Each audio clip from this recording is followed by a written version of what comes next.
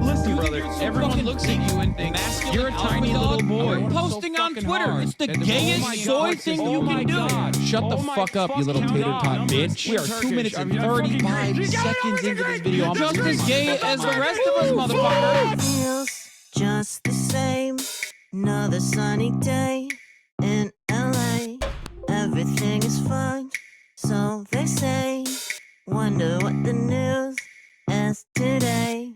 Cause I know that every day I'm at this fucking job. Hasan is streaming. Watch him on the clock. Oh yeah, I love it, stunned like end. Listen, bro, the Lyra does not need this. Trans people love playing Hearts of Iron 4. Eating pussy is the basic, bare minimum thing you can do. Where did they find these people, dude? And women want to have sex. Your job is posting. You're gay. Okay. God, I hate women so much. But is he really a socialist? He's such a himbo, I can't handle it. He's got a car and a house, and it's better than. Can I sit here like everything's fine? That's just me being a fucking hog. Hasan is streaming. Watch him on that clock.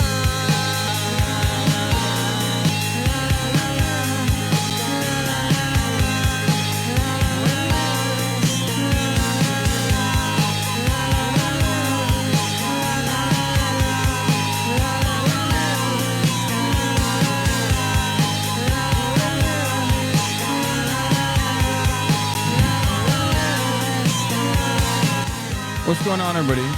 I hope everyone's having a fantastic evening, afternoon, pre-noon, no matter where you are in the world. I'm Hasan Piker, and this is the HasanAbi broadcast coming to you live from sunny California, Los Angeles, folks. We're live and alive, and I hope all the boys, girls, and MVs are having a fantastic one because today's a beautiful day. Today's a wonderful day. Today is Monday, News Day, coming to you live from Trantifa headquarters. Trans Antifa headquarters, your CEO, HasanAbi Piker, CEO of the Trans Antifa Brigade. Today's a beautiful day, ladies and gentlemen, boys, girls, and MBs. Today's a wonderful day. Today's a fantastic day. Today is the day that we will take a severe hit to the Trans Antifa headquarters and our numbers. That's right. Why, you might be asking? Well, the reason why today we're taking a significant and severe blow, perhaps the most devastating blow to the Trantifa numbers that we have, albeit strong, albeit loyal, is because today's the day that the administration tackles autism. That's right. Obviously, autism is the number one reason as to why we have HasanAbi Heads to begin with. It's the number one reason why we are here to begin with. And now the administration is taking a eugenicist step. They are curing autism. It's over for all of us. RIP, RIP, 07s. Once the cure comes in, every single one of you is going to drop this whole socialism, political hyperfixation bullshit and be fixed and be cured. All right. Anyway, lots to talk about. Of course. But before I get into all of that, this is the part of the broadcast where I tell you about my personal news. It is Monday, September 22nd, 2025, 10:59 a.m. I'm actually early. It's 78 degrees and sunny here in Los Angeles, California, with moderate air quality. And there is so much to talk about. I'm Hasan Piker, HasanAbi Piker, and there is a tremendous number of news to cover. As always, you already know we're going to get to all of it. Personal news-wise, I ended the broadcast after a 6 hour and 50 minutes on Sunday, and it was because I was tired. It was because I was sick and tired. It was a big news week, and so I did a half day. Probably was fearful of the autism cure coming in to take away my career from me.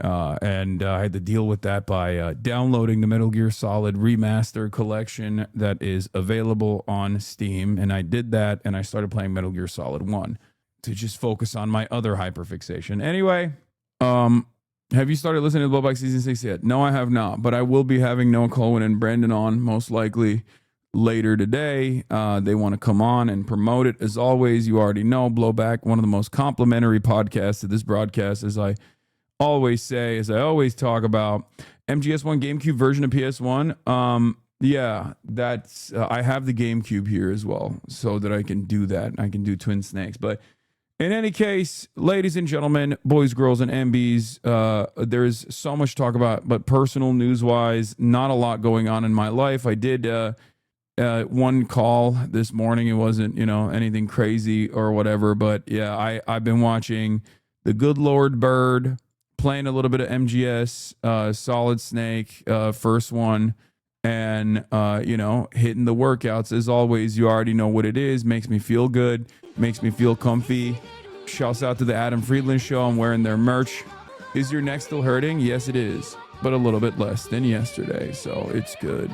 I was also ripping the 225 piece like it's nobody's business, but I didn't look too hot while I was doing that, so I didn't post that one. But Twin Snakes is trash. Play OG. I have played OG, and I've never played Twin Snakes, so I might try it. But I heard it's like, not faithful to the original. But regardless, let's talk about a serious topic. Let's say you want to get girls, and then you get rejected, you get upset, and you back home at 10 p.m. You open the fridge, you eat fast, forget what happened, and that is an addiction problem. Dog, how do you know my life? Why are you calling me out like this? Get out of my brain. Get out of my house. I just started the broadcast. Why are you attacking me? Is this how you guys feel when I talk about when I shit on a person and I read them the filth, and then everyone's like, damn, why are you attacking me about my social anxieties, Yo, dog, down 55 pounds, and I want to say thanks for the constant reminder of the importance of fitness and nutrition. Hell yeah, baby. Hassan, I'm sadly Italian. Today's a beautiful day to be Italian. Are you kidding me? This is the most ciao bella ciao day of all time, of all days. There's a general strike taking place in Italy right now. Are you kidding me? This is the most pro-Italian you will ever see me. Do you understand? This is my number one day to be Italiano. Are you kidding me? Actually, you know what? As a matter of fact, let's hit that. But they are fascists? No. You have your comrades, you have your partisans, you have your partisanos. Okay. Do not assume that all people of one nation are like this. That's crazy. That's crazy. How dare you? And especially today of all days, when the Italiano people are saying ciao bella ciao to fascismo. Okay. Are the white boys speaking Italian? This white boy certainly is. You want to see? In honor of the general strike that's taking place in Italy right now, as Italians from many different walks of life have taken it up to the streets and are doing a 24-hour general strike that started last night, I will be playing this. Aspettando Hassan, si andrà a guardare un video, e poi giù 3 ore a commentarlo sul suo stream per tutto il dì. Orsù, che stiamo aspettando Hassan. Chissà quest'oggi che farà. Dai che il casino è aperto, si scommette un po'. So già, però, che starò tutto il giorno qui seduto aspettando Hassan. Un tempo era di Italia News. Ora invece parla solo della cultura. What?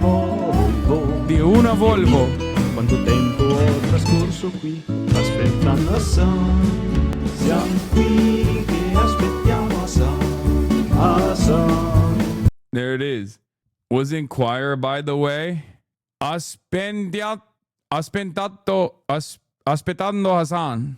Italians are not a monolith, unlike the Polish. No, the Polish are not a monolith either. Nobody is. Come on. All right. Anyway. My friend dumped her boyfriend because he was disrespecting you. That's crazy. I mean, it's indicative of like a weird political worldview if that's like the major reason, but don't make me be the reason, that's crazy. How's your face, monster? Is bad. It's not good.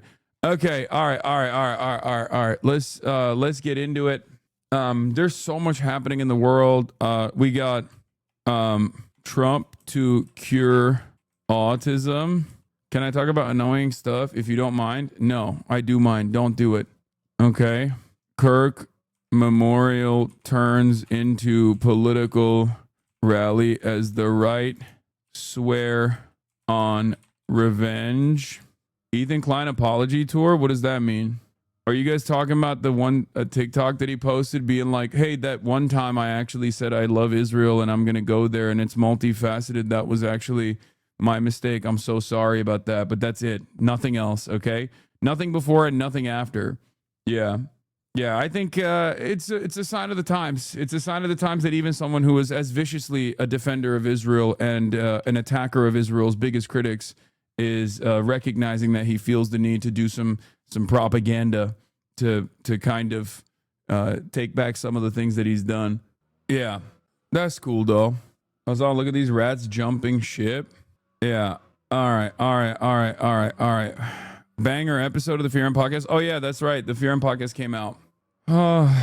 Loved Israel so much he lost one of his coolest friends and blew up a successful podcast. Don't even get me started. Anyway, Trump to cure autism, KIRK memorial turns into political rally as the right swear to revenge. Oh my God, it's so loud here. Ermagerd.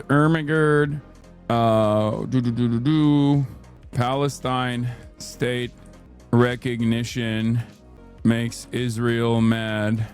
But is this? Are you perfect? This is chatting. I want to talk. Dude. Chatters, I'm not your personal therapist, all right? What's going on right now? Please stop. Motherfuckers will come in here and be like, I want to be annoying. Can I be annoying to you? And there's like 20,000 other people in here that are like, yo, can you give me the fucking news? Come on, newsboy. Okay. Anyway, where was I? Cynical posturing. TOMHOMAN gets a bag and more. Get in now. Yeah, I mean, there's so much like international news as well. Obviously, Jolani, also known as Zelensky, Mr. Pragmatist, is here, and he is in the United States of America, and he got a visa, so we got that. We got so much happening. You know, will the rapture take place tomorrow? Get in now. Oh my God, it's so fucking loud. I can't even hear myself think. Big anti-corruption protests in Pinoy lands as well. Eric moved to China. I know. He already told me that he was going to move to China, escaping the American century of humiliation by becoming a swagged out white boy, Chinese style. It's so fucking loud out there. Holy shit. Why don't you wear a headset? Because I don't like wearing a headset, and I don't think I want to wear a headset for 8 hours a day. Eric who? Hovagim. Eric Hovagim. My cam op in New York. My New York cam op is gone. HasanAbi head, who makes wonderful TikToks and YouTube videos. Your rapture coverage going viral. Christian Talk thinks the rapture is happening. Oh my God, we have to investigate. When you finally start moving up into the air, I recommend that you don't hold on to anything. I definitely don't recommend looking down. Just keep calm, take a deep breath, slowly release it, and keep your face looking upwards. And pray you're not on the toilet. Hey, yo, she's joking, right? Like, she's not being serious. People are going to check the 3 Ps immediately after you're gone. They're going to go through your pockets, your purse, and your phone. Wait, what? So are your clothes left behind? How does that work? Do you get sucked up into the heavens naked? You go up naked? So you're going up, and while you're going up, you look to your left or your right, you see Barbara with her hanging out? That's crazy. Your shit's gonna get shriveled sideways on the way up. I'd be holding on like, no, don't look. It's different. It's so cold. There's a lot of air friction. That's the rapture trip tip I would give. Your shit's gonna be dangling. As soon as you feel the rapture happening, you need to give it a couple tugs. Or else when you get up there to the pearly gates, everyone's gonna look at you and be like, damn, dog. Immediately go spit in your hand and start giving it a couple quick tugs. It's okay. You're getting sucked up into the heavens anyway. What are they gonna decide mid-rapture? Oh no, you marinated? Like, nah, it's fine. At that point, you're already halfway up there, you know? Or even better, crack a blue chew. Always keep a pocket blue chew for when the rapture might happen. So you just get up there, and while you're up there, you just fucking rock hard.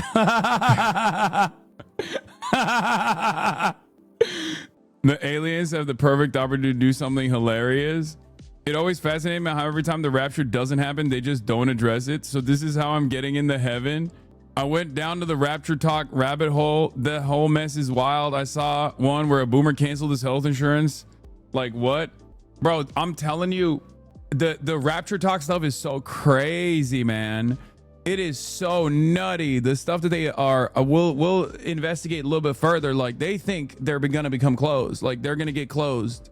You know, they just straight up think that. And I guess, like, when people say, oh, it's like 2012 all over again, but like, this is the most insane Americans have been. So it makes sense that you would see more and more people running around with the notion that they're actually running around with the idea that they're like turning into like, there's gonna be more rapture style conspiracies, I think, right? There has to be, because why wouldn't there be? People are insane, dude. People are fucking nuts. We are worse and more insane. Americans are more insane than we have been at any other point in time, I think. You keep joking and things always happen, so I'm gonna need you to stop. Anyway, here's the blast off. I don't know if it's relevant to your interest, but the entirety of the Left Behind Rise of the Antichrist is on YouTube for free, and it starts the Hercules guy in the lead role. Kevin Sorbo, that's my goat. Please laugh at my becomes closed joke. Yeah, that's what's gonna happen to me.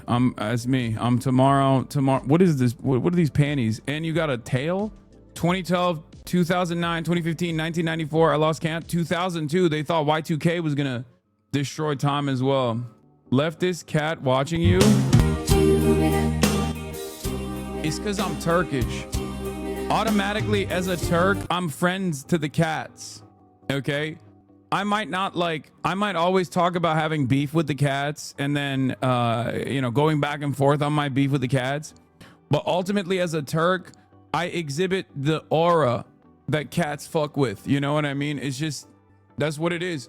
Turkish people, specifically the Ummah, like Muslims love cats. They don't fuck with dogs at all. Okay? For those of you who don't know, Muslims don't fuck with dogs as much. They think dogs are like unclean. They actually don't think that dogs should ever be in the home and stuff. Like, they got a lot of like weird hang-ups about dogs. I mean, they have working dogs, right, at the farm and stuff like that, but they don't really fuck with dogs that much. But they love cats.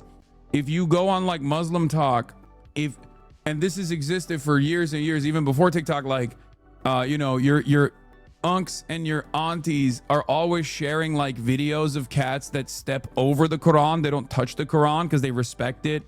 There are famous cats in the Muslim world. Like, there are a lot of, Sister Minnie.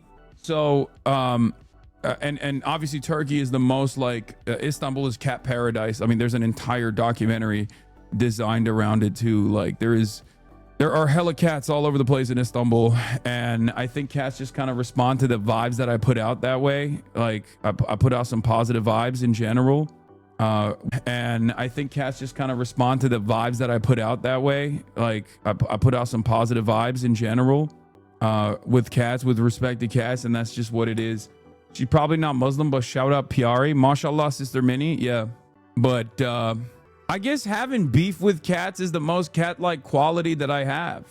All this rapture shit was started by South Africans as imperial revenge, and I've never been more patriotic. Yeah, please go to a cat cafe. Sure, one day, inshallah, one day. All right. One of these years when the rapture hits, we're gonna feel real stupid. Honestly, I don't think so. I already said this, but like, if it's win-win regardless, right? Like, if it happens, then. And it's actually the way that these guys have presented it. Like, some of the most annoying people are no longer going to be here with us. So in that sense, like, I'm perfectly fine with it. So I don't really have an issue with this. You know what I mean? I don't really have an issue with like a lot of the like, automatically so many people who believe that this is going to happen and it's imminent are so fucking annoying that like, I'm fine with the, O senin kahve geldi büyük ihtimalle.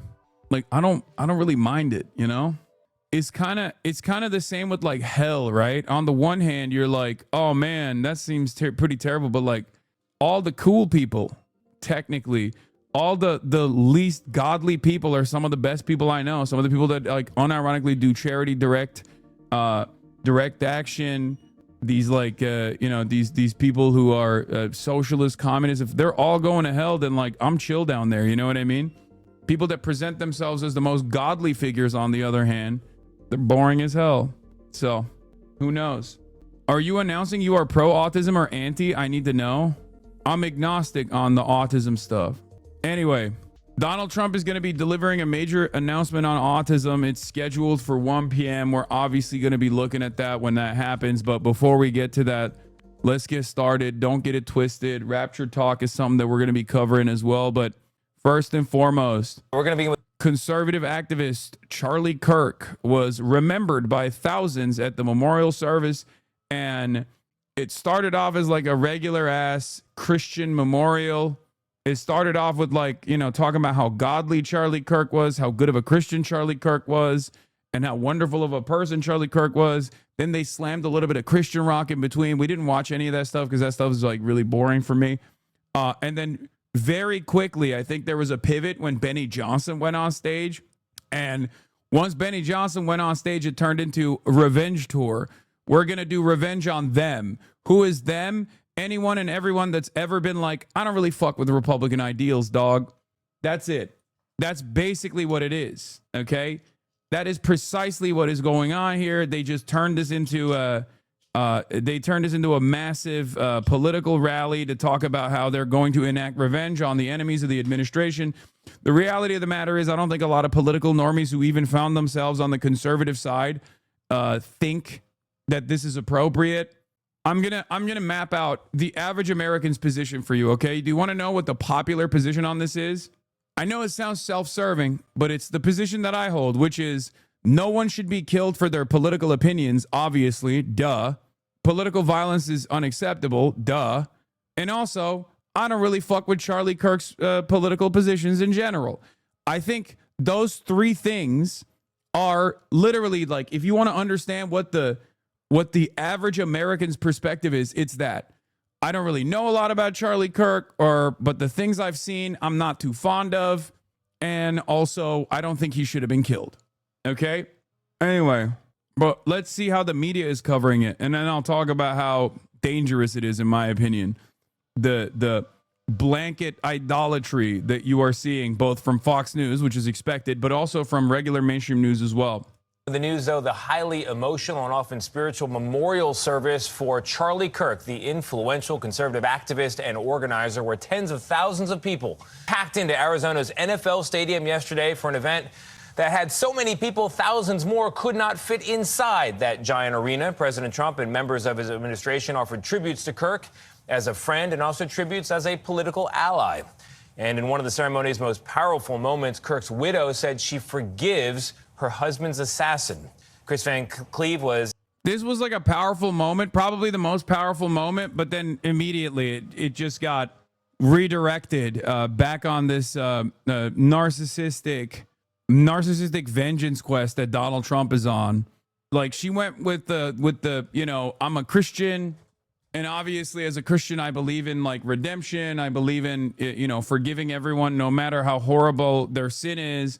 And then immediately Donald Trump came in and was like, fuck that. I hate everyone. I'm going to kill people. We got to deal with the left, the political left. Anyone that's ever said I am mean must go to prison. I do not care. At the stadium. I'm going to solve autism. Like, perfect opportunity for Trump to be Trump, you know, no matter what. He was inside for this event, and this morning he is at the Phoenix headquarters of Kirk's political organization, Turning Point USA. Chris, good morning. Well, good morning. Kirk could be a polarizing political figure, but most of the focus of his memorial was on his deep Christian beliefs, many of the speakers likening the service to a religious revival. In an emotional tribute Sunday, Erica Kirk spoke of the devout Christian values she shared with her late husband, Charlie, and offered these words to his assassin. On the cross, our Savior said, "Father, forgive them, for they not know what they do." That man, I forgive him. Now, the CEO of Turning Point USA, the conservative organization her husband founded, Kirk pledged to grow the movement and encouraged young people to step into their faith. The answer to hate is not hate. The answer we know from the gospel is love, and always love. Moments later, President Trump, the event's headlining speaker, struck a different tone. That's where I disagreed with Charlie. I hate my opponent. The president spoke on a wide range of topics for more than 40 minutes and called Kirk's death But she wants the death penalty, Lamau, what bullshit? No, actually, She gave an interview to the New York Times the day prior, and they straight up asked her, like, do you want the death penalty? And I'm pretty sure she said no. Like, I'm not saying this so you think that, like, so you love Erica Trump or something, or Erica Kirk or something. But she dead ass hit the Christian line bar for bar. Like, it was definitely surprising. Now, do I think it's because she is what do you call it? Like, do I think it's because, like, she, like, would she have the same attitude if it was like a trans shooter or whatever? I don't know. But this quote is quite something. Erica Kirk on whether she wants the death penalty for her husband's killer. She added, I've had so many people ask, do you feel anger towards this man? Like, do you want to seek the death penalty? I'll be honest. I told our lawyer I want the government to decide this. I do not want that man's blood on my ledger, because when I get to heaven and Jesus is like, an eye for an eye, is that how we do it? And that keeps me from being in heaven, from being with Charlie. I will say, well, look. You just got to take it. You just got to take whatever these guys present that is a little bit different and marginally off the trajectory that this ship is heading in. Okay, I'll take it. Anyone that at this moment says, like, hey, we shouldn't be focusing on revenge, we should be focusing on a mission of love or whatever, no matter how hollow, no matter how empty, I'll take it. Maybe some Christians heard that, you know? You see what I'm saying? Because, like, Donald Trump is the fucking Antichrist, okay? The way Donald Trump moves is straightforwardly, the way that Donald Trump moves straightforwardly is like the Antichrist, okay? He does not give a single shred of a damn about Charlie Kirk. He doesn't care about anybody else. He just wants vengeance. And it's not even vengeance towards those who have wronged the Charlie Kirk. They're just farming this. They're just farming Charlie Kirk's death to try to get as many people on board with what comes next. A political agenda that is objectively unpopular. A political agenda that is objectively unpopular by the right as well. Because targeting political dissidents has been a major fear of the right. I'm not talking about, like, the right in politics, the right in positions of power. I'm talking about, like, regular ass people who consider themselves to be conservative, who vote for the Republicans. Like, that is a real point of contention for a lot of people, and a lot of Americans, regardless of background, actually do love the First Amendment. Now, during the McCarthyism fears, there was obviously a political objective to destroy any sort of political organizing on the left, socialism, communism, the Red Scare, as you guys know. And there was a lot more appetite for this kind of authoritarian behavior from the government than I suspect there is right now. That's the difference. The difference is, if we're talking about, like, will they be able to garner enough? Will they be able to farm enough anger and resentment to get fully on board with this vengeance quest that they objectively throw aside, like, the First Amendment with no fears of repercussion that might come in their direction down the line? And I don't know. I don't think that that's the case, because the enemy from within narratives don't necessarily work as well unless there is a clear-cut enemy externally. So the Red Scare worked when we were doing the Cold War against communism, against communist USSR. And do a lot of people hate China in America? Absolutely. But there isn't the same level of unconditional hatred for China and an ideological hatred for China as it existed, I think, against the USSR during the Cold War, during the peak of the Cold War. And therefore, punishing political dissidents in this country in this very moment, while the middle class is being shredded, while people are obviously experiencing a lot of economic hardship, is not going to be a super politically convenient move. Do you see what I mean? Whereas if there was a robust middle class with at least some labor protections and whatnot, and a sense of comfort and security, they would probably be more on board with these kinds of decisions from the government, especially as they are truly fearful of their beautiful way of life being taken away from communist elements from within that are getting foreign funding from the USSR, the ultimate enemy, the enemy that is the ideological core, the ideological heart of communism and socialism. Americans right now are suffering economically, and they don't have any sort of understanding that like the future is going to be bleak if other guys actually change the mindset of Americans in general. Like, if you were to ask Americans right now in this very moment, like, do you want to vote for a guy who's going to give you free healthcare? It would be massively, massively popular. Okay? You're like if an uncle who yaps into the night got podcast equipment. Thank you. I think there is a lot of discontent and there is a lot of fear. There's a lot of uncertainty in the hearts of many Americans. And I'm not so certain that the administration can successfully redirect that anger and animosity back to, left elements within American society. They're trying to do that with Charlie Kirk by memorializing Charlie Kirk as this beacon, as this vessel. But again, while he was known by many, especially older people, right? His opinions and his worldview wasn't necessarily so popular as this administration presents it, because this administration is not as popular as they want to be. So they're basically presenting a false narrative here by cynically weaponizing Charlie Kirk's assassination to make it seem as though their opinions are incredibly popular and everybody loves it. And it's just this like left narrative that wants violence and wants to kill people for being godlike, for being Christian-like. And that's simply what this is, for wanting to have a family, that kind of thing.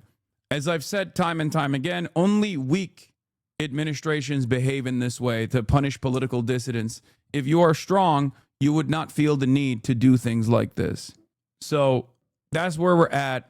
And I'm not so certain that this like war on Christianity style narratives are going to be super successful in getting enough people on board with the persecution of leftist and liberal voices and leftist and liberal people alike.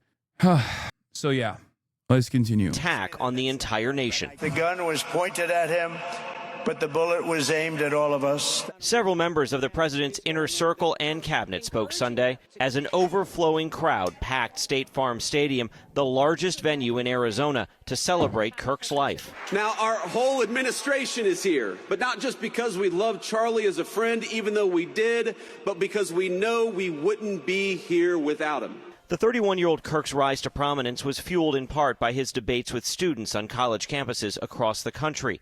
He became a mainstay on the campaign trail and galvanized young people to vote for President Trump. You know, I watch Charlie Kirk's videos pretty much every day. Once again, this narrative, as I went through it piece by piece, is also not correct. This narrative is incorrect. This is a false reality that mainstream media is presenting. The evidence actually backs up the opposite of this, okay? And this is something that I already mentioned. The notion that like Charlie Kirk was anything beyond a nominal figure in this massive swing of the Gen Z vote in the direction of Donald Trump was already one that I was scrutinizing, was skeptical of. But it turns out there are more polls that came out after his demise that show that he actually did not have a major impact whatsoever. He did not have a big impact on this at all. Now, the reason why I say this is because, one, the initial reason as to why I said that this was not like, this was a consequence of systemic factors was because the Gen Z vote has already swung back in the opposite direction. The Gen Z approval has swung against Trump pretty aggressively over the course of the past 8 months, okay? And Charlie Kirk was still very much in operation during that time, and yet he was unable to keep the base of support on Gen Z support for Donald Trump, okay? But outside of the polls that we have consistently looked at, the new polls that came out specifically around Charlie Kirk show that many people know who Charlie Kirk is, especially on college campuses. 90% have heard of Charlie Kirk, but 70% don't agree with his worldview. And it's more so just the older population, 45 plus, and especially 65 plus, that actually like Charlie Kirk's worldview. And it makes sense. Of course it makes sense. These are very conservative values. There's a lot of Gen Z that are going to take issue with this because they were born into a very different reality. Hasan, you helped legitimize people like Charlie Kirk. What is this? Chinese state capitalism has overtaken Western capitalism. That's what this is really about. The U.S. is desperate to change the rules. Whitewashing Charlie Kirk is going to be difficult when his racism, misogyny, and bigotry is online for the world to see. Hasan, you helped legitimize people like Charlie Kirk. Stop it. Yes, I did, famously. No, you're absolutely correct. Debating fascism is great. No, you're right. The president didn't legitimize Charlie Kirk. It was actually your favorite Twitch streamer that did this. Yeah. No, this makes a total sense, actually. You are the smartest leftist and the most woke, I think. This is just a different version of saying, why are you platforming Donald Trump? You did play a part. Damn, don't be sensitive. I'm not being sensitive at all. I just think you're fucking stupid. I think you're mistaking me making fun of you for some kind of sensitivity because you think you got me. No, I just think you're dumb. This is a dumb take to have. There are better people that you can present as me actually platforming them, even if it's by accident. Charlie Kirk is not one of those people because his platform grew completely outside of my control. Like, it's ridiculous. Okay. All right. Well, as far as platforming people goes, I think you guys know my assessment on this. Once a figure is no longer just like a irrelevant figure on the sidelines, no matter how ridiculous their ideas are, if their ideas have become normal, if their ideas are becoming normalized, there is use in tackling those ideas directly. Okay? Didn't Charlie Kirk blow up well before you as well? No, we blew up at the same time, but he blew up to a completely different proportion in comparison to my career. A better example of this is Nick Fuentes. Under no circumstances is it worthwhile to debate a Nazi. Debating a Nazi is like debating a flat earther. You have to learn all of the insane conspiracies that they believe to be adept at tackling said misinformation. And also, in most circumstances, the goal is not to arrive at a truth for the Nazi. The goal for the Nazi is to specifically have a microphone, a platform, so that people hear them trolling, right? And while that is the case for someone like Nick Fuentes in the past, when he has no platform whatsoever, I think it's like completely irresponsible to offer them any fucking any microphone whatsoever. Okay. Once it gets to a point where that is the normal attitude, that is becoming, when he becomes like a mainstream household name, then you have to tackle it. That's it. This is why I was very, very aggressively criticizing Sex Pestany for straightforwardly giving Nick Fuentes a platform when he was completely irrelevant. Okay? It was one of my biggest mistakes as well. Didn't you debate Fuentes in 2019? Exactly. No, I did. And it was a last second switch up, and I did not like that at all. It was way back in the day. And I think that played some role. This is something that I'm, something that I've talked about quite a bit. It's a mistake. So, also watching and deconstructing their arguments is literally the only way to move the compass in the other direction for some people. Yes. Luckily, it actually didn't, elevate his platform or status at all. Especially because back then I didn't have a major platform myself. But these last 2 years have been a very different ball game, right? Yeah, my reach in 2019 is not even remotely comparable to my reach now. So, anyway, let's get back to the Trump or the Charlie Kirk Memorial. Brittany Hegberg traveled to the memorial from Minnesota. I thought that he really stood up for what he believed in, and I really admired that a lot, and I think the world needs more of that. Kirk's positions were not without controversy, but his death sparked widespread outrage and heartbreak, and his allies said Sunday it had immortalized him. You have no idea the dragon you have. This, by the way, this speech, verbatim, from what I understand, it sounded really strange. And I covered it at the time in real time. It sounded weird. It sounded kind of like a Nazi speech. From what I understand, it quite literally was a translated speech from Goebbels. Like, different aspects of the speech were damn near identical to both Japanese fascist speeches and also Goebbels talking about Horst Wessel as well, which I'm going to cover. But The storm is coming. Yeah, here's a side by side. There's we'll obviously look at this as well. I hope they lean into wicked and wickedness. It's literally part 2 of the Wicked movie showcases terms. What? Wicked and wickedness. This accurate, near verbatim translation of key passages from Joseph Goebbels' speech titled "The Storm is Coming," original German, Der Sturm bricht los, delivered on July 9th in 1932 in Berlin. This was a campaign rally speech in the lead up to the July 31st, 1932 Reichstag elections, where Nazi Party achieved its peak pre-1933 electoral success. Goebbels, then the Nazi Gauleiter of Berlin, used the speech to rally supporters by invoking the martyrdom of Horst Wessel, a young Nazi stormtrooper killed in 1930, later mythologized in Nazi propaganda as the author of their anthem, "The Horst Wessel Lied." Wake up, America, this user says. I brought up the Horst Wessel comparison the first day, and it is very clear that like Stephen Miller is very familiar with this. Horst Wessel Lied. He looks exactly like Goebbels. I'm uncomfortable. What? Stephen Miller, who is genetically reincarnated Joseph Goebbels, will be speaking at Donald Trump's rally in Madison Square Garden. Can't imagine an uglier stain on U.S. history. Let it be the Nazis' last gurgling gasp. Yeah, that didn't happen. Oh my God, he does look like. Oh my God, what the fuck? Stephen Miller is also Jewish, by the way. For those of you who don't know, obviously that hasn't stopped him from leaning into this Nazi shit, though. Let's be real. But I guess it's a sign of the times that American fascism is more diverse than previous versions of fascism, and a lot of people don't understand that. A lot of people have a hard time coming to terms with that. I mean, he has been quoting prominent Nazis for quite a while now, but this one was pretty. This one was like pretty. The comparison is just, it's no longer a dog whistle.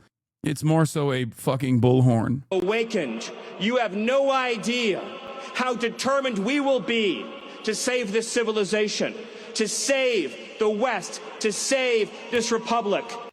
So let's start off right there. Okay. So for those of you who don't know, I briefly covered the Horst Wessel comparison in the past, like in the immediate aftermath of Charlie Kirk's assassination, saying how I was worried that the Republican Party would basically use this as an opportunity in the same way that the Nazi Party did, memorializing Horst Wessel to basically memorializing Horst Wessel to be like a rallying cry to attack the communists and the leftists and the enemies, right? Because Horst Wessel was a stormtrooper that was killed in his home by 2, I believe, Jewish communists, as a matter of fact. They walked up to his house and they shot him dead. Okay? He was a Nazi Party member. He joined the SA. In May 1926, the Viking League and the Olympia Association were banned in Prussia when it was discovered they were planning a coup against the government. Realizing the League would not achieve its self-defined mission and was moving in the direction of tolerating the parliamentary political system, Wessel resigned from it on the 23rd of November 1926 at age 19. On the 7th of December, he joined the paramilitary, the Storm Detachment, Sturmabteilung, I'm butchering all that, Storm Detachment, or SA, of Adolf Hitler's National Socialist German Workers' Party, NSDAP, or the Nazi Party. He later commented that over 2/3 of his colleagues from the Viking League had already joined the SA and the Nazi Party. Part of the attraction of the NSDAP to Wessel was Joseph Goebbels, the party's newly appointed regional leader, Gauleiter of Berlin, about whom he would later say, "There was nothing Goebbels couldn't handle. The party comrades clung to him with great devotion. The SA would itself be cut to pieces for him. Goebbels, he was like Hitler himself. Goebbels, he was our Goebbels." So like this is Horst Wessel talking about Goebbels and why he joined the SA. Okay, the Storm Detachment of Hitler's National Socialist German Workers' Party, NSDAP, or also known as the Nazi Party. So, basically, as far as activities goes, in August 1927, Wessel traveled in a group of 50 SA men to the Nazi Party rally in Nuremberg, which he described as flags, enthusiasm, Hitler. All of Nuremberg, a brown army camp. It made an enormous impression. Wessel was with other Berlin-based Nazis making up a group of 400 led by Goebbels. At the time, the SA was banned in Berlin. When they returned, they were arrested. Wessel soon impressed Goebbels. In January 1928, a period in which the Berlin city authorities had banned the SA in an effort to curb political street violence, Wessel was sent to Vienna to study the National Socialist Youth Group and the organizational and tactical methods of the Nazi Party there. In July 1928, he returned to Berlin to recruit local youths and was involved in helping implement a reorganization of the NSDAP in Berlin into a cell structure similar to that used by the German Communist Party, the KPD. Wessel did this despite SA rules forbidding its members from working for the party. Wessel became the street cell leader of the Alexanderplatz Storm section of the SA. In May, he was appointed a district leader of the SA by Friedrich Schein, where he lived. So basically, he was as far as like the local militancy goes, he was a formative part of the stormtroopers at the time. Okay, the reason why all of this stuff is important is because it builds up to why he was assassinated. And at around 10 p.m. on 14th of January 1930, Höhler and Erwin Ruckert, another member of the KPD, knocked on the door of the room where Wessel and Janneke lived. Janneke was, I believe, a prostitute who was, or a former prostitute who became his lover, Horst Wessel's lover. While the remainder of the gang of at least a dozen men waited on the street outside. When Wessel, who was expecting a visit from the leader of another SA Strum group, opened the door, he was almost immediately shot at point-blank range. Okay? Although it was later claimed that Wessel had attempted to draw a gun and so had been shot in self-defense, this was denied by eyewitnesses who said that he had been given no time to react. The attacker searched the room, removed a pistol from the wardrobe and a rubber truncheon, and fled the scene, returning to the rest of the men in the street. The entire group then returned to their usual nighttime activities. Even as Wessel was lying seriously wounded in a hospital, Goebbels was already releasing reports asserting that those who had carried out the attack were degenerate communist subhumans. Before they had actually figured out who was responsible for the assassination of Horst Wessel, Goebbels, the propaganda minister, immediately decided to lay the blame, and this time it was correct, on the KPD. Okay? Wessel received medical attention and recovered somewhat, but eventually died in the hospital on the 23rd of February from sepsis contracted in the hospital. Following his death, the National Socialists and the Communists offered different accounts of the events. The police, led by Chief Inspector Teichmann, and several courts determined that both political and private reasons had led to Wessel's assassination. By the 17th of January 1930, the police had announced that Höhler, whom Janneke had identified as the gunman, was their prime suspects. Here it is. Albrecht Höhler, the man arrested and was later killed for Wessel's murder, wearing the new suit given to him by the Communist Party. Okay? It was then reported by a non-Nazi and non-communist newspaper that Janneke had known Höhler prior to the murder because Wessel had used her to spy on those of her former clients who were communists. The communists claimed that Höhler had been Janneke's pimp until Wessel stole her from him, and that this was the motive behind the shooting. Janneke denied these stories, saying that she had never been a spy for Wessel and that she knew Höhler only as an acquaintance from the streets. The police and courts believed her, and Höhler was quickly arrested. After a trial, he was sentenced to 6 years imprisonment for the shooting. The light sentence was a result of the court's finding of extenuating circumstances. 7 accomplices were found guilty and sentenced to jail. But this is not the main story. The main story here was how Goebbels actually, in the past, had looked to high-profile assassinations of Nazi Party members as a way to memorialize these people and deify these figures, and also use it as an opportunity to talk about the violence that was coming from the degenerate communists and the Jews. Okay? Here it is. As the Wikipedia article also correctly points to, Goebbels had been looking for someone to turn into a martyr for the Nazi cause. His first attempt was Albert Leo Schlager, a Freikorps member and a saboteur who was caught attempting to blow up a train in the Ruhr region, which was occupied by French troops in retaliation for Germany's not adhering to its schedule of reparation payments. Schlager was executed by the French, and his grave later became a Nazi shrine. There were also 16 Nazis who had died during the beer hall push, who were honored with a public ceremony every year on the anniversary of the push. A memorial which passers-by had to salute was built for them in Munich, okay, with 2 other party members who headed the list that the party later made of those members of the movement who have been murdered. Goebbels did not even make an effort to martyr them. Goebbels saw in Wessel's shooting the possibility of a propaganda bonanza. He eulogized Wessel in his newspaper, Der Angriff, in overtly Christian tones. A Christian socialist, a man who calls out through his deeds, "Come to me, I shall redeem you." A divine element works in him, making him the man he is and causing him to act in this way and no other. One must set an example and offer himself up as a sacrifice. Well, then I am ready. Goebbels' plan was to turn Wessel's funeral into a mass demonstration full of speeches and processions of SA men in uniform, but he could not get the necessary police permits to do so, even after Wessel's sister requested President Paul von Hindenburg to relent. Wessel was buried buried in Berlin on the 1st of March 1930. Contrary to Nazi claims, there were no attacks on the funeral procession, even though they claimed that there were, which Goebbels claimed was watched by 30,000 people. The funeral was filmed and turned into a major propaganda event by the Nazi Party.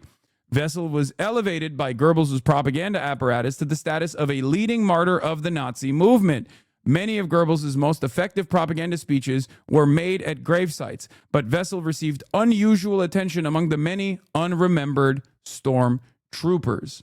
In an editorial in the People's Observer, Alfred Rosenberg wrote that Wessel was not dead, but had joined a combat group that still struggled alongside them. Afterward, Nazis spoke of how a man who died in conflict had joined Horst Wessel's combat group or had been summoned to Horst Wessel's standard. The Prussian police had outlawed public gatherings and the display of swastikas at the funeral procession, with the exception of a few Nazi Party vehicles. Wessel's coffin was paraded through large parts of the center of Berlin in a procession lasting many hours. As the coffin reached Billowplatz, now also known as the Rosa Luxemburg Platz, shouts out the Rosa, communist hecklers began singing the Internationale in an attempt to disrupt the event. The police were unable to prevent abusive shouts and at some point flying rocks. No major clashes had occurred, although some had written "To Wessel the Pimp, a last Heil Hitler" in white paint on the cemetery wall. In attendance at Wessel's funeral were Goebbels, who delivered the eulogy. I'm going to now look at the eulogy that Goebbels delivered at Horst Wessel's funeral proceedings. Okay? The reason why I'm saying that, the reason why I wanted to bring this up is because Stephen Miller's sentiment expressed is damn near identical to what Goebbels had said and what he chose to do with the memorialization of Horst Wessel. You're really bad at German? Sorry, brother. I don't care. I am trying to basically fucking describe to you the events as quickly as possible, giving you a brief history lesson about Nazis' rise to power, and then making a comparison to modern times and how it's being utilized in a similar fashion. Please, Jesus Christ, stop hyper-focusing on this. If there's a documentary or of some sort that you guys could actually show me, that could be, interesting. That could be something that I would love to see. There is one that's like a short story, obviously, about the Horst Wessel. Raise the Flag is the national anthem of the Nazi Party from 1930 to 1945. The song is named after a member of the Sturmabteilung, Horst Wessel, who was killed in 1930. The lyrics of Horst Wessel Lied were written in 1929 by Sturmführer Horst Wessel, the commander of the Nazi paramilitary force, known as the Brown Shirts or Sturmabteilung in the Friedrichshain district of Berlin. Wessel intentionally mimicked the military style of the Communist Red Front Fighters League in creating songs for the Sturmabteilung, hoping to provoke attacks on the SA forces, while boosting the morale of SA members. Horst Wessel was the son of a pastor and had a university education, but worked as a construction worker. In addition to leading Sturm 5, Wessel had a passion for music and even formed a brass ensemble to provide uplifting music for his subordinates. Wessel gained popularity when he led the SA attack on Fischkirch, a poor district in Berlin, on the orders of Joseph Goebbels.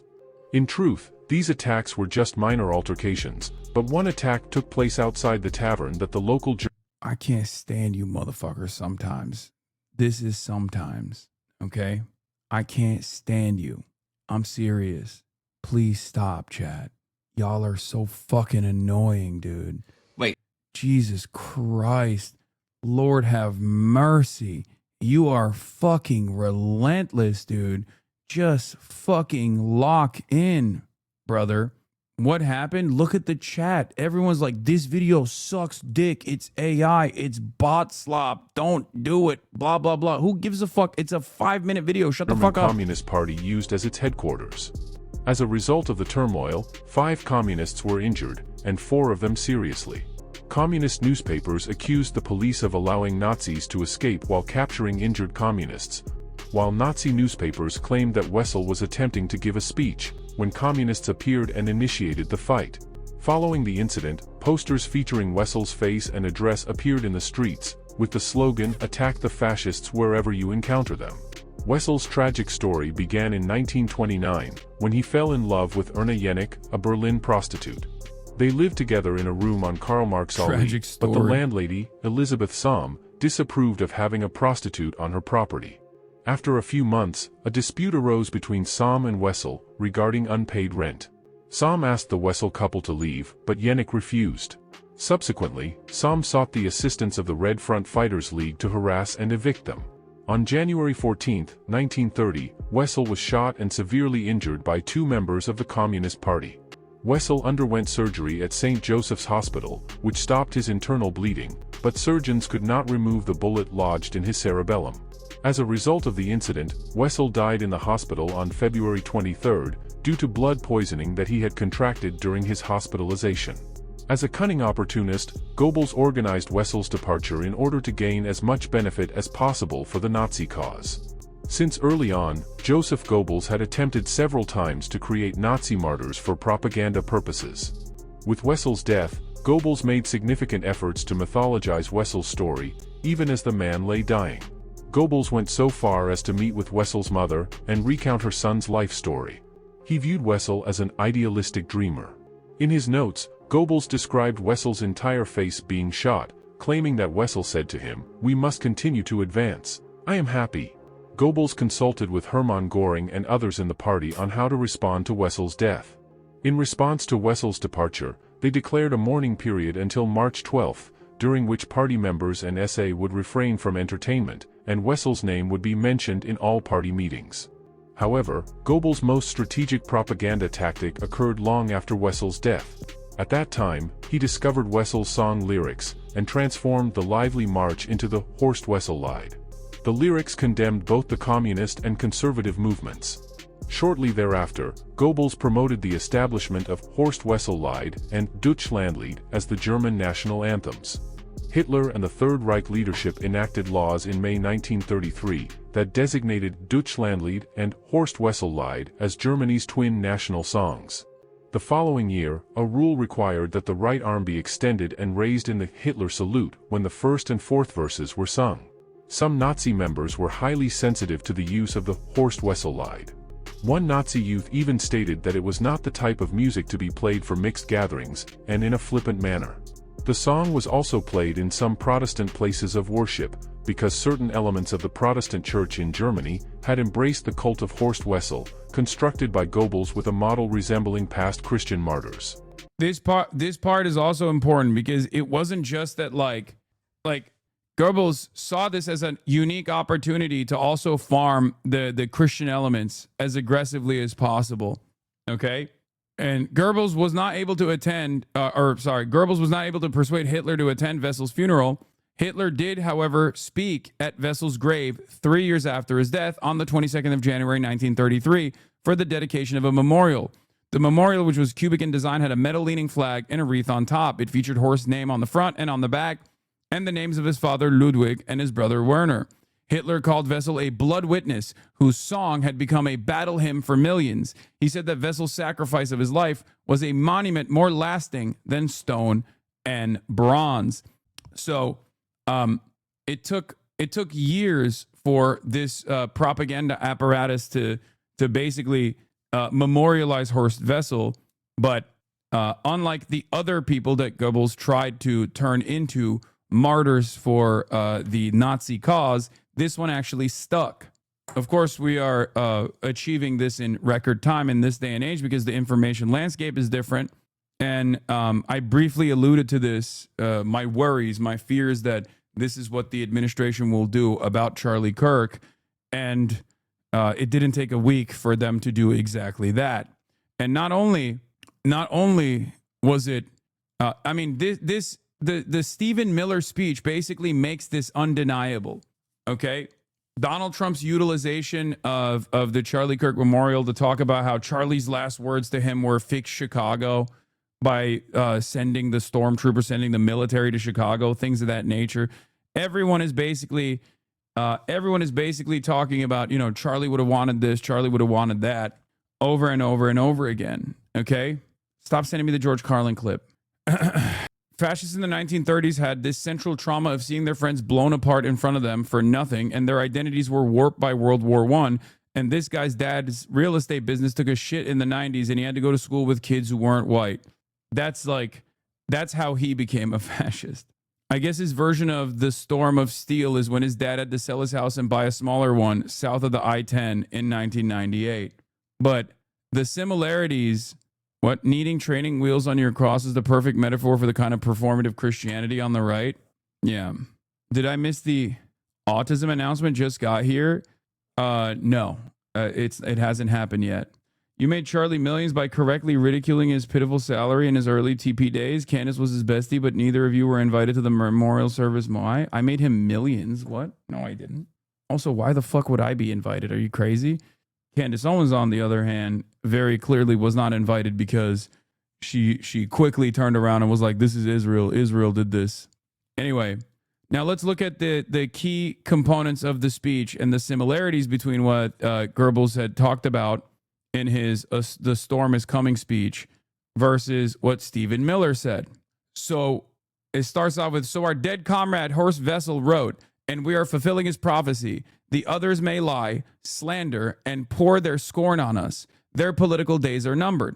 Stephen Miller said, the day that Charlie died, the angels wept, but those tears had been turned into fire in our hearts, and that fire burns with a righteous fury that our enemies cannot comprehend or understand. They promised you, workers, citizens, and creative Germans, a Reich of freedom and beauty and dignity. You are nothing. You can build nothing. You can produce nothing. You can create nothing. We are the ones who build. We are the ones who create.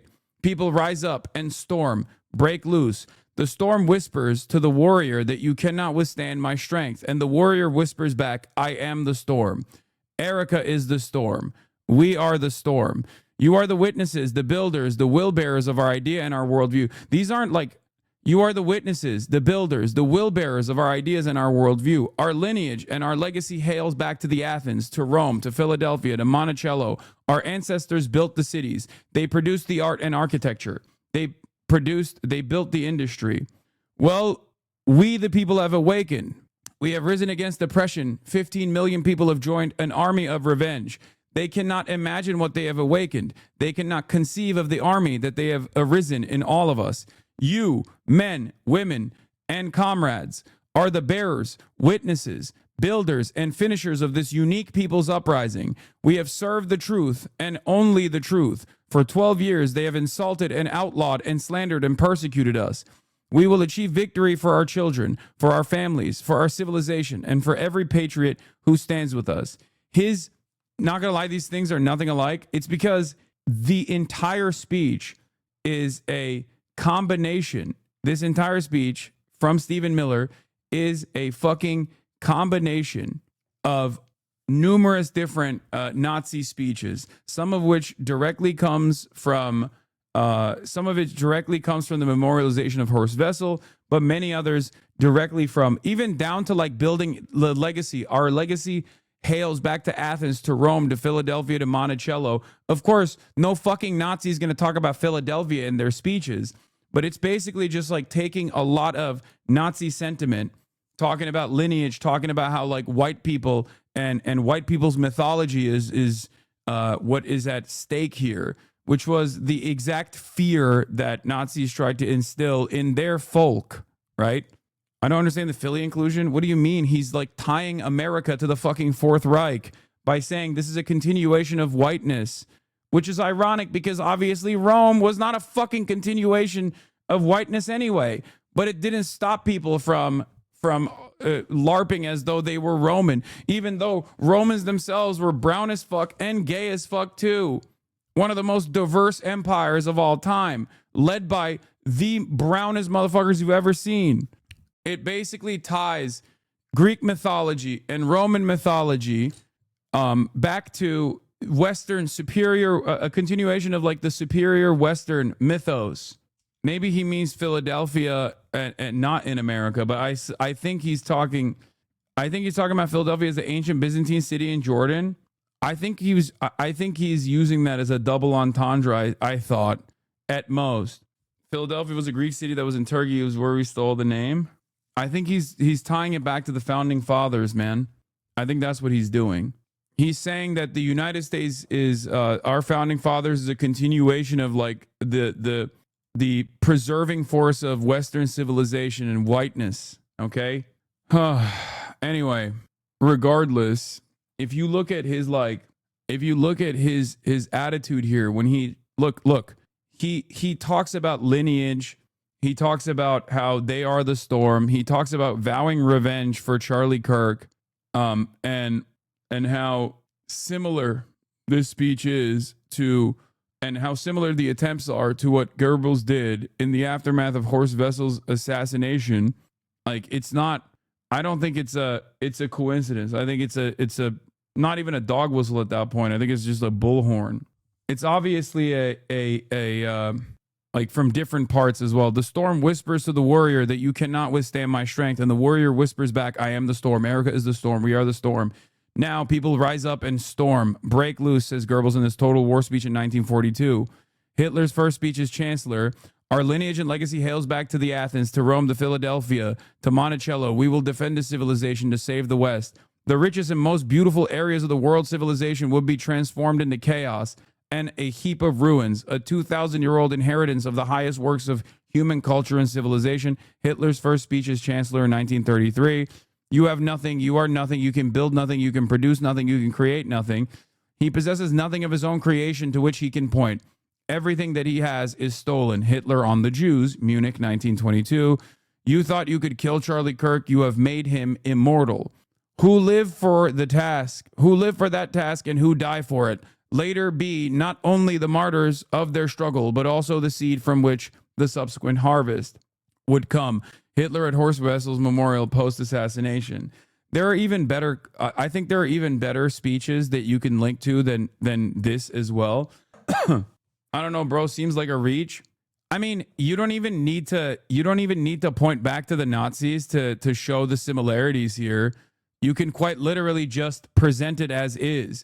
The preservation of Western civilization, about how this notion of like legacy Americans are actually upholding Western civilization and combating it from enemies from within, is identical to the Nazis, and it's just a falsehood on its face regardless. America is the way it is because it is a multifaceted and diverse country. That is one of the most redeemable factors of the United States of America. Okay? That's it. You don't have to directly point it back to the Nazis, even though these guys are basically not really sheltering people about these comparisons. The themes are identical, especially because the ambitions are identical. The ambitions are identical. And in this circumstance, it's almost a one-to-one immortalization and deification taking place. It's the identical template.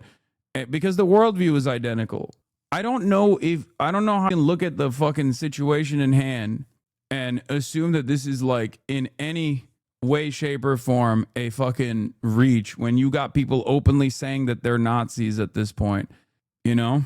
But this was before the Reichstag elections, when the storm is coming was the name of this very famous speech by Goebbels. And in this speech, he talks a lot about when he's like rallying. There's a rallying cry for Nuremberg, but there are mentions of rising up and storming and breaking loose. Okay, the preservation of Western civilization, and also the immortalization of their dead comrade Horst Wessel and following his lead. Okay, like that's what I mean. Like, it's just identical. So our dead comrade Horst Wessel wrote, "We are fulfilling his prophecy. The others may lie, slander, and pour their scorn on us. Their political days are numbered. Adolf Hitler is knocking at the gates of power." I mean, this is obviously a different circumstance because he's like post Trump's rise to power anyway. But there is also one of my favorite versions of propaganda that has existed in all different times and all different places, which is the party hacks of the Socialist Party are suddenly remembering the people. For a decade, the illustrated magazines pictured them only in frock coats and cylinder hats at tables filled with oysters and champagne bottles. Socialists are champagne socialists. They do not care about the working class. We, on the other hand, do. Now they wear workers' caps and fill their newspapers with urgings like, "People, wake up." Well, we, the people, have awakened. We have risen against oppression. 15 million people have joined an army of revenge. They who accepted their nice suits from the Skrillex, Jewish brothers involved in a major Berlin financial scandal, can hardly imagine that an honest German worker will spend his starvation wages for a decent brown shirt.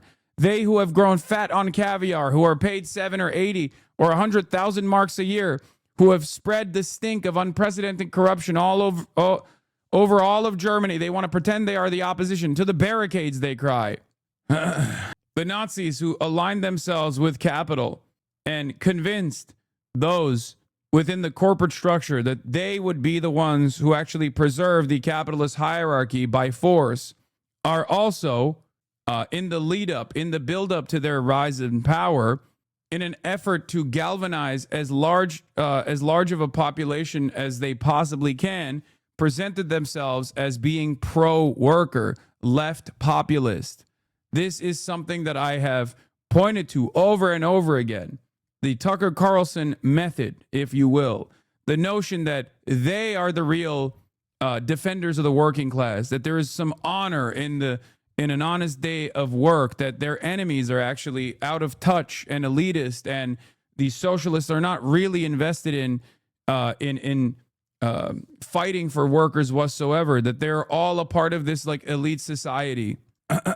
This speech isn't a one-to-one plagiarism, but it uses the same propaganda framework and devices, and they're doing clear dog whistles and call-outs in the inspiration. Yes. This is the turning point. Big Hitler vibes here. I mean, yeah. And you are witnesses of this Germany. You people have affirmed this Germany, and we people speak in your name. We, the leaders of this excitement movement of the millions, we come for you, the people. This is a warning sign through and through that this is a weaponization and will be used. Obviously, it's not going to be a one-to-one. There are going to be differences, right? But the reality of the matter is, adjusted to this current time, adjusted to American culture, this is as close to a plagiarized speech as you are going to get. It's that simple. When I see Erica and her strength and her courage, I gotta pee. I'm reminded of a famous expression. The storm whispers to the warrior that you cannot withstand my strength. And the warrior whispers back, I am the storm. Erica is the storm. We are the storm. And our enemies cannot comprehend our strength, our determination, our resolve, our passion. Our lineage and our legacy hails back to Athens, to Rome, to Philadelphia, to Monticello. Our ancestors built the cities. They produced the art and architecture. They built the industry. Erica stands on the shoulders of thousands of years of warriors, of women who raised up families, raised up city, raised up industry, raised up civilization, who pulled us out of the caves and the darkness into the light. The light will defeat the dark. We will prevail over the forces of wickedness and evil. They cannot imagine what they have awakened. They cannot conceive of the army that they have arisen in all of us. Because we stand for what is good, what is virtuous, what is noble. And to those trying to incite violence against us, those trying to foment hatred against us, what do you have? You have nothing. You are nothing. You are wickedness, you are jealousy, you are envy, you are hatred. You are nothing. You can build nothing. You can produce nothing. You can create nothing. We are the ones who build. We are the ones who create. We are the ones who lift up humanity. You thought you could kill Charlie Kirk? You have made him immortal. You have immortalized Charlie Kirk. And now millions will carry on his legacy. And we will devote the rest of our lives to... Norm Finkelstein said that American fascism can't happen because there's no left opposition, but Norm didn't consider that the current fascist movement can just manufacture the opposition and on the minds of their followers, conservative mass psychosis. I think Norm has gone back on that anyway. I think not only can they design an enemy from within, I don't know to what degree of success they can actually achieve this. Because when I first saw this speech yesterday, I said, this is the type of like nerdy Nazi shit that I don't think Americans respond to super positively because they're too self-involved and too self-invested. Like, fascism requires militant organizing, okay? Diligent organizing. It requires a level of discipline that many Americans simply do not have. It requires an ideological investment that many Americans simply do not have, because the time frame that Americans currently exist in is one of complete capitalist domination. Capitalism has designed a system that has made people servile. Capitalism has designed a system that makes people feel comfortable even when they are experiencing discomfort. And therefore, people are too invested in their treats and too invested in their own societal obligations, their work requirements to actually get together and engage in any sort of collective action, whether it be in the wrong direction, whether it be in the violent direction such as fascism, or whether it be in the right direction such as socialism. So the very same exceptionalist and individualistic forces that have captured the attention of every Americans, that has played a formative role in destroying labor organizing and labor militancy in this country, with much success also due to systemic factors, of course, due to oppression and suppression historically.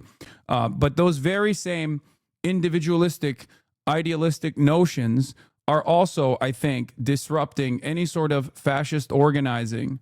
Poopy Pee-Pee Man came back and said, you talk about capitalism literally every day, bruh. Give it a break. Poopy Pee-Pee Man, how could you do this to us? You are some of our best. Okay, you represent the best and the brightest of this community, Poopy Pee-Pee Man. The fact that you could come in here and say, give it a rest, bruh. You talk about capitalism every day. It really hurts my soul to see such an important figure of this community come out like this. A real shame. We have fallen. We have fallen, ladies and gentlemen. This is a deep betrayal from Poopy Pee-Pee Man, who in the past we have described as a pillar of this community. I am disappointed. They got to Poopy Pee-Pee Man. If you cannot trust Poopy Pee-Pee Man to be your comrade, to be your ally in your time of need, who can you really trust? Shame. Shame on all of us, and shame on myself first and foremost for letting it get to this level. Let's continue. Finishing the causes for which Charlie gave his last measure of devotion. You cannot defeat us. You cannot slow us. You cannot stop us. You cannot deter us. We will carry Charlie and Erica in our heart every single day and fight that much harder because of what you did to us. You have no idea the dragon you have awakened. You have no idea how determined we will be to save this civilization, to save the West, to save this republic. Because our children are strong, and our grandchildren will be strong, and our children's children's children will be strong. And what will you leave behind? Nothing. Nothing. To our enemies, you have nothing to give. You have nothing. So the question that was on my mind, at least, is who's this motherfucker talking to, right? Who's he talking to? Because this was, especially after Benny Johnson spoke and like Jack Posobiec, who's also a fucking white supremacist, spoke, like the speeches shifted to attacking the enemy, right? Attacking the enemy over and over again. We have non-believers. We have enemies amongst us. They are responsible for Charlie Kirk's death. They celebrate Charlie Kirk's death. They want to kill all of you in the same vein that they killed Charlie Kirk. Like, they just kept repeating this position over and over again.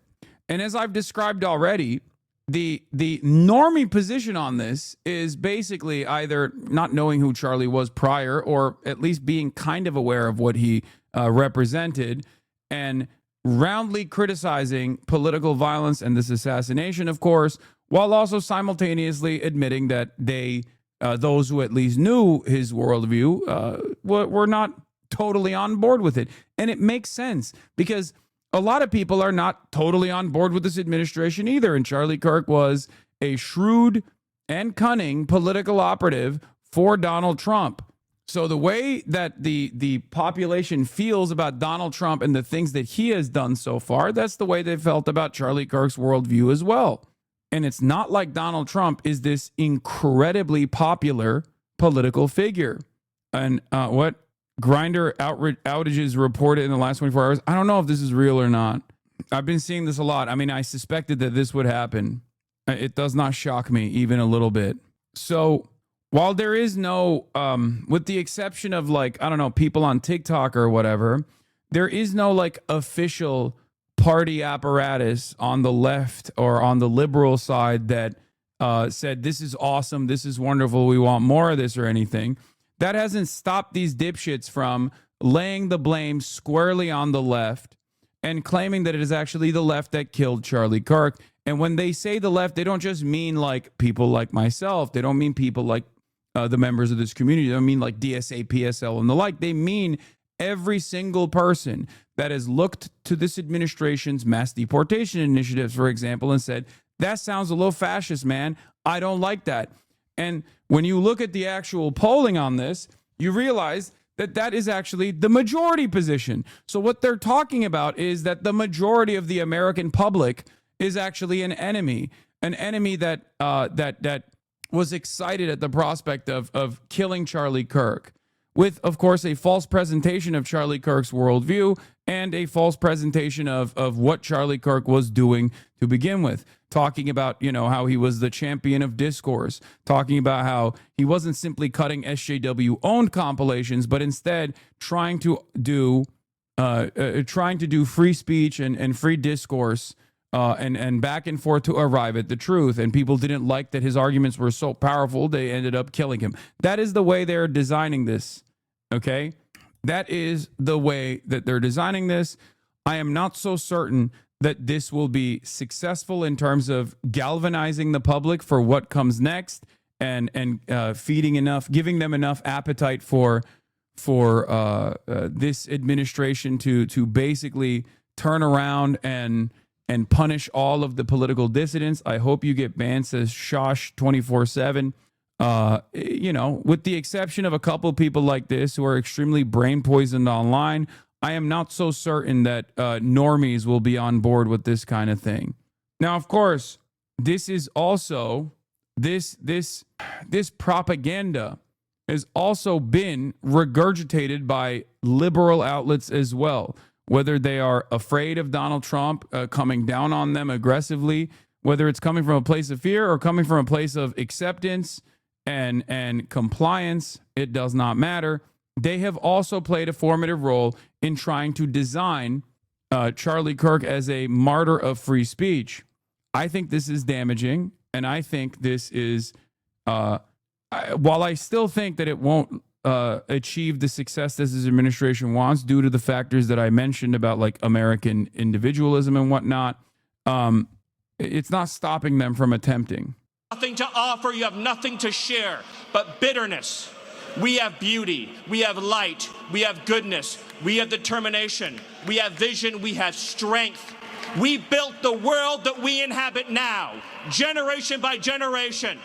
and we will defend this world. We will defend goodness. We will defend light. We will defend virtue. You cannot terrify us. You cannot frighten us. You cannot threaten us. Because we are on the side of goodness. We are on the side of God. Sanders with PBS NewsHour. I just wanted to follow up quickly on something that the president had said yesterday. So we heard from Erica Kirk. She said she forgives the man who shot and killed her husband. And then right after that, we heard from the president who said, I hate my opponent and I don't want the best for them. How does that square with bringing down the temperature of political violence in this country? And then, if I could, I had a follow-up on Venezuela, too. Look, the president is authentically himself. I think that's why millions of Americans across the country love him. This is a good take as well. Today, the enemy is whoever didn't sufficiently mourn Charlie's death. Tomorrow, it's whoever they choose to blame for the divide, with people like Kimmel being a test run for broader censorship to come, just like the Germans did in 1933. Exactly. This is why I pushed back on this. I'm not a major fan of Jimmy Kimmel. I don't care about Jimmy Kimmel whatsoever. But I understand that the reason why they're going after Jimmy Kimmel is because the administration doesn't like any sort of pushback. The administration doesn't like feeling small. They don't like, they don't personally appreciate any kind of like belittling because they're weak and they know they're weak. This is precisely the reason why they went after someone like Jimmy Kimmel, partially because of their incompetence. They didn't like, they bit off more than they could chew. They went after like a high prestige liberal individual in a moment where he had not said anything even remotely inappropriate. And they did that. And of course, there was a lot of pushback. And it's especially fucked up because it directly goes against one of the most important principles that they were tasked with defending, which is comedy is legal now, freedom of speech. Like, these are the things that they presented themselves as defending. You can't turn around and say, we are going to kill cancel culture. A vote for us means a vote against cancel culture. A vote for us means a vote against woke, and then behave like woke cancel culture warriors, right? Normies don't respond positively to that sort of thing, especially because normies do not have the same level of investment in this ideological project. They just want things to be better. They want their finances to look better. They want to feel some kind of hope that the future looks brighter than yesterday. When the Trump administration doesn't actually fix any of the material problems, when cost of living is still a crisis, when healthcare is getting increasingly more unaffordable, when housing prices are more expensive than they ever have been at any point throughout U.S. history, and the administration has no interest or investment in fixing any of those problems. And as a matter of fact, they're actively farming what remains of the carcass of America, picking it apart like a bunch of vultures for Trump and his favorite cronies. A lot of people don't feel like they're a part of this movement. A lot of people don't feel like they've gotten anything in return. Do you understand? And it seems like Disney has made a decision to return Jimmy Kimmel. Last Wednesday, we made the decision to suspend production on the show to avoid further inflaming a tense situation and an emotional moment for our country. It is a decision we made because we felt some of the comments were ill-timed and thus insensitive. It's fucking bullshit. Every single person knew that it was not insensitive. Every single person involved in the decision-making process was just simply afraid. We have spent the last days having thoughtful conversations with Jimmy, and after those conversations, we reached a decision to return the show on Tuesday. I really hope Jimmy Kimmel comes back and is being way, way more aggressive. It's good. This is due to the pushback that they received from the public, okay? This is due to the pushback they received from the public, chat. That's it. That's it. This is not about Jimmy Kimmel. This is about something much larger than Jimmy Kimmel. This is about this administration's interest in attacking every single outlet and every single person that has a negative opinion over the administration, which also is not limited to just the woke left or whatever. It's certainly a bunch of conservatives as well. It's not like when you go on CNN and you hear from farmers who voted for Donald Trump and they say, I can't believe what he's doing with these tariffs. It's destroying us. Those farmers are also criticizing Donald Trump. Are you also going to arrest them as well? Well, if the Trump administration got its wishes across, recognizing their unpopularity, they would do that, because their goal is to spark fear. Their goal is to design an enemy that is malleable, an enemy that can be branded an Antifa terrorist at any given moment. And that Antifa terrorist might be someone like myself today, but tomorrow it will be anyone and everyone, including Trump voters, Trump supporters, who actually don't like some of the policies because it directly harms them. It's that simple. And support him, including Erica Kirk, who you saw so beautifully was on stage with the president in an unthinkable moment, in the midst of an unthinkable tragedy, and was leaning on the president for support during that time. And he was there to give it to her, as well as the vice president and many other.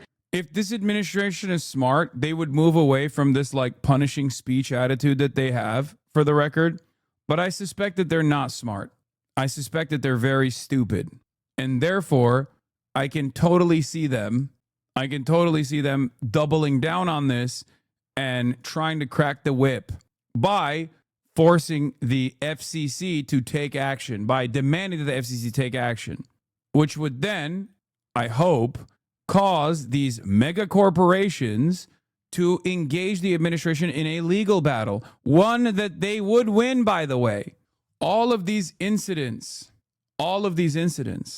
cause the administration to recalculate, to reprioritize certain issues, because this creates a new battlefront, both an ideological battlefront and one like a legal battlefront. It takes up time and energy and investment, and it causes them to reconsider whether or not they should continue pursuing it. And it would not work if there wasn't public discontent. This is why I always stress the importance of continuing to offer pushback. This is why I always tell you, do not be fearful, because this is not a moment of weakness for you. This is when you are strong. If you weren't strong and if your voices weren't loud, then the administration would not choose to silence discontent like this. A strong administration that has a broad popular mandate would not be worrying with these silly things on the sidelines. It's that simple. Does Jimmy Kimmel being brought back matter in the admin story of his cancellation being due to low ratings? It doesn't matter. It's not about low ratings at all. It was fucking bullshit to claim that this was a byproduct of low ratings. Like, if it's low ratings, then there wouldn't. You know what it is? When the administration says, oh, they canceled them because of low ratings, you know what that reminds me of? Socialism fails everywhere it's attempted. Okay, then why do you intervene? Let it fail on its own. What the fuck do you mean? Right?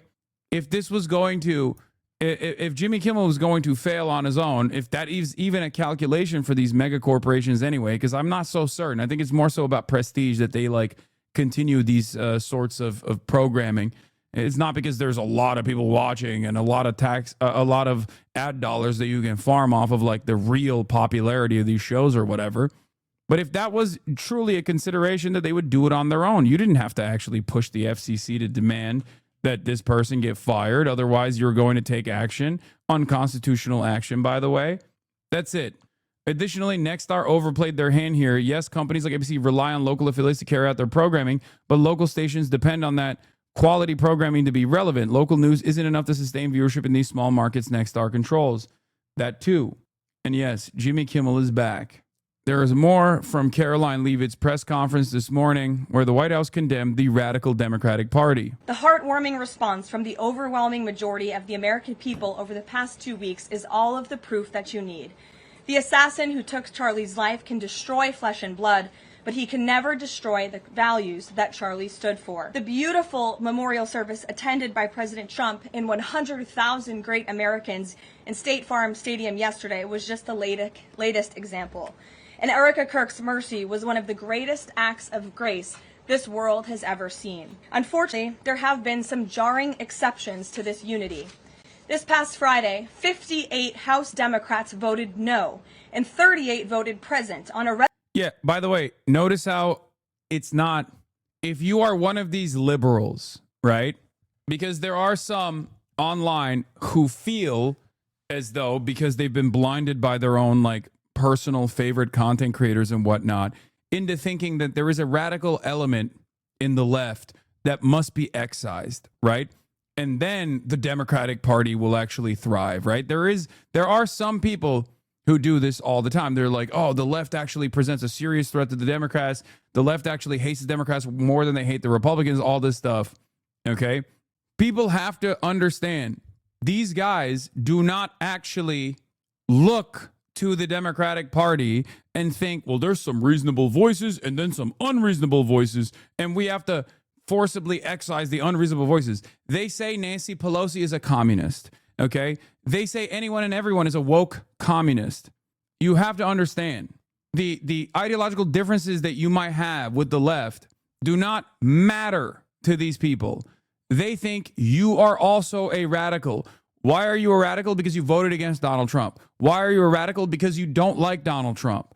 Even if you voted for Donald Trump at a certain point, and now you don't like Donald Trump, now you're experiencing buyer's remorse, now you're an enemy, now you're a radical in their minds. Please wake up. They do not factor in your own ideological tendencies when they are making this assessment, when they are presenting you as the enemy, okay? It is all completely made up. And Republicans are great marketers, okay? They're great marketers for their political position. So they will always try to present it as like a reasonable position. They're not going to just simply say, oh, we're going after you because we hate you because you're woke and because you oppose our policies. They will try to find a reason, a reasonable reason, okay? And if they can't find one, they'll make up one. An example that I can present to you is what the Republicans online did about someone like myself. You saw what my immediate response to Charlie Kirk's untimely demise was. They couldn't find something that I had said about Charlie Kirk that they could present as violent, so they went back all the way to like 2019 or 2018 rather, sorry. They went all the way back to 2018 to be like, see, he's violent. He's actually advocating for violence always, okay? In a hyperbolic debate with a friend at the time, no longer a friend now, but a friend at the time nonetheless, like that is not a sincerely held policy position to basically turn around and say, see, he's the violent one. We got to get him. We got to get him. They don't care. The goal here is always to try to present, for the Republicans, the goal here is to try and present a reasonable argument for an incredibly unreasonable form of prosecution. Resolution that simply stated condemning in the strongest possible terms the assassination of Charles James Kirk and all forms of political violence. There were no strings attached to this vote.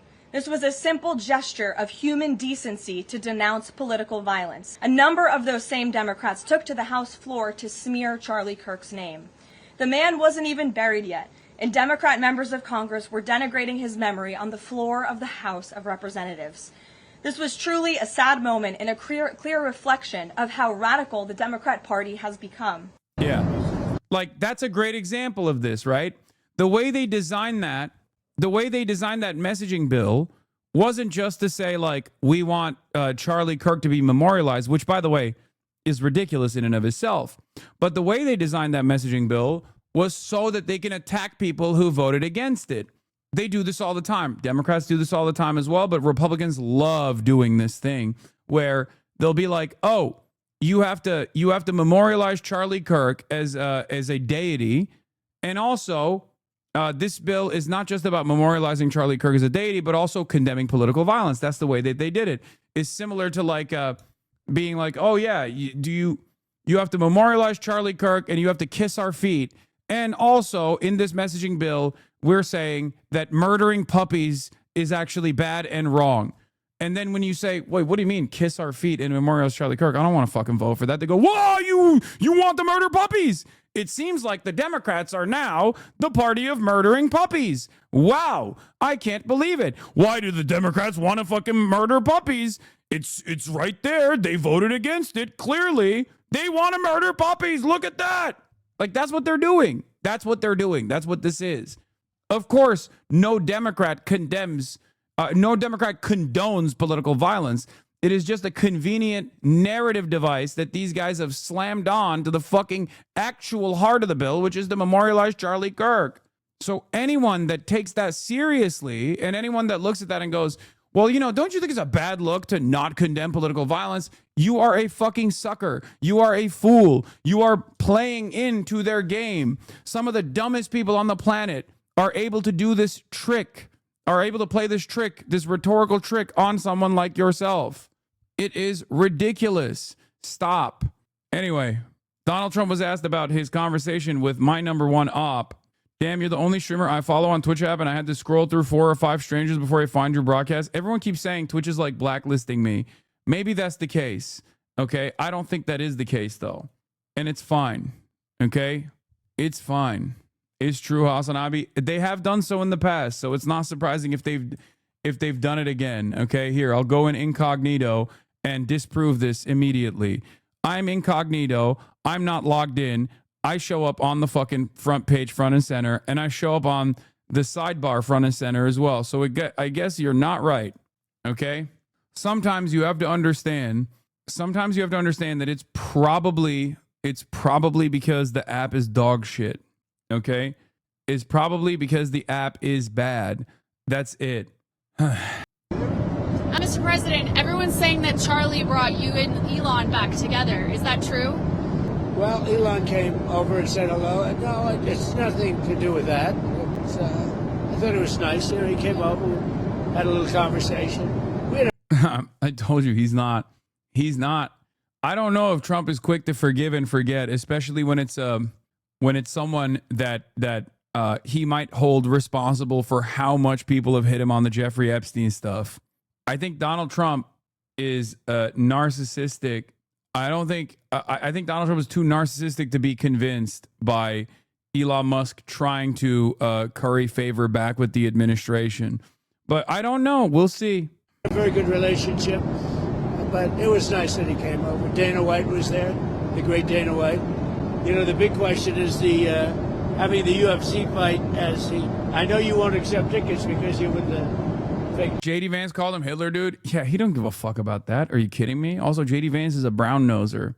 JD Vance is a part of the apparatus. Elon presents an outside threat because of the attention he commands on the social media platform, Twitter, that he owns. This is not only a threat, but also one that Elon Musk has used against the administration already. Once you do that, I know that once you do that, even if at a certain point Trump is always willing to let bygones be bygones, I think it takes a lot more time. And there's other competing factors here that will cause him to recalculate this relationship and maybe not be so open-minded about like aligning with Elon ever again. You're not allowed to accept tickets, but we're going to have a UFC fight right at the White House. And we're going to end up probably 6,000 people in front of the White House. And then on the ellipse, we're going to have 80 or 90,000. It's going to be an unbelievable event. But a lot of people are talking about it. Disney is bringing him back on. More importantly, here's what Elon Musk said about this, by the way. Benny Johnson tells the story behind the scenes of Elon Musk reuniting with Trump at the Charlie Kirk Memorial. Now, Charlie Kirk really wanted Elon Musk and Trump to get along, for the record, right? He did. He openly stated it. Many right-wingers were actually very sad. It was like their fathers were divorcing their two gay dads. Does that matter to Donald Trump? Not even one bit. I don't think that Donald Trump gives a shit about Charlie Kirk beyond how he can use Charlie Kirk's memory to, go after comedians who annoy him. Okay? But let's hear what Elon Musk's own perspective on the issue was. All the cabinet secretaries got to see a lot. Elon Musk came by a couple times, and I just want to use Elon Musk as a example of the power of Charlie's legacy. Elon Musk and Donald Trump had a bit of a falling out. Maybe you've heard of it. And that sucked, especially for guys like Charlie, who were coalition builders. Charlie Kirk was thanked on stage by Donald Trump himself for bringing together RFK Jr. and MAHA movement. Donald Trump says, Charlie created MAHA. I don't think Charlie ever will get the credit that he deserves for doing that. But also, Charlie Kirk brought together massive coalitions of, well, at any Turning Point event, you can find Candace Owens, Ben Shapiro, and Tucker Carlson sharing the same stage, right? Maybe not together, but they're all there, right, to give an opportunity to project their worldview, right? Charlie was constantly doing that. constantly bridging gaps, constantly fusing together, because he realized that if we don't hang together, we will surely hang separately, which is exactly what Elon Musk told me. So backstage, Elon Musk embraces Erica Kirk, and she's crying in his arms, and they're hugging, and it's really profound. This was after the speeches. This was after the program. And this is the words that Elon Musk said to us in this small little group with Erica Kirk. And he said, like, this is why I was proud to sit with my president. This is what he called Trump, my president today. He accepted Trump's invitation to go up there, and the majority of the event, Elon Musk sent sitting there with Donald Trump, chewing it up. Everyone can see here's the photos of Elon embracing Erica, and then there are photos of Elon with Trump, and they seem to be having a great time. Dana White also there.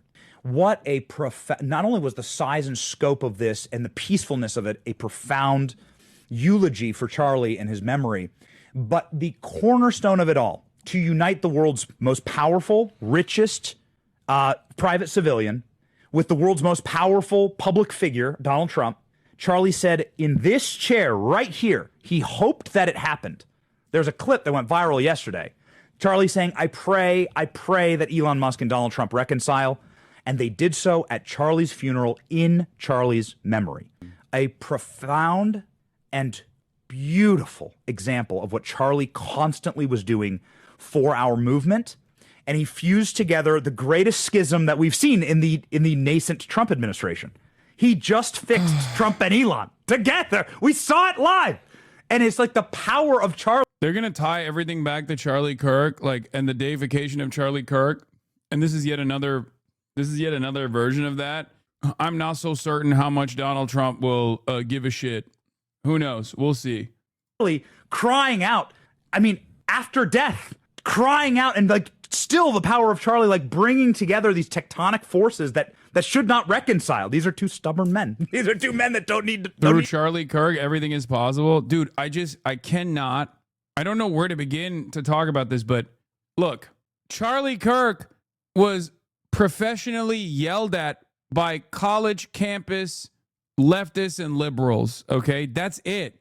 He would just go to college campuses and try to overpower freshmen who were standing in front of a microphone for the first time, and he would just cut propaganda off that. That's it. It's a SJW own compilation. But for these guys, it's like the most consequential, most pivotal figure in the administration, partially because, oh my God, all of the autistic chatters in here, I know, are losing their fucking minds. I know, chatters. I know. It's a big deal for all of you. We are going to cure your autism and mine too, okay? Calm down. It hasn't started yet. Each other, honestly. But Elon Musk told me this. He hugs Erica Kirk. He looks to all of us and he goes, if we don't hang together, we will surely hang separately. So let us unite. I was proud to sit with my president tonight. That's what Elon told us. That's what Elon. Is this where you cosplay? You're not more autistic than 2/3 of this chat? Yes. This is where I cosplay that. Told us backstage. Wow. And so, again, just as a little behind-the-scenes vignette here, what you watched yesterday, what tens of millions. Yeah, his statement was, if we don't hang together, we will surely hang separately. So let us unite. I was proud to sit with my president. That's what Elon Musk said. Hundreds of millions of people saw yesterday. Definitely hundreds of millions saw yesterday. Was a beautiful encapsulation, eulogizing, and memorial to Charlie with his energy pulsing through. So that's the attitude from Elon Musk's side. And I think it's partially because Elon, just like every other rich guy, knows that if you suck Donald Trump's penis and you present yourself as a brave and loyal soldier to him, and you exhibit that loyalty above all else, then he will give you favors. Okay? That's it. He'll give you favors. And Elon wants those favors. And he's willing to let bygones be bygones. Now, Donald Trump, I suspect, recognizes the power that he holds in this situation, and also is probably not quick to forget that Elon was the first major Republican that hit the Donald Trump is in the Epstein files note, which then turned into a very big deal for the administration. Anyway, getting back to it, before we get to the autism announcement, which we will be watching when the administration reveals that they have a cure to autism and whatnot, Jimothy Kimmel is returning to air. Disney announces. Let's take a look. On the air tomorrow. ABC says in a statement that we made the decision last week to suspend production to avoid further inflaming a tense situation at an emotional moment. But now, after having thoughtful conversations with Jimmy, the ABC says we reached the decision to return the show on Tuesday. So Kimmel's getting back to work. Wow, Brian, that is significant, especially given that some of the players outside of Disney in a corporate setting, like Nexstar and Sinclair, they essentially have deals that allowed them to preempt his show, and that's part of the reason that it was suspended. Yeah. Do we know how they might react to this?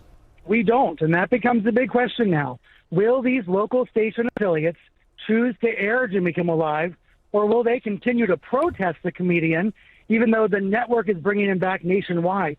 ABC does gently chastise Kimmel in this statement. The statement says, quote, "The decision to suspend him, we made it because we felt some of the comments were ill-timed and thus insensitive."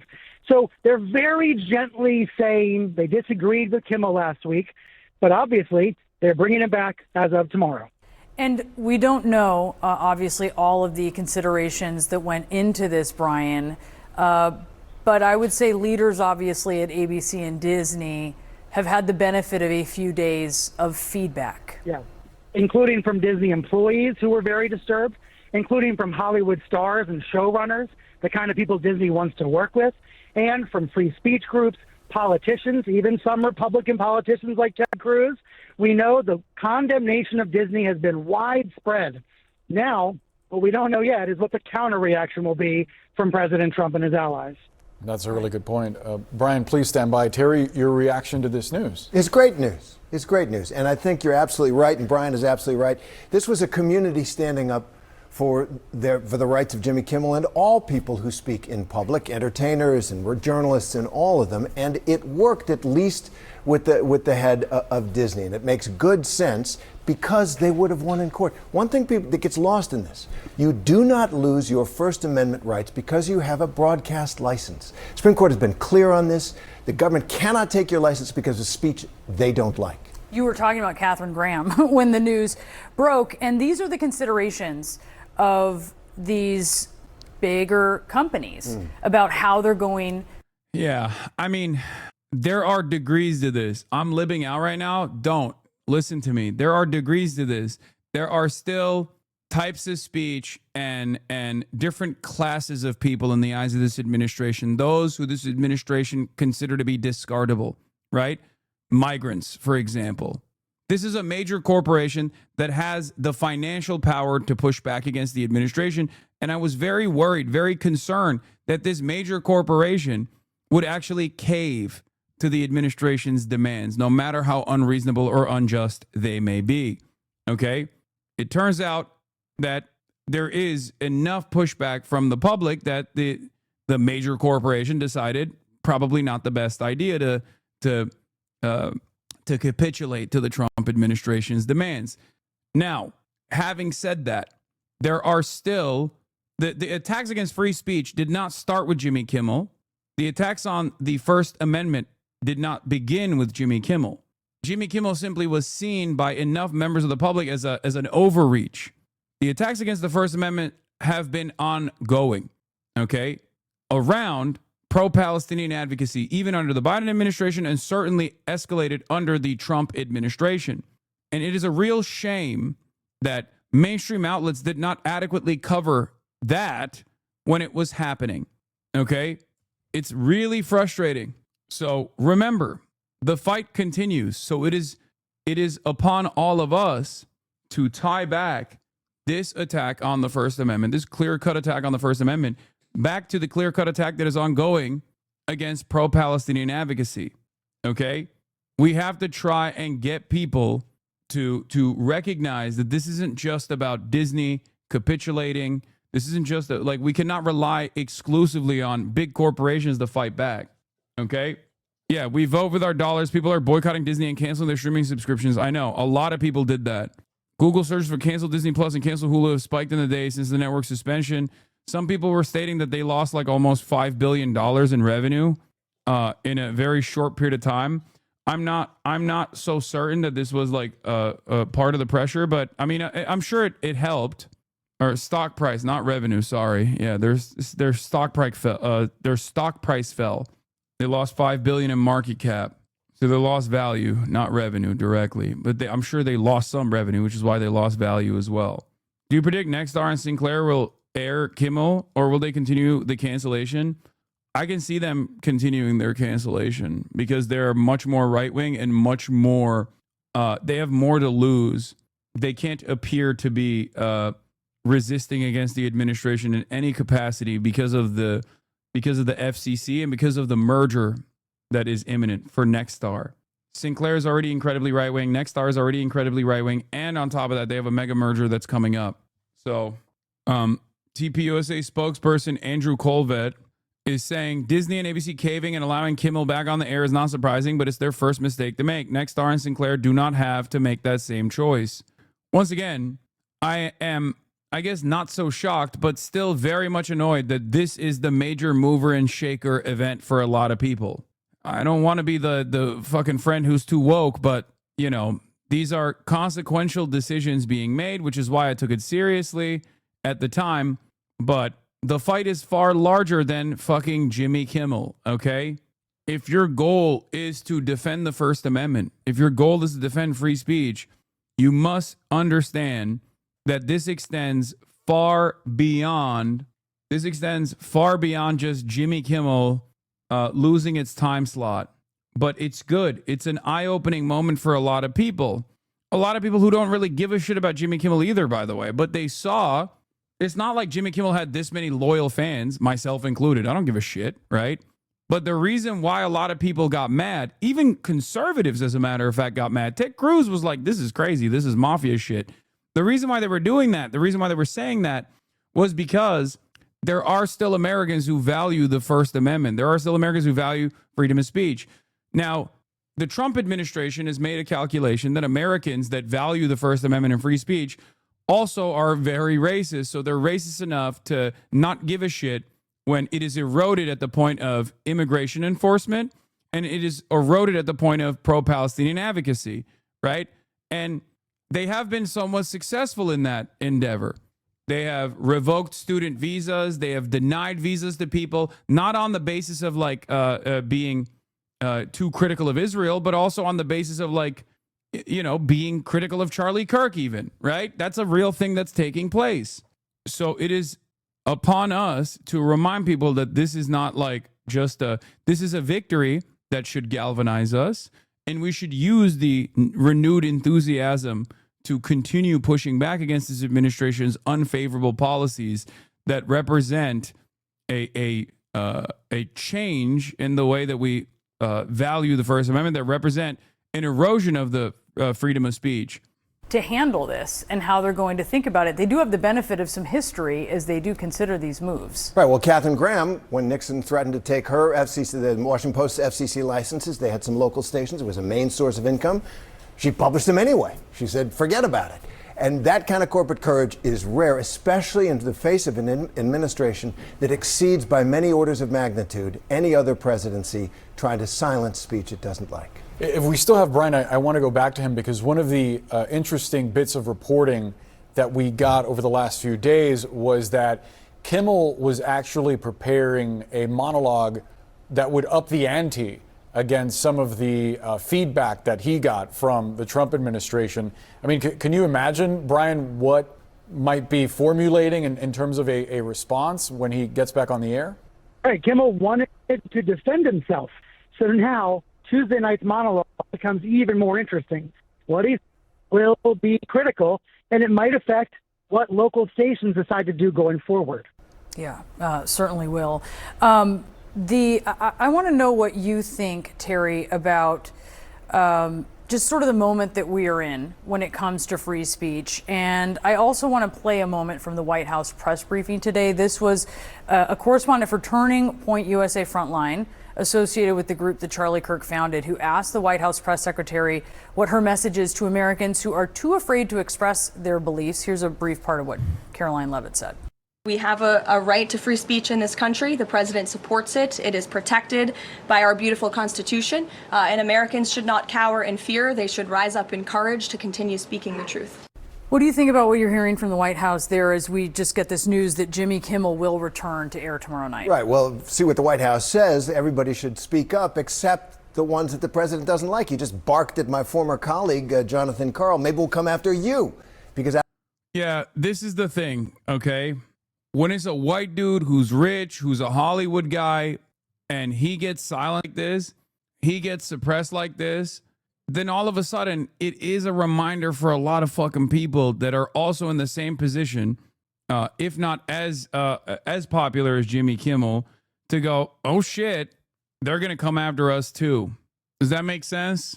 Like there's a class interest here, not class in the Marxist sense, but there's a class interest that these guys do not have, a sense of solidarity they do not have for their counterparts in Gaza, for example.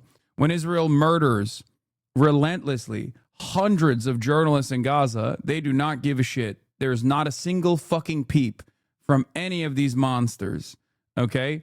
But for Jimmy Kimmel, obviously they're going to be like, well, this is really messed up. You know, they're coming for all of us. They're coming for all of us. We got to do something about it. And this shows once again that the mainstream press does have a lot of motion still in getting this kind of information and creating an environment of panic, necessary panic in the eyes of many Americans. Okay?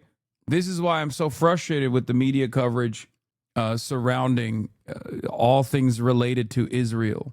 I don't like the content of your news coverage. All of this is bedrock First Amendment rights that we all have. And I think they've overreached here. Most Americans, even many who support President Trump, did not like the kind of gangster talk that the head of the FCC said, you can do this the easy way, you can do it the hard way.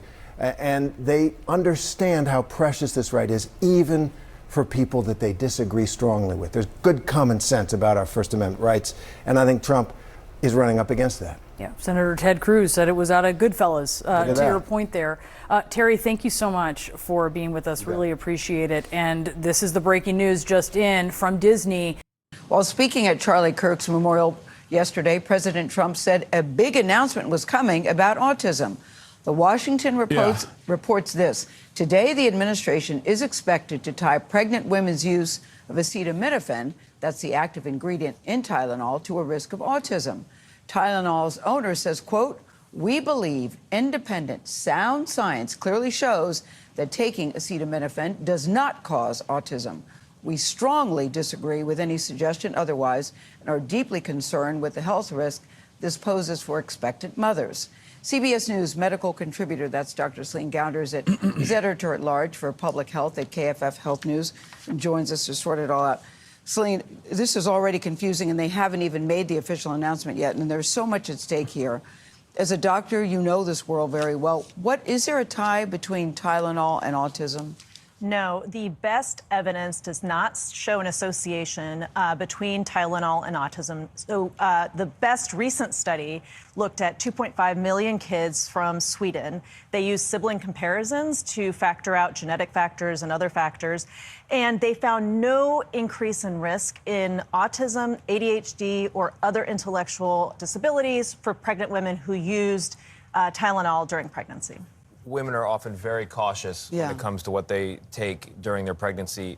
How will this announcement change how women process this information? Let me put it better. When women hear the announcement later today, how should they hear it? What should they be listening for?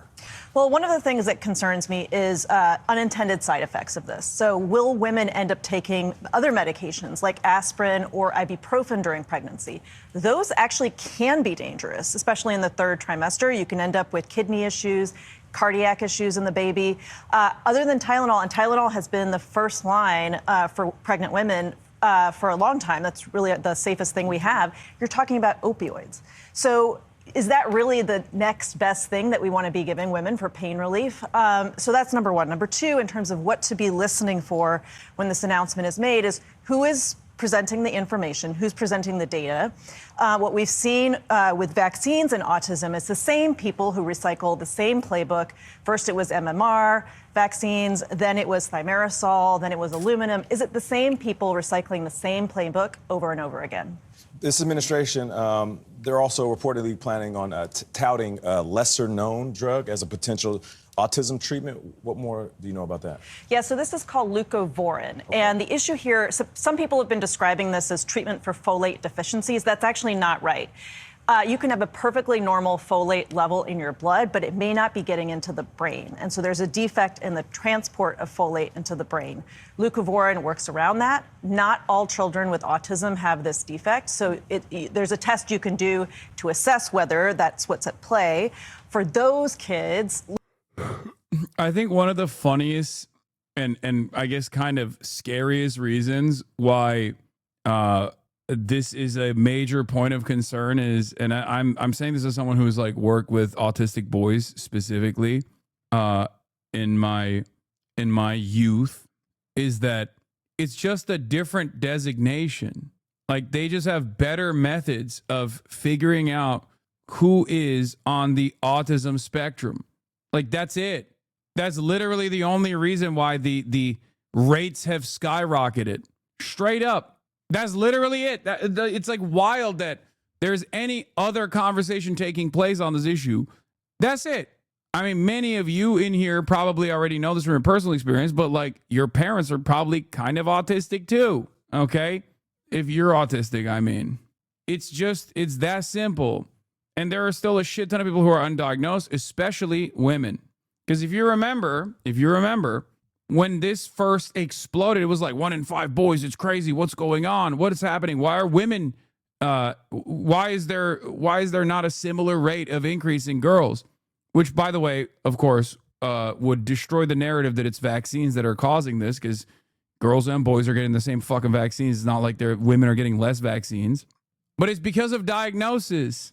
It's because of the way that autism is diagnosed changed. Specifically for boys. Okay? That's it. That's the only reason. And it's not like this life-destroying thing anyway. It's just a thing that people have. Who cares?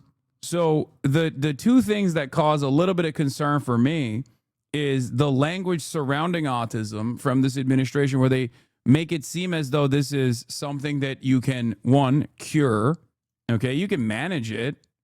Some of the more consequential aspects of, as far as like limitations to socializing and whatnot.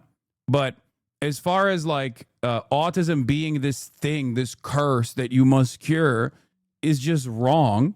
And it feels as though it is eugenicist in nature. The idea that like autistic people have to be dealt with somehow, you know?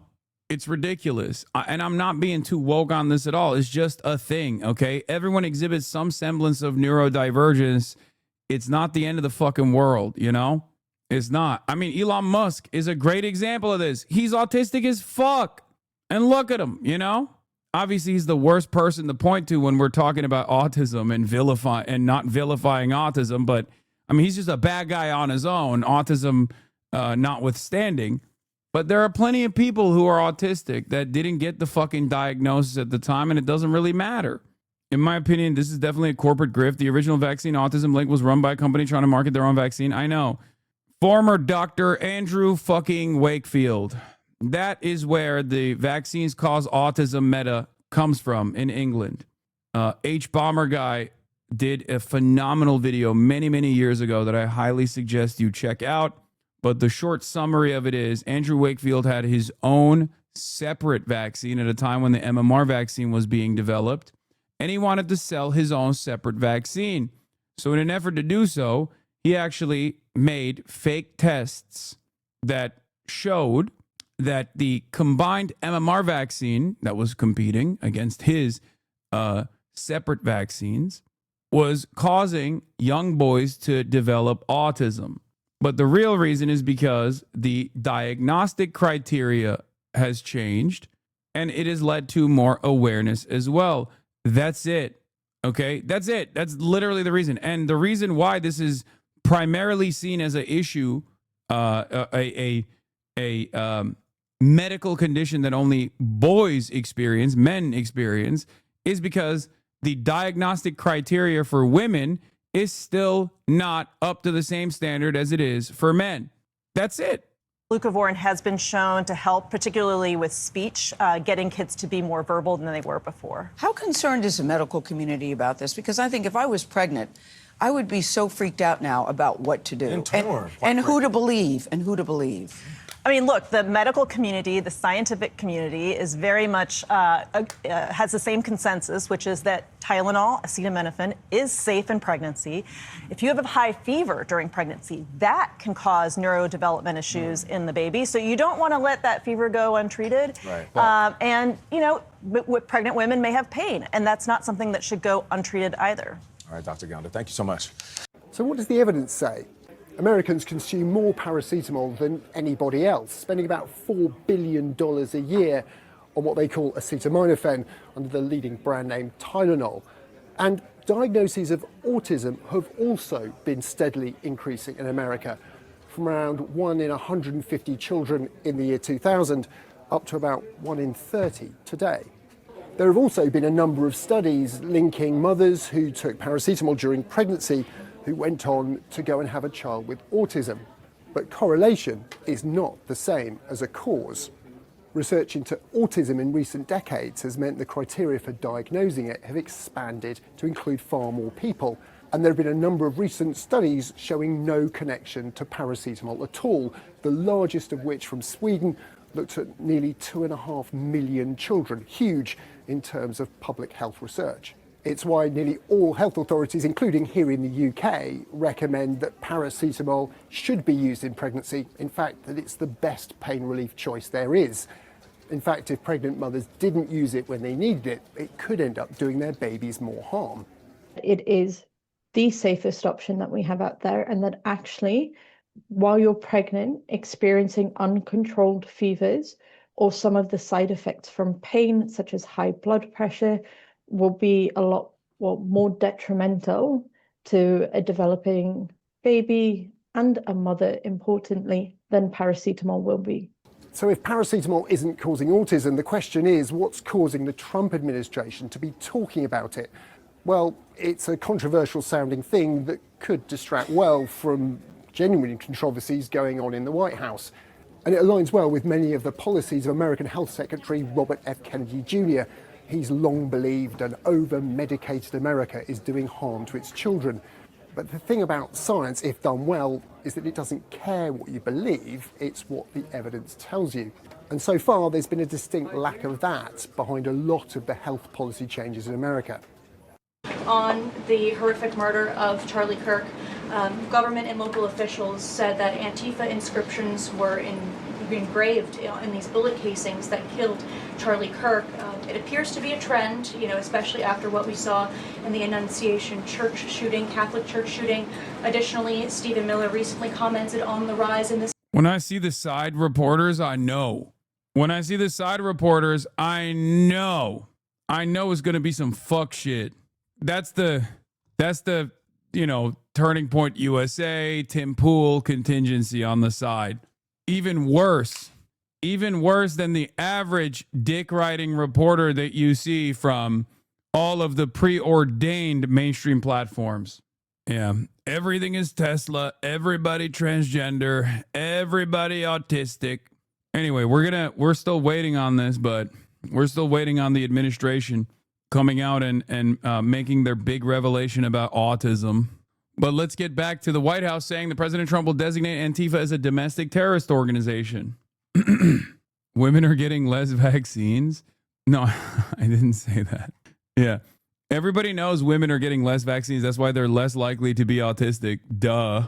And not because of the diagnostic criteria expanding for men, but not necessarily for women.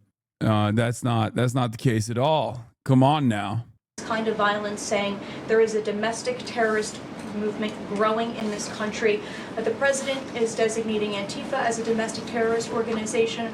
I'm wondering what is the approach to holding these people accountable, just to ensure that violence like this just is eradicated moving forward?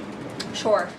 Well, Antifa is going to be designated a domestic terrorist organization. The president intends to sign that executive order very soon as it's drafted, as soon as today, later this afternoon.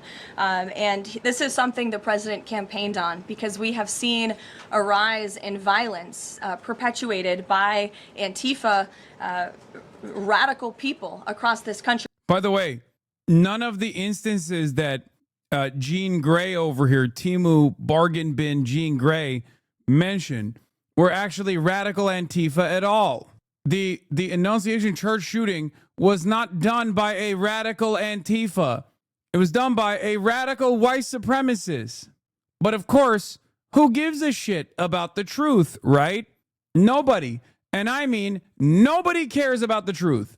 There is no reason to or not Jean Grey, whatever, Rogue, sorry.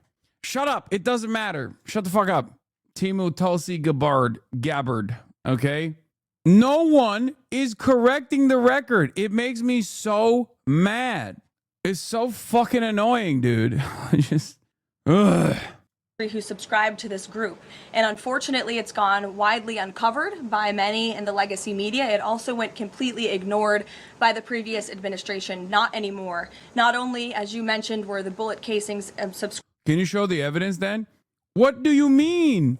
The Annunciation Church shooter literally painted his gear with prominent white nationalist and white supremacist mass shooter terrorist names. Like there were slurs on it. That's one thing. But like it also, the dude literally had Anders Breivik on the weapon saying 6 million Jews isn't enough on the weapon, or no, on a potential gas bomb. What the fuck are we talking about? Correlation is not causation. Wait, what? Correlation is not causation? That's not a correlation, you fucking moron. I'm directly addressing the false narrative presented that this person who did a fucking church shooting, that is almost identical to previous fucking mosque shootings and church shootings and other mass shootings of similar other mass shootings that are identical, literally had those same right-wing, far-right figures and their names on his gear. It's fucking ridiculous. And these guys still claim shamelessly, because there's no pushback whatsoever, that person was a fucking leftist Antifa. He was talking about autism and medicine. Wait, what? What? Oh, he's talking about autism and medicine. Jesus Christ, that is a fucking mobile chatter. Holy shit. Cope Harder Liberal says COO of Antifa. Shut up. Don't even joke right now. Even my racist ass Trumper dad saw the stuff from the Buffalo shooter and said that was a white supremacist guy targeting black people. Yeah.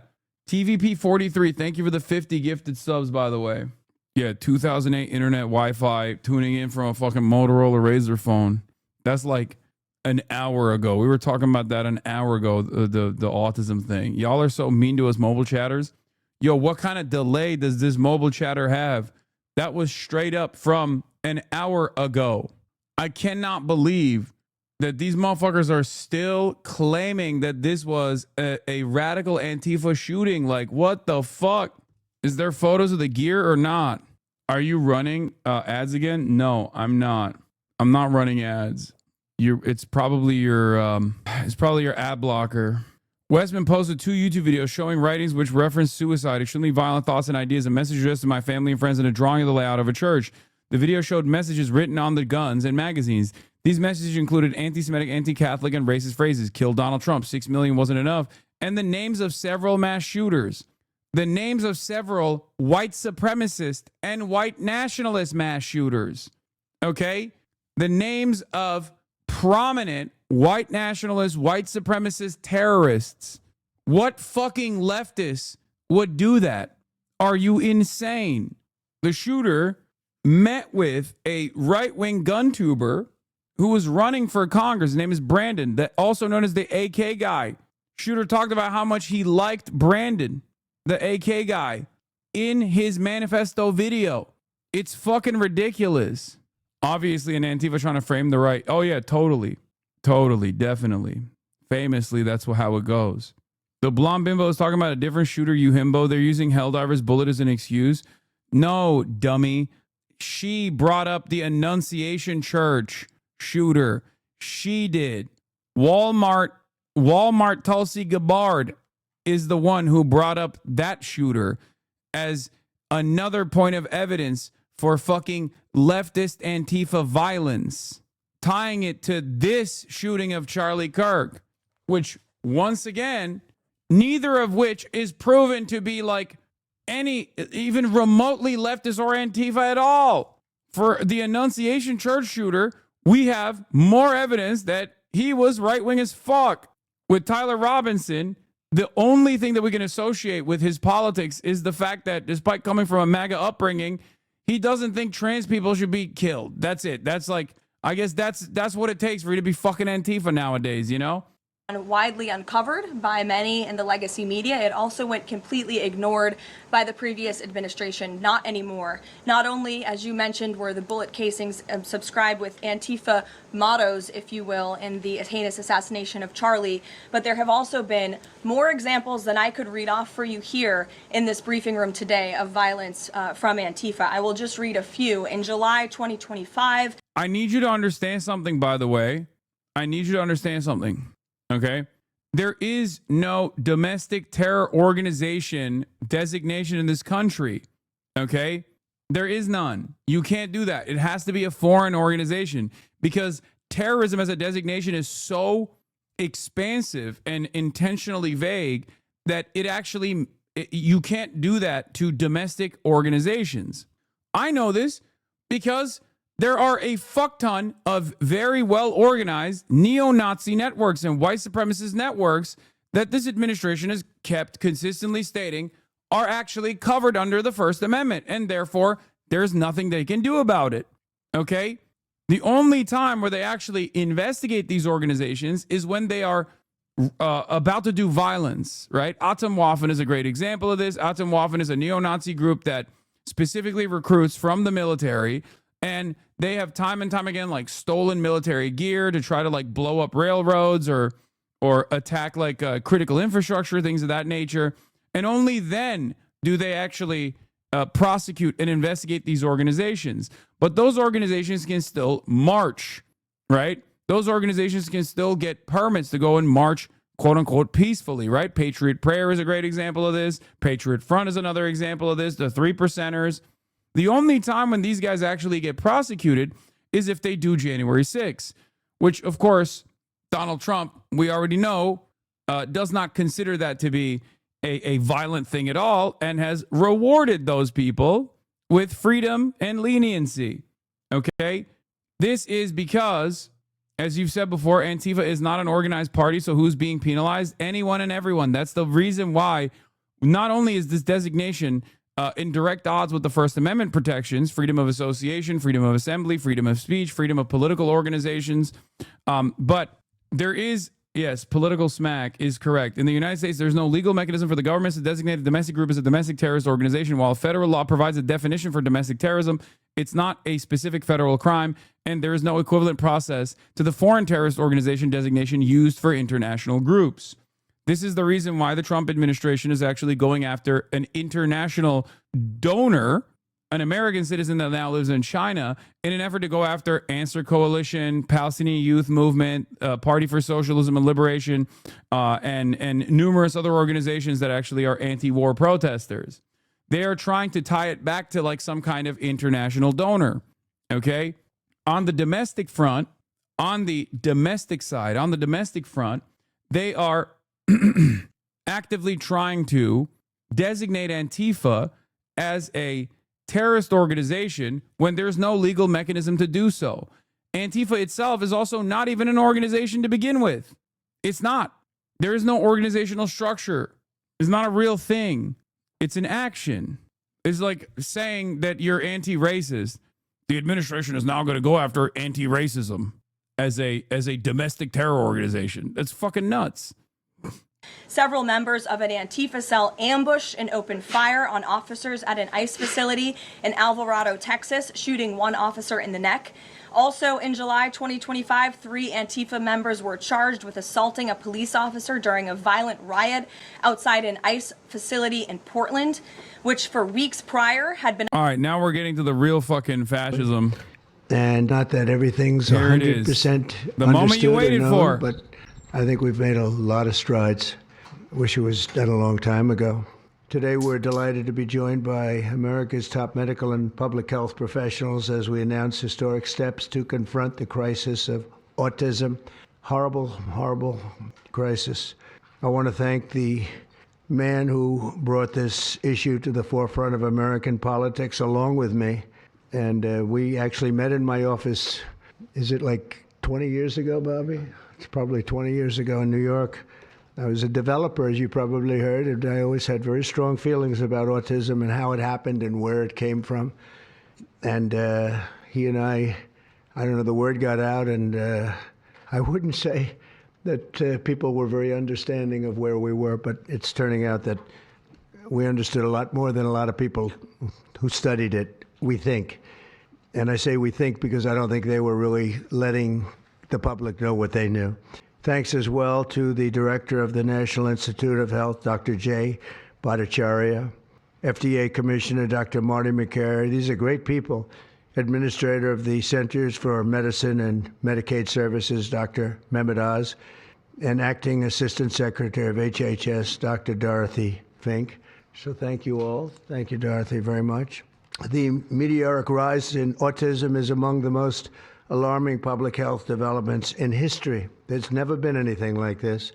Just a few decades ago, 1 in 10,000 children had autism. So that's not a long time. And I've always heard, they say a few, but I think it's a lot less time than that. It used to be 1 in 20,000, then 1 in 10,000. And I would say that's probably 18 years ago. And now it's 1 in 31.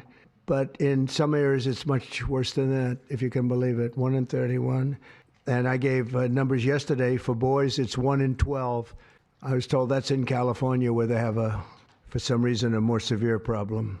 But whether it's 1 in 12 or 1 in 31, can you imagine? That's down from 1 in 20,000, then 1 in 10,000. And now we're at the level of 1 in 12 in some cases for boys, 1 in 31 overall. So since 2000, autism rates have surged by much more than 400%. Instead of attacking those who ask questions, everyone should be grateful for those who are trying to get the answers to this complex situation. And the first day all of these great doctors behind me were there, I told them this is what we have to find out. Because when you go from 20,000 to 10,000 and then you go to 12, there's something artificial. They're taking something.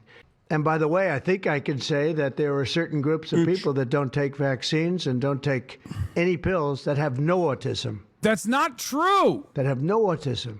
If you're less likely to take a vaccine, you are infinitely less likely to go get diagnosed by a medical specialist to see whether you have autism or not. That's it. That's the only reason. Oh my God.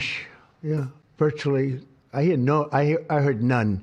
See, Bobby wants to be very careful with what he says, and he should, but I'm not so careful with what I say. Great. Yeah, you're only groups. the fucking Amish president. As an example. It's good that you're careless with your essentially words. No autism. First, effective immediately, the FDA will be notifying physicians that the use of let's see how we say that. Acetaminophen. Oh, God. Is that okay? Which is basically commonly known as Tylenol during pregnancy, can be associated with a very increased risk of autism. So taking Tylenol is not good. All right, I'll say it. It's not good. For this reason, they are strongly recommending that women limit Tylenol use during pregnancy unless medically necessary. That's for instance, in cases of extremely high fever, that you feel you can't tough it out, you can't do it. I guess there's that. It's a small number of cases, I think. But if you can't tough it out, if you can't do it, that's what you're going to have to do. You'll take a Tylenol, but it'll be very sparingly. It can be something that's very dangerous to the woman's health. In other words, a fever that's very, very dangerous, and ideally a doctor's decision, because I think you shouldn't take it. And you shouldn't take it during the entire pregnancy. They may tell you that toward the end of the pregnancy, you shouldn't take it during the entire. And you shouldn't give the child a Tylenol every time he's born and he goes and has a shot. You shouldn't give a Tylenol to that child. All pregnant women should talk to their doctors for more information about limiting the use of this medication while pregnant. So ideally, you don't take it at all. But if you can't tough it out, if there's a problem, you're going to end up doing it. Why the are other they? Thing that I can tell I don't you even that know. I'll say I don't even understand what the purpose of this is. This is just like this is just a way to fuck people over. That's it. It's just pure bad. I can't even see any like profit upsides for any company in this process. You know what I mean? Only downsides. And it's just over a period let's of years. fuck it up. Let's fuck it up aggressively. So who gives a shit? Beautiful little babies. It's a disgrace. I don't see it. I think it's very bad. They're pumping, it looks like they're pumping into a horse. You have a little child, little fragile child, and you get a vat of 80 different vaccines, I guess, 80 different blends, and they pump it in. So ideally, a woman won't take Tylenol. And on the vaccines, it would be good instead of one visit where they pump the baby, load it up with stuff. You'll do it over a period of 4 times or 5 times. I've been so into this issue for so many years just because I couldn't understand how a thing like this could happen. And it's artificially induced. It's not like something that when you go from all of those, healthy babies to a point where I don't even know structurally if a country can afford it. And that's the least of the problems. To have families destroyed over this is just so terrible. I also, and we've already done this, we want no mercury in the vaccine. We want no aluminum in the vaccine. The MMR, I think, should be taken separately. This is based on what I feel. I feel. My feelings. Measles. And the 3 should be taken separately. And it seems to be that when you mix them, there could be a problem. So there's no downside in taking them separately. In fact, they think it's better, so let it be separate. The chicken pox is already separate because when that got mixed in, I guess they made it 4 for a while, it really was bad. So they make chicken pox.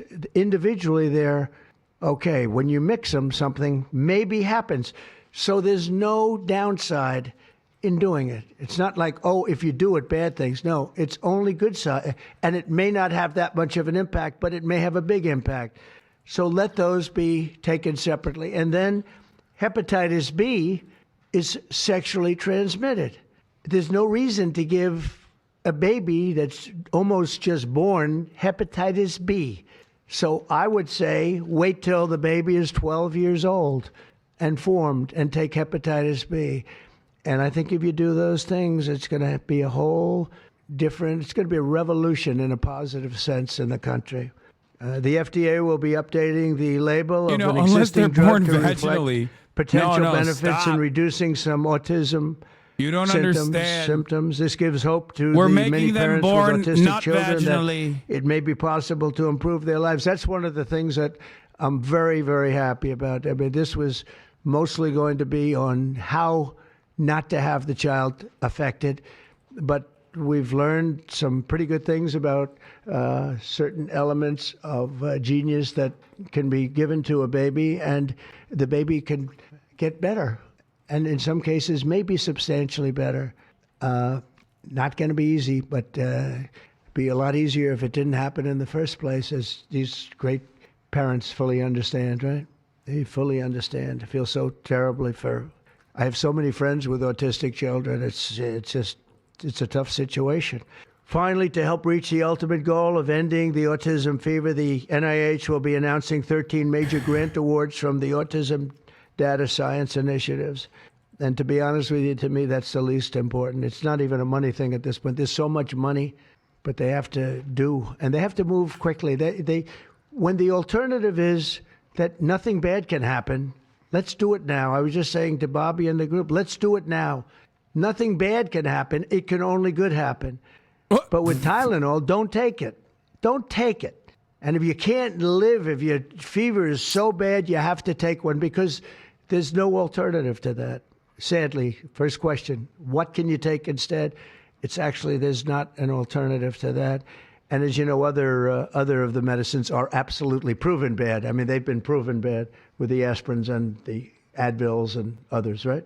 And they've been proven bad. So I'd like to ask Bobby to get up to the podium and say a few words, and then Dr. Bhattacharya and Dr. McCary, Dr. Oz, Dr. Fink, followed by two incredible mothers that have experienced firsthand what this country is going through, what parts of the world are going through. And I will say there are parts of the world that don't take Tylenol. Kenview going to have mad lawsuits for him using the Tylenol brand there's a mainly rumor, for this. and I don't know if it's so or not, that Cuba, they don't have Tylenol because they don't have the money for Tylenol, and they have virtually no autism, okay? Tell me about that one. What? They have paracetamol, dude. They have a paracetamol substitute. What the fuck? Autism. That tells you a lot. And I want to say it right now. And you know the way I look at it? Don't take it. Don't take it. There's no downside in not taking it. So I'd like to ask Bobby to come up and say a few words. I hope I didn't ruin his day, but that's the way I feel. I've been very strong on the subject for a long time. You know, life is common sense, too. It can only good happen. There's a lot of but common my sense autism in is the this, problem. I wish things like this were brought up, and this group has worked so hard on it. But I'd like to be a little bit more, a little speedier in the process of a recommendation, because there's no harm in going quicker. Dude, this is so fucking cooked. We are at the mercy of madmen. We are at the mercy of madmen. Once again, the dumbest, most hysterical losers in American society are getting their wishes be heard and turning it into government mandate. We are at the mercy of the most insane people, dude. Whether it be evangelical Christians when it comes to abortion and numerous other fucking hysterics that this administration listens to, or whether it be all of the fucking anti-vax cranks and their consistent advocacy that has led to RFK Jr. becoming a permanent fixture of the administration. That's what this is. They're literally giving red meat to like key constituencies of their fucking base, and they all happen to be schizophrenic hallucinators. Genetic drivers of autism. And that would be like studying the genetic drivers of lung cancer without looking at cigarettes. And that's what NIH has been doing for 20 years. As a result, we don't have an answer to this critical question, despite the cataclysmic impact of the epidemic on our nation's children. We are now replacing the institutional culture of politicized science and corruption with evidence-based medicine. NIH research teams are currently testing multiple hypotheses with no area off limits. We promise transparency as we uncover the potential causes and treatments, and we will notify the public regularly of our progress. Today, we are announcing two important findings from our autism work that are vital for parents to know as they make these decisions. First, HHS will act on acetaminophen. The FDA is responding to clinical and laboratory studies that suggest a potential association between acetaminophen use during pregnancy and adverse neurodevelopmental outcomes, including later diagnosis for ADHD and autism. What do I say, man? What do you say to this? What do you fucking say to this? What do you say to this? It's so cooked. We have also evaluated the contrary. This is so dumb. I don't know. I don't even know what to say. We're literally, his brainworm is running the health initiatives in this government. Pregnancy and begin the process to initiate a safety label change. HHS will launch a nationwide public service campaign to inform families and protect public health. FDA also recognized that acetaminophen is often the only tool for fevers and pain in pregnancy, as other alternatives have well-documented adverse effects. HHS wants, therefore, to encourage clinicians to exercise their best judgment in the use of acetaminophen for fevers and pain in pregnancy, by prescribing the lowest effective dose for the shortest necessary duration and only when treatment is required. Oh, so they can have a little bit of Thanks to autism, I also guess? Is that to what the it is? politicization of science. The safety of acetaminophen against the risk of neurodevelopmental disorders in young children has never been validated.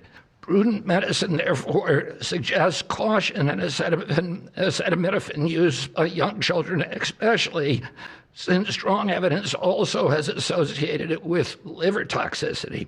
Some studies have also found the use of acetaminophen in children can potentially prolong viral illnesses.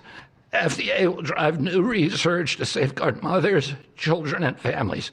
In addition to a possible acetaminophen connection to autism for pregnant women, infants, and toddlers, our research has revealed that folate deficiency in a child's brain can lead to autism. We have also identified an exciting therapy that may benefit large numbers of children who suffer from autism.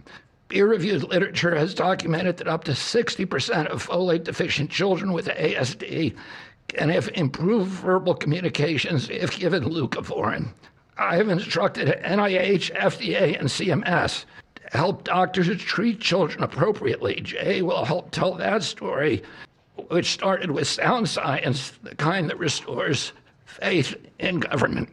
This announcement also represents a historic collaboration between NIH, FDA, CDC, and CMS.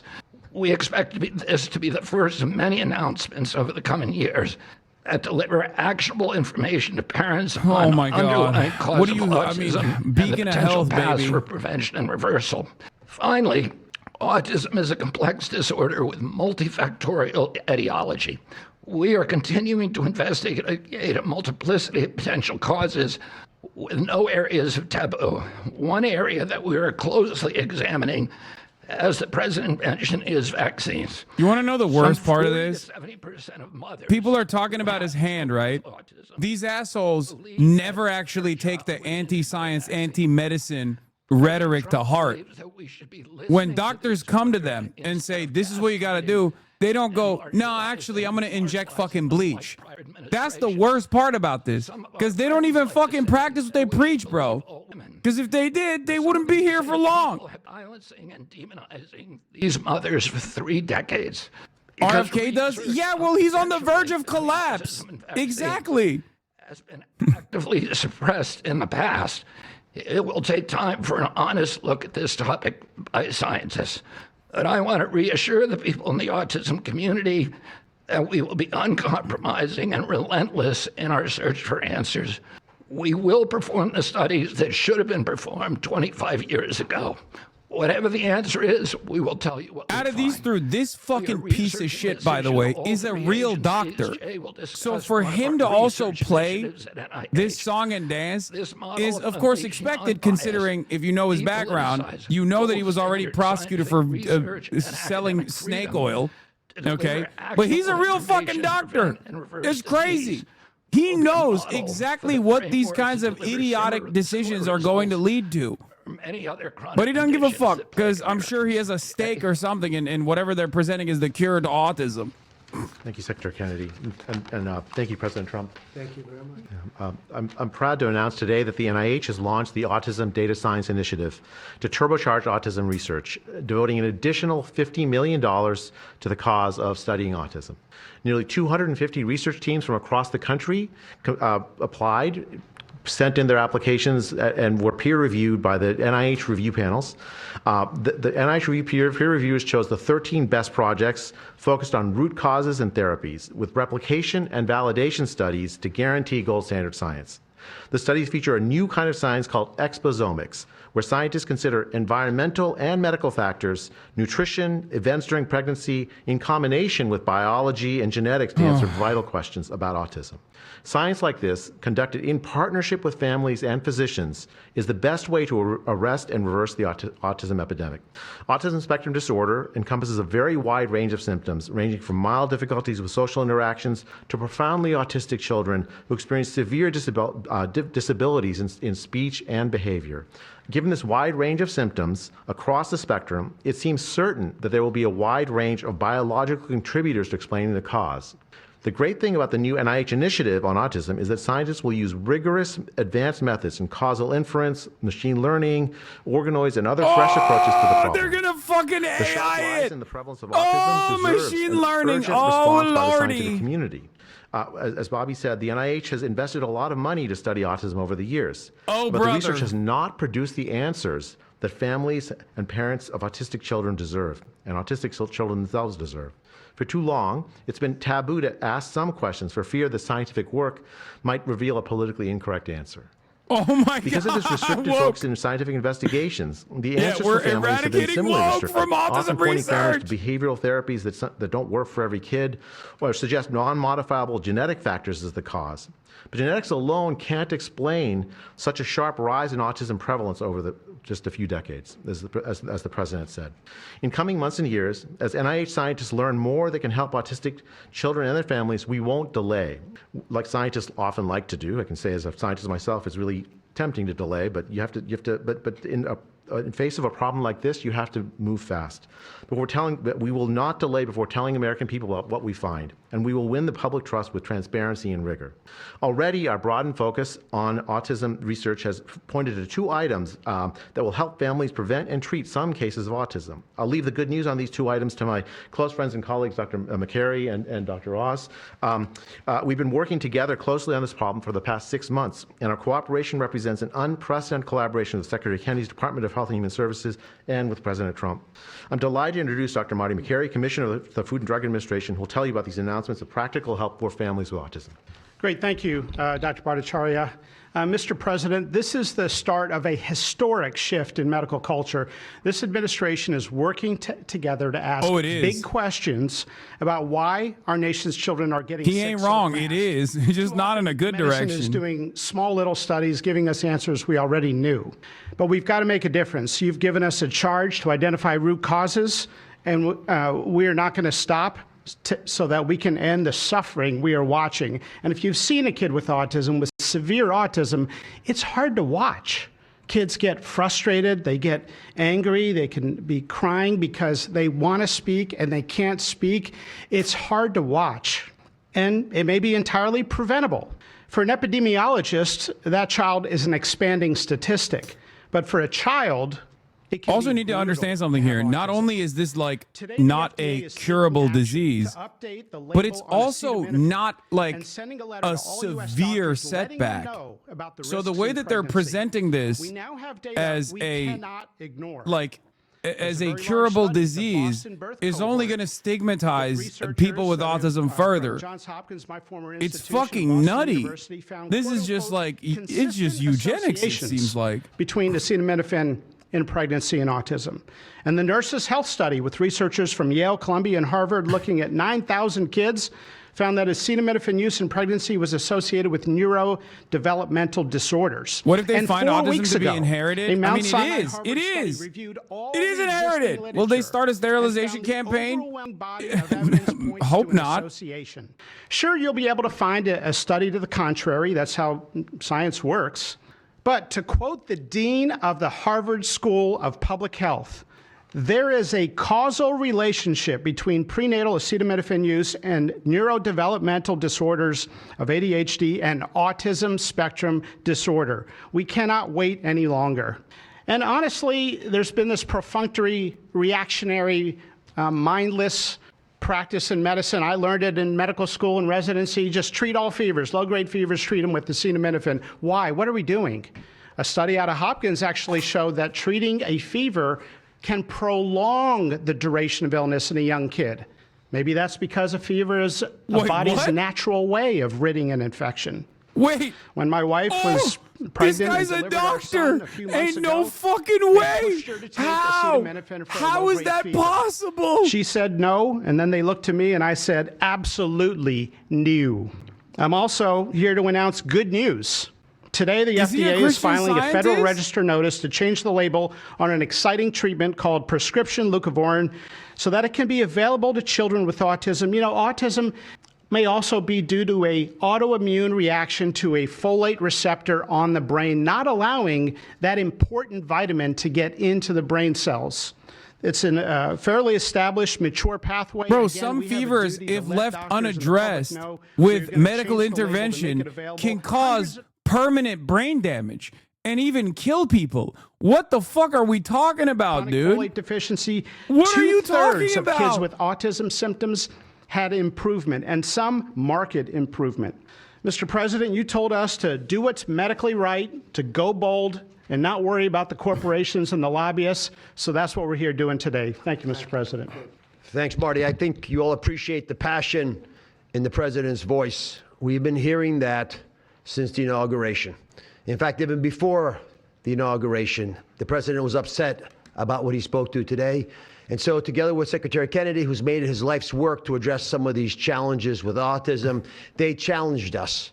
In fact, they were harsher than that. They wanted no silos to break down what the NIH would do, what the FDA would do, what CMS would do. They insisted that the physician leaders bust through the clutter because their agencies had the power if we didn't do what every other prior administration had done, which is to let people function within their siloed environments. Because of that, in historic fashion and a very accelerated manner, we have a response today to the autism crisis. It is the first of several chapters, but this is breaking news. You've heard some of it. The response to the autism crisis is going to continue to come to you. I can't believe how many people are television guys, by the way. Dr. Ross, even RFK Jr. Like, this is the podcast, their television administration is approving prescription leucovorin for treatment of autistic children.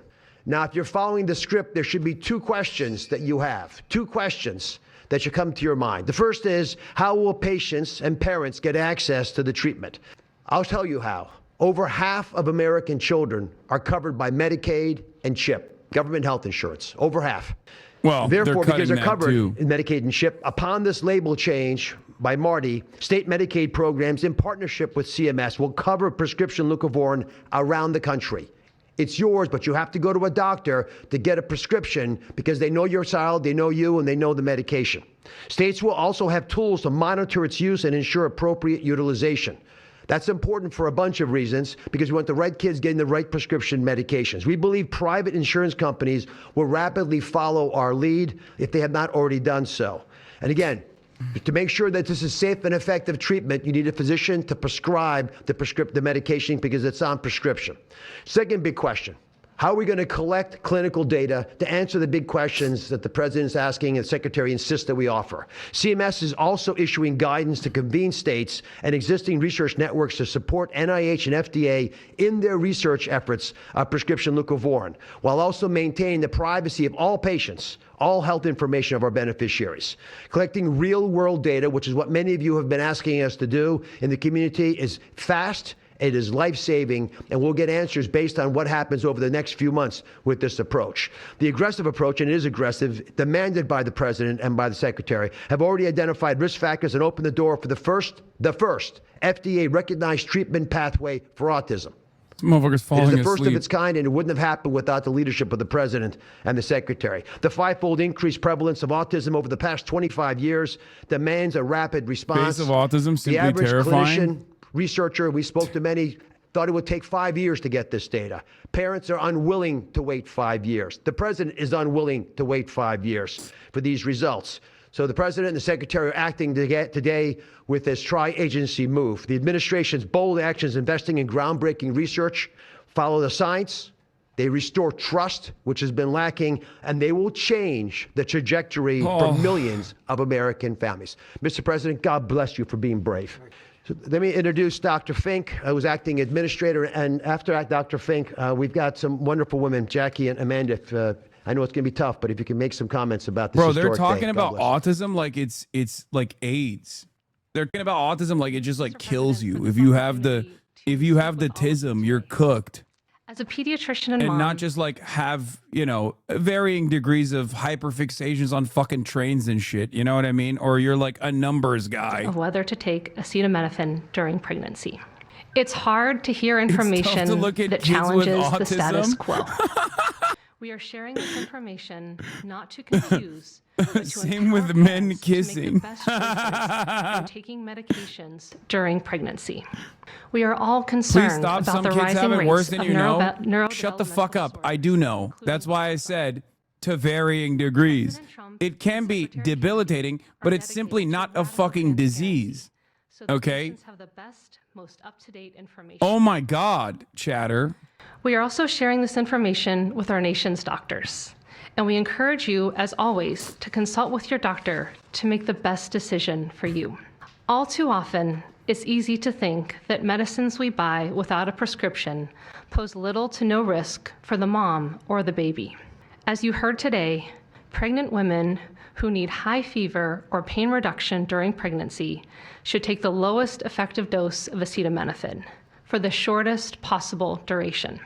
Most women will not meet these indications Yelling at Hassan during won't their help when you have the pregnancies. president and staff up there straight up lying about it. I am encouraged by these developments today. The administration is because like it is one another- step removed from putting all autistic people that they've branded as autistic into fucking camps where they sterilize them by force. And there are parents in here with autistic children fucking yelling at me because I didn't like sufficiently talk about some of the worst aspects of this spectrum. Okay? Thank you. Thank you, Mr. President and team, for all your work. This is an historic day, and I'm thankful to be here. I have a son who's 5 who is profoundly autistic, and you've probably heard if you've met one autistic child, you've met one autistic child. It's a spectrum, which I don't think the spectrum is helpful, but that's another conversation. He is an amazing little boy. She's just blessing. dunking on her kid, bro. I got a 5-year-old with the full-blown tism. He's marvelous. He can count to 1,000. He knows all of his letters and the sounds they make and a word for each one. But he also has a lot of obstacles. He is nonverbal. He can say those numbers and letters, but there's no communication. Unless you've lived with profound autism, you have no idea. You have no idea. He, like you said, he will get frustrated because he can't speak. It's not even that he can't speak. Sometimes he just doesn't understand what I'm saying. He understands the word no, but he doesn't understand the why behind the no. And that's a huge part of discipline. That's the discipline. So it's very hard to discipline a child with autism so you have these behaviors. And it's a very hopeless feeling. It's very isolating being a parent with a profound autistic child. Even just taking them over to your friend's house is something we just don't do because, again, they're going to be met with no, no, no, and no understanding of why. And then there's a meltdown. And then you're in a situation where you're just helpless and you're just trying to protect your kid. So it's just better not to do it. You learn your limits, and it's been really hard. This is amazing that we're here today. And no one has been able to point to anything to say this is what caused it. And you can't point to that and say it didn't cause it. I have no idea. I am completely open. I'm not blaming anything, but I'm open to the discussion and the fact that there's work being done to find answers. I'm very grateful. I was already excited to vote for Mr. Trump anyway, Mr. President. But when we got word of RFK doing his work, I was ecstatic. I could not wait for this work to be done, that somebody would try to find us some answers. I'm just very grateful. I pray for my son according every to day. Trump, it's because you fucking ate Tylenol when you were pregnant. How does that work? Yeah, you did this seemingly horrible thing to your child because you presented as this horrible disease that you've inflicted upon your child. So extremely grateful for the opportunity to be here and share my son's story. My son is Eddie. He's 11. He's on the opposite end of the spectrum from what Amanda just explained. He's considered high functioning. He was not always high functioning. He was nonverbal till the age 4. We've had quite a hard time to get to the place where we are today. I am just so grateful to President Trump and the entire administration for finally listening to High functioning, low moms functioning is the who have older crying out for terminology that used to be answers for used. years. I think they changed I've it. met There's so always many other patches on this moms with children stuff, on the but spectrum in the 9 but it years just since means my that like son's high functioning just means that you don't need like a lot of they all have assistance in very terms of similar like stories. socializing. And they've all You don't have like just wanted significant somebody to medical, listen, significant dietary restrictions, ridicule things of that them nature. Or look at them like they were the crazy people. It's hard when you don't have doctors that take the I time think to the really new meta is to and say find like out when the support change happened needs and or what change something, happened right? And it's just Back in my I've been day, it praying was for high this functioning, day low for 9 functioning. years, and I'm so thankful to God for bringing the administration into our lives, and I'm speechless. This day is a day I never thought would happen. I thought that we would never have an administration that was courageous enough to look into things that no prior administration had. So I'm just here to express my gratitude, and I am looking forward to what comes Read a health from this, journal. and hopefully we just get full-blown more answers. autism. So, thank you. Thank you very much. Full-blown autism. So I just want to say acetaminophen is basically Tylenol, essentially, because I noticed that term is used throughout this conference. So it's essentially Tylenol. And I just recommend strongly. What's the smoke that these motherfuckers have for Johnson & Johnson, dude? They're just like, seems like they're just singling Johnson & Johnson out as like Maybe Tylenol 10% making you of the women that are autistic. Don't take pregnant it. are, would perhaps be forced to use it. And that would mean you just can't tough it out. No matter what you do, you can't tough it out. So that's up to you and your doctor. But there's a very strong recommendation, maybe stronger from me than from the group, because they're waiting for certain studies. I just want to say, I want to say it like it is. Don't take Tylenol. Don't take it. There's other acetaminophen generics out there. Fight like hell not to take it. I have it right There here. may be a point where you have to, and that you have to work this out is with why, yourself. This is So why don't take I have the Tylenol. full-blown Other tism. things that we recommend, or certainly I do anyway, is, and it's so important to me, to see the doctor 4 times or 5 times for a vaccine. Don't let them pump your baby up with the largest pile of stuff you've ever seen in your life going into the delicate little body of a baby, even if it's Delicate 2 little years, body 3 of years, a 4 baby. years. You just break it up into, I would say 5. I'm doing but it. Let's say 4. 4 I'm visits doing to the it. doctor instead of 1. And For certain my things neck I think pain. you should do. We've already taken out and are in the process of taking out mercury and aluminum now. You know what mercury is. You know what aluminum is. Who the hell wants that pumped into a body? And there were rumors about both of them for a long time. But we're having them taken out. We're having them taken out of the vaccines. And guess what? Hepatitis B again. I'm pregnant. I'm pregante. I'm mpreg. And I just took some fucking acetaminophen, dude. Goddamn. You already know. I'm trying to make sure my next of kin, this baby that's coming out of my butt, is going to be the most autistic. Common sense. And they have that too. Mega autism. They have that too, a lot. But I recommend the hepatitis B. Take it at 12. Sexually transmitted. You don't have to give it to the baby when the baby's 2 years old. And there are a lot of theories on that, but not when they're 12. Doesn't seem to be a problem at all. The MMR and the chickenpox. Chickenpox has already been broken out. It's a singular shot, but the MMR is not. And I've heard for years that there's a problem with it, but they say that there's no problem if you do each shot separately, not put together. So an MMR, go out and do it separately. Don't take Tylenol. Don't give Tylenol to the baby after the baby's born. Every time the baby gets a shot, the baby gets a shot. They say, here, take a cup of Tylenol. I've heard that for years. Take Tylenol. Don't take Tylenol. Don't have your baby take Tylenol. Now, Tylenol is fine for people that Don't aren't do it, baby. pregnant. Don't that do it, aren't, baby. in Tough a it out, situation that baby. we're talking about one very specific situation. If you're pregnant, don't take Tylenol. When you have your baby, don't give your baby Tylenol at all, unless it's absolutely necessary. Don't What do is it. this? Break Was up that your even a visits part? to the doctors. Was that even a part of what the doctors were saying? I mean, It's inconvenient. It's inconvenient. I made the No, you're gonna mistake have of to go claiming the back. 'Cause I think doctors you're are late. saying You're this. gonna go back each year for 4 years, 5 years, 3 years. Just break it up. Break it up, because it's too much liquid. Too many different things are going into that baby at too big a many number. liquids are going the into size the of this baby. thing, when you look at it, it's like fucking 80 different freestyling. vaccines and beyond vaccines, and 80. Too many liquids Then to you give the that to a little baby. kid. I mean, I can tell you that I had a woman who worked for me, a beautiful, wonderful woman, worked in Trump Tower, and she had the most perfect child, beautiful. Just perfect. But then the baby And I was remember hit this with little a full-blown blonde-haired boy running around the autism. lobby of Trump Tower, so healthy and so vibrant. And then he got And the I said, "That's Tylenol. great." One day, Tylenol and the baby is I came in and she autistic. was crying her eyes He out keeps behind the talking counter. about trains and planes. She was she worked at the front desk. She was crying her eyes out. I've never, as much as I've ever seen anyone distraught, she was. I said, "Are you okay? What happened?" My boy, I've lost my boy. What does that mean, your boy? My boy, you know him, sir. You've seen him grow up. He was so beautiful. And I took him for a vaccine, sir.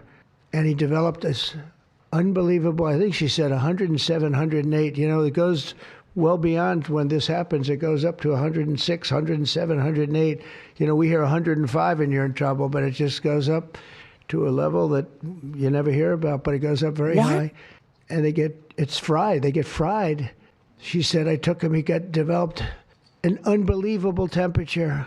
And I've lost him, sir. He's gone. And then I saw the boy. It was so tragic to see. That was the following day. After the vaccine. And I've seen it 2 other times, and I think 3 other times, but 2 other times, where they go to the doctor and they get the vaccine, they get the shot. The kid is, badly hurt. Let's be nice, badly hurt. And just do it. Break it up into 5. Break it up into 4. Break it up into 3 if you have to. What but is go to this the guy doctor 4 saying? times Like, instead this of is once, literally or 5 times the president instead of once. making. And for some reason, they insist that you put it all into the body. Giving and maybe medical that's the drug advice. companies that make more money that way, As opposed to maybe the doctors. because they don't want to be, doing this. And so he's just much. talking Maybe out it of was- his ass. maybe He's it's the doctors. freestyling. They get maybe more money. Who the hell knows what it is? Don't do it.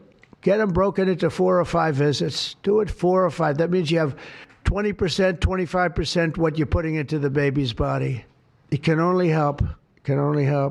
And the other things I told you about, just the word tough it out. It's easy for me to say tough it out, but sometimes in life with a lot of other things, you have to tough it out also. Don't take Tylenol. Don't give Tylenol to the baby. When the baby's born, they throw it at you. Here, give them a couple of Tylenol. They give them a shot. They give them a vaccine. And every time they give them a vaccine, they're throwing Tylenol. And some of these babies, they're long born, and all of a sudden they're gone. And it doesn't hurt not to do it. It doesn't hurt. There's no downside. There's no downside at all. And break up MMR. Break it up. It's practically a known fact that if you break it up, you're not going to have a problem. But for years, we've been hearing how bad MMR is as a combination. No, and I'm we very haven't. happy that you broke out chickenpox because that was we really haven't. a problem. No, that's not And there a are thing other that we've things. been It's interesting hearing. because there are other things. Hear other things. We're talking about other different drugs, pills that you take that we know are so bad and they don't take them my anymore. But for some God. reason, with this, they keep taking it. Don't take Tylenol. Trump used There's platform no of presidency to downside. promote unproven Don't ties to take it. Tylenol vaccines, autism without new You'll be evidence. uncomfortable. It won't be as easy, maybe. But don't take it. If you're pregnant, don't take Tylenol. And don't give it to the baby after the baby is born. And you know what? We have more than 3 years left. And I told Bobby and the doctors behind me, and they are so committed to this, I told them that this is the number one thing I want to do from you. And, we have something else called Favored Nations, where I'm going to be reducing drug prices by 1,000%, by 900, 600, 500, 1,200. We're going to be reducing drug prices at levels never seen. It's called Favored Nations. We're going to be paying what right now, we're like the garbage can for the rest of the world, and we have been for forever. We pay much higher for drugs than the rest of the world. We subsidize the rest of the world. We're not doing that anymore. And that's a big thing. That's a big thing. That's bigger than anything. I told the story the other night that I was so proud in my first term that for the final year, drug prices went down 0.25%. And I was so proud. I said, why? I'm the first one to do it. I think it was 28 years, they said, where drug prices went down from the beginning of the term to the end. And I was so proud. I called a news conference. I said, drug prices have gone down. First time it's happened in 28 years. You know what it was? 0.25%. I was so proud. Now we're going to have them go down from $100 a pill to $9 a pill, from $1,300 for a shot of like an Ozempic or the fat I call it the fat pill or the fat drug. Sometimes it works, I guess, for people. The ones I've seen, it hasn't worked so well. I got a lot of friends, they're fat. They said, yeah, I lost some weight. I said, you don't look it to me. Oh, but my they pay God. $1,300, $1,200, and they go to London and they pay $88. And they call me, they go, what's this all about? We're subsidizing the rest of the world stupidly because we have a lot of stupid people in this country running things. Okay. And how He's big never is that? coming But after to me, Sim that's 'cause he nothing compared consumes to autism.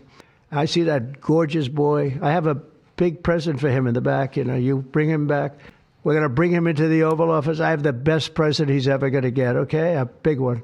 I saved it for you, okay? Because I heard you were coming. Look how beautiful he is. So that's it. There's nothing much to say. Don't take Tylenol if you're pregnant, and don't give Tylenol to your child when he's born or she's born. Don't give it. Just don't give it. And we're going to have, I think, really, if you do all the things that I say, break it up, just break it up, break up the shots with the doctor. MMRs, as I told you, separate, separate, separate. Chickenpox already separate. You do these things. I'm telling you, I want to, when I leave office, I don't want to have, it's going to be the kind of number that we're hearing where it's 1 in 32 or 1 in 10, because I've heard 1 in 10 also. And in California, it's really bad. I want it to be, let's get it back to maybe 1 in 10,000 or 1 in 20,000 or maybe none in 20,000. And the only way you're going to do that, because this is artificially induced. This is induced by something. You don't go from 1 in 20,000 to 1 in 10,000, then to 1 in 10. That means you're taking something and something's wrong. And I feel very certain, and I know I'll be criticized. Someday they'll look back and they'll say, well, it wasn't, but I think it will. I think we're going to have a tremendous, this is the most important. There's nothing more important than me. We cured inflation that Biden gave us. He gave us so much inflation, the biggest ever in history.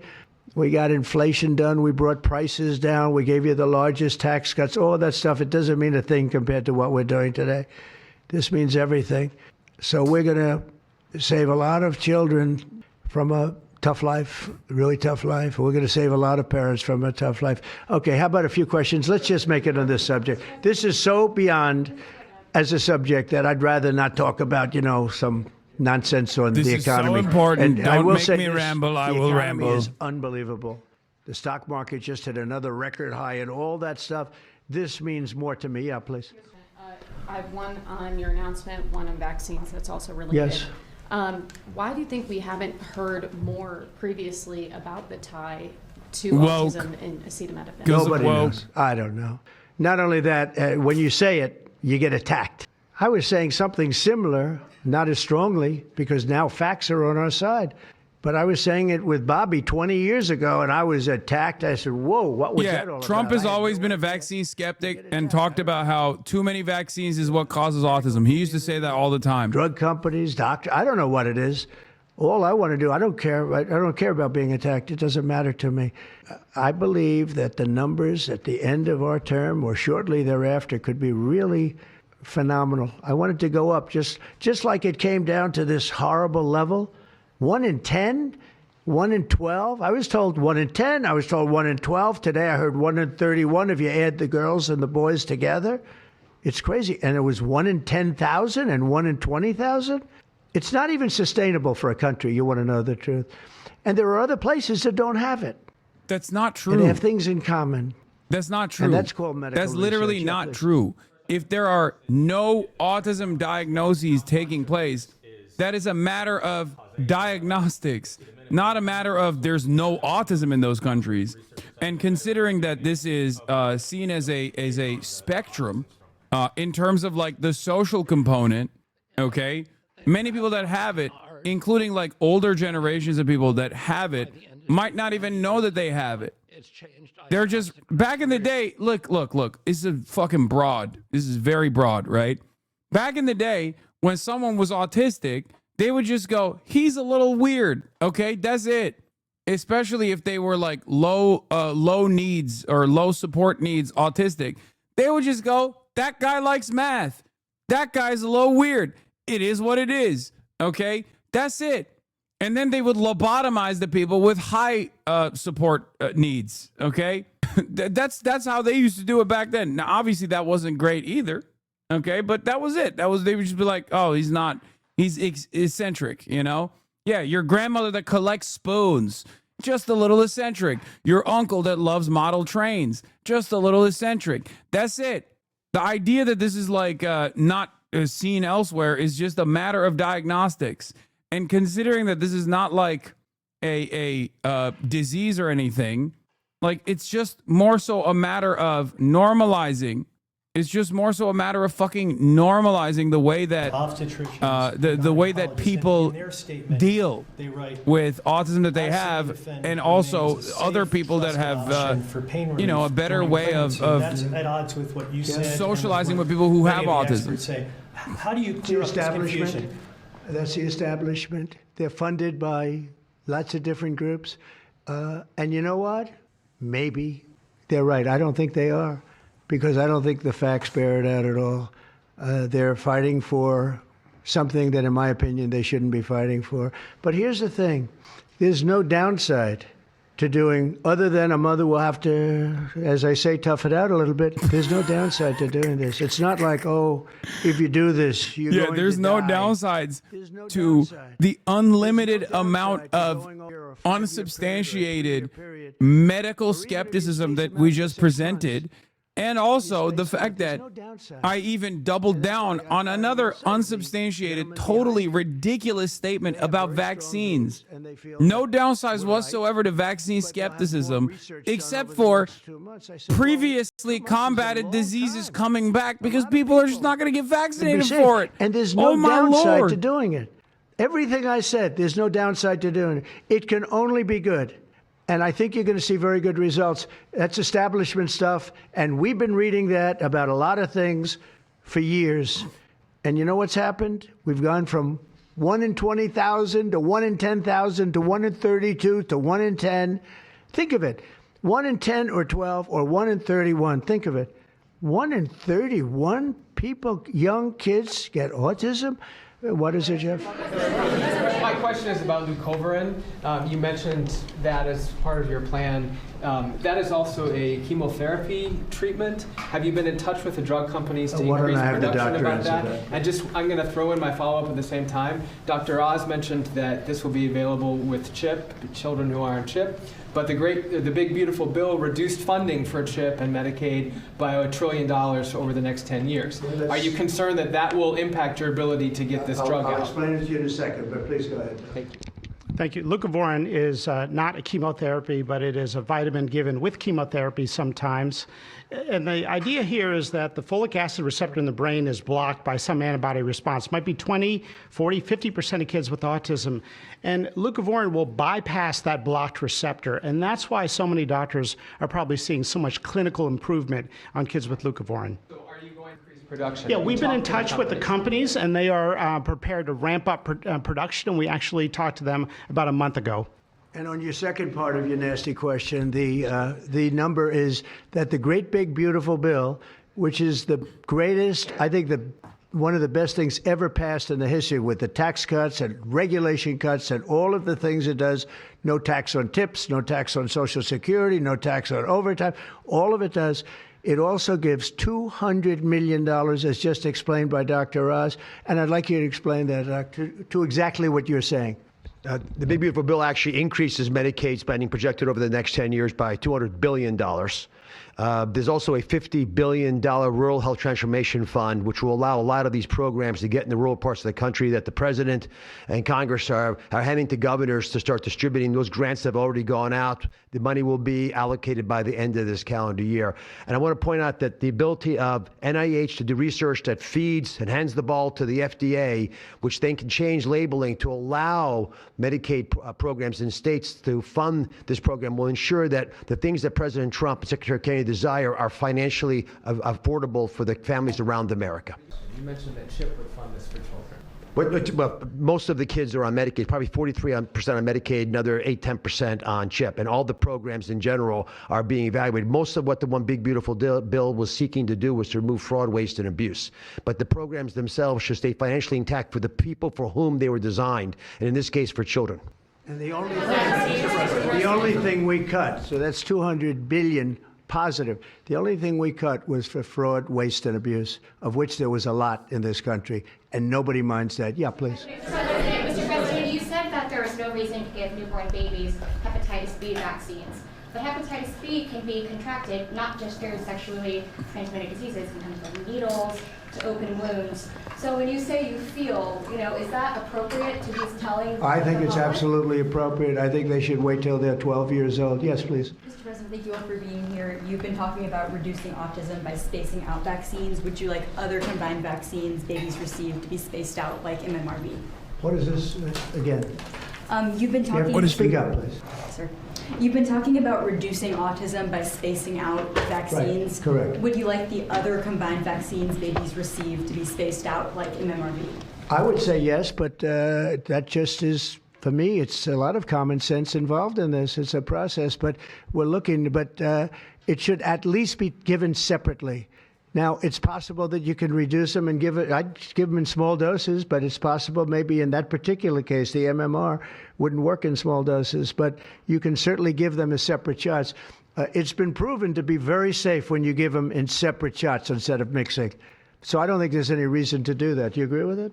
I'm not a doctor, but I'm giving my opinion. I don't think there's any reason to do that. So it's been Why proven are to be you safe doing? when you Don't break do them that. up. But MMR by itself, I've heard bad things about it for many years. Yes, please. That's a great way to end that conversation. I'm not a doctor. Why am I giving my opinion? A question we are all asking. With a population of children who might have social boundary difficulties, and then you have children who are, going to grow up to be adults with diapers. I mean, what do you think?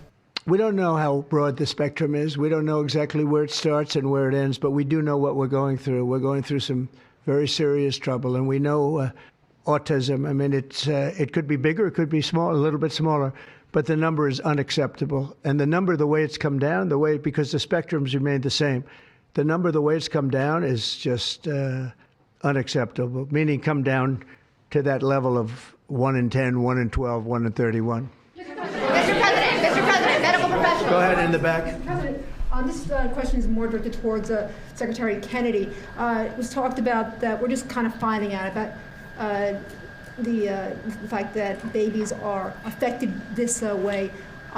Is there a concern that information is being suppressed right now within HHS, and could an investigation perhaps be launched seeing any more Well, I think information has been really not given out very freely over the years, absolutely. And I think that's by drug companies and maybe doctors, but I certainly think that over the years. I think this is a different group. We have a lot of information. And that information, I mean, it's the information that we have that we're making these statements. And I'm making them out front, and I'm making them loud, and I'm making them strongly not to take Tylenol, not to take it. Just don't take it unless it's absolutely necessary, and there's not too many cases where that will be the case. And again, what's the worst? The worst is nothing can happen. It's very positive. That's a positive thing. But I don't believe I don't actually believe that's possible. I think the results are going to be amazing. I want to see amazing results by the time I leave this beautiful building. And I will consider this, I believe, with the wars, I've stopped 7 different wars. I've saved millions of lives. I've done a lot of things. This will be I thought we weren't as talking about any other single shit. thing I've done. Because Turns I out know we are. ladies, beautiful ladies just like this that are going through the same thing. And it's not easy. And I admire you for being able to do it. But I admire him, too. I wish I had a face that looked like that. If Do I they looked just like him, I want would a have been mountain president of a long time litigation? ago. Is that what it is? Like, what the fuck were they thinking with this? Tylenol is widely used in other countries, too. As you make this announcement, do you expect your decision may affect I other hope they countries? follow it, yeah. I hope they follow it. Yeah, other countries are, sell Tylenol. Some countries don't. I mean, I hear Cuba. Now, again, you'll have to check this out. But I hear Cuba doesn't have it because it's very expensive. And they don't have the money to have it, or they don't want to spend the money to have it. They don't have Tylenol. And I hear they have essentially no autism. So you'll have to check it out. Yeah, Brian, please. Medical professionals have warned No, for I decades. said, no, not you. You're CNN, you're fake news. Go ahead, Brian. Thank you, Mr. President. I want to go back to the Amish community, if I can, just for a second. I recently saw a man from Minnesota, an Amish man from Minnesota, on a podcast, and the host asked him what the rates were for like ADHD and autism, and he had no idea about ADHD. Oh my God, Theo Didn't know Von. that existed. Oh my God, it's because of Theo Von. Oh my God, Theo Von is literally, oh no. Community, and they don't take all of this junk.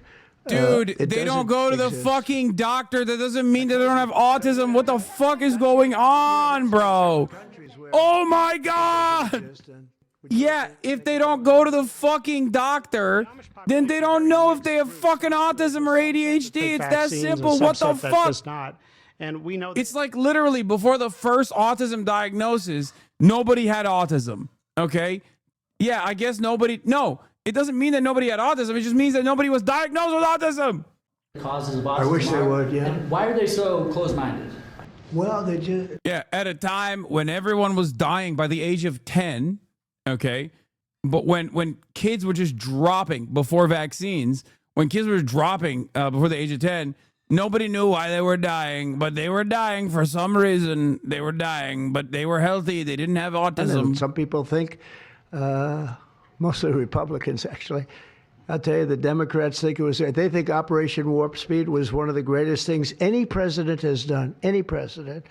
It's, we're very proud of what happened. We got hit with something that came from a place that shouldn't have happened, but it did happen. Those things take place, and you're very unpleasantly surprised. But no, I'm a big believer in vaccines, the polio vaccine, big believer in vaccines. I know Bobby and you guys have it out a little bit, but he's a believer in vaccines too. But I've seen how great vaccines can be, how incredible they can be. So I'm a believer. Yeah. Sir. Yeah, please. Your comments made about MMR and heavy speed, you Right. said those were your suggestions, but have you spoken with Secretary Kennedy about actually making those changes? I have, yeah, I have. I've spoken to all the doctors about it, and doctors that are not here right now. I've spoken to many doctors about everything we're talking about. And, the Tylenol has started to be spoken of over the last period of time, but we've been doing the research. A lot of what they've been speaking about comes from right here, by research done by these people. And I just say it again, don't take Tylenol. Don't take it. And don't give it to your child after your child is born. And do all those other things, little things, just spread out your visits, et cetera, on the vaccine. And I want to thank everybody. This is a very important day. Thank you very much.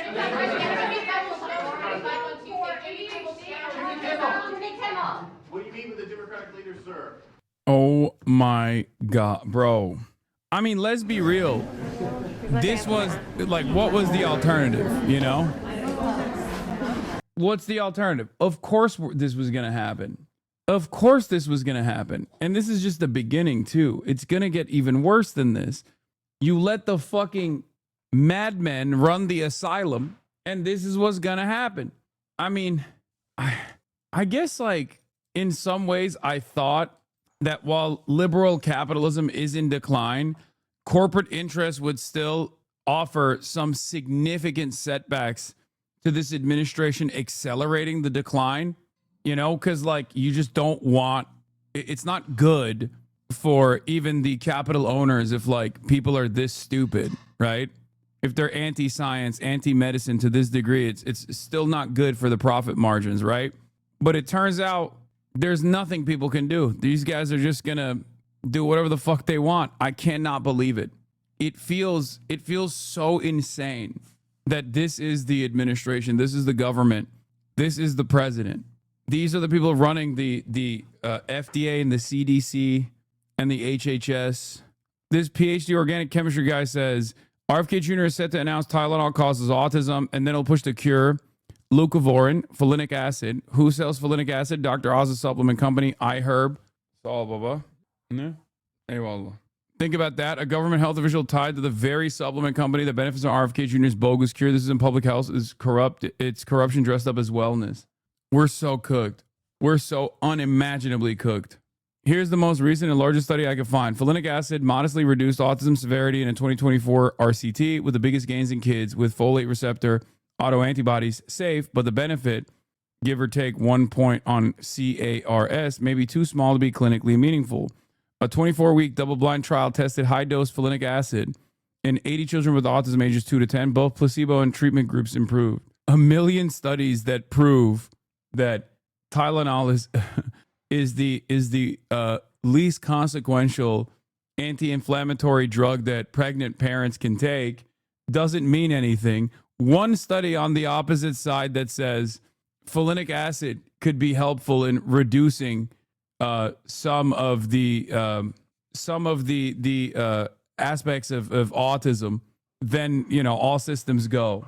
Fucking dope, man. I don't know. I just don't know what to say. What do you say to this? What do you say to this? What the fuck do you say to any of this? What an insane situation we found ourselves in. I mean, it's expected, but it still feels crazy when you're watching it unfold, you know? Let's see what CNN had to say about this autism shit. At the United Nations, France joining more than 145. Never mind, they're talking about France recognizing a Palestinian state. The Palestinian state, which, of course, in and of itself is an important news story. We'll talk about that as well. Kingdom and Canada announcing they too will now recognize a Palestinian state. The shift playing out as a humanitarian crisis in Gaza intensifies and as Israel tightens its grip on Gaza City. Israeli Prime Minister Benjamin Netanyahu insisting there will be no Palestinian state and that these countries are, quote, giving a massive prize to terror. Joining us now from outside the UN is the Israeli ambassador to the United Nations, Danny Danon. It's good to have you with us, Mr. Ambassador. Prime Minister Netanyahu has said that he is preparing for Israel to enter what he calls an era of isolation. What exactly does that look like for Israel? Well, we just saw what happened in the General Assembly. We saw the hypocrisy, the theater, countries coming and demanding demands from Israel, ignoring the reality, what's happening on the ground, the fact we have still 48 hostages in Gaza. But we are determined. We are determined to finish the job and to bring back all the hostages.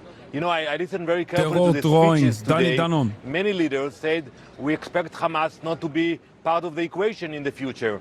But no one actually explained how it's going to be accomplished, because they know it's only on our shoulders. It's not the duty to make sure Hamas will be out of the game. So we will continue, we will finish the job, and we will create a better opportunity not only for Israelis, but also for the Palestinians in Gaza. In terms of creating better opportunities, as you know, a short time ago, Emmanuel Macron of France announced that his country will officially recognize the state of Palestine. He said that this is, in his view, the only solution that would actually allow Israel to live in peace. And when it comes to Hamas, over the weekend in an interview with CBS, he said he believes this move will actually help to isolate Hamas. Here's a little bit more of what he had to say. Hamas is just obsessed by destroying Israel. But I recognize the legitimacy of so many Palestinian people who want a state, who are a people, they want a nation, they want a state, and we should not push them towards Hamas. If we don't offer them a political perspective and such a recognition, the unique answer will be security, and they will be completely trapped by Hamas as the unique option. So as you hear him arguing there when it comes to the Palestinian people, he's saying this is an important alternative to make sure they don't turn to Hamas and go with Hamas. Are you concerned moving forward here? And he points out he believes the continuing surge of Gaza could actually drive people to become not only more anti-Israel, but drive them to support Hamas. What is the plan to make sure that doesn't happen for Palestinians? I don't think they can become more anti-Israel. Well, I think it's exactly the opposite. I think that what we are seeing is like virtual reality. President Macron, he doesn't know the facts.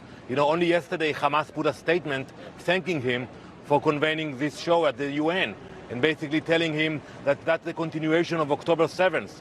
So when Hamas is praising you, one should know that there is a problem with what he is doing. And basically what we saw here was support for terrorism, not for peace. We are a peaceful nation. We signed peace treaties with so many countries. But in order to do that, you have to sit down and negotiate, not to come to the UN and have empty declarations. And I would add my point. In one of the interviews, President Macron mentioned that there is no Hamas in Judea and Samaria. He's wrong again. Unfortunately, Hamas is there, and they are active there. And even the PA can acknowledge that they have issues dealing with radicals in Judea and Samaria. So maybe he has like a different aspirations for the region, but he has to face reality. We are there. We know what's happening on the ground. That's why we are committed it's in to make West sure Bank that as Israel well. is a safe place and Hamas is not there. Sundown tonight, of course, will mark the beginning of the Jewish New Year. Hamas today released a propaganda video of a 24-year-old hostage, Alon Ohel, urging the U.S. to stop supporting Netanyahu's decisions. Now, the family has asked the media not to show that video. What is your message tonight to hostage families as they mark Rosh Hashanah, as they welcome in a new year without their loved ones? We are praying for the hostages. You know, we know 2 years, it's a very long time. We know that the physical condition of the hostages, you know, we cannot describe the details, unfortunately.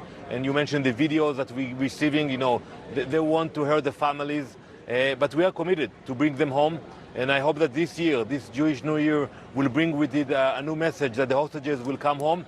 And we want to finish this war. Don't be mistaken. We have no desire to stay in Gaza or to prolong this war. We want to finish with it. But what we saw here at the UN, it's actually supporting Hamas. It doesn't support ending of the war. Ambassador Denny, we need to leave it there. Thank you. Thank you very much, Erica.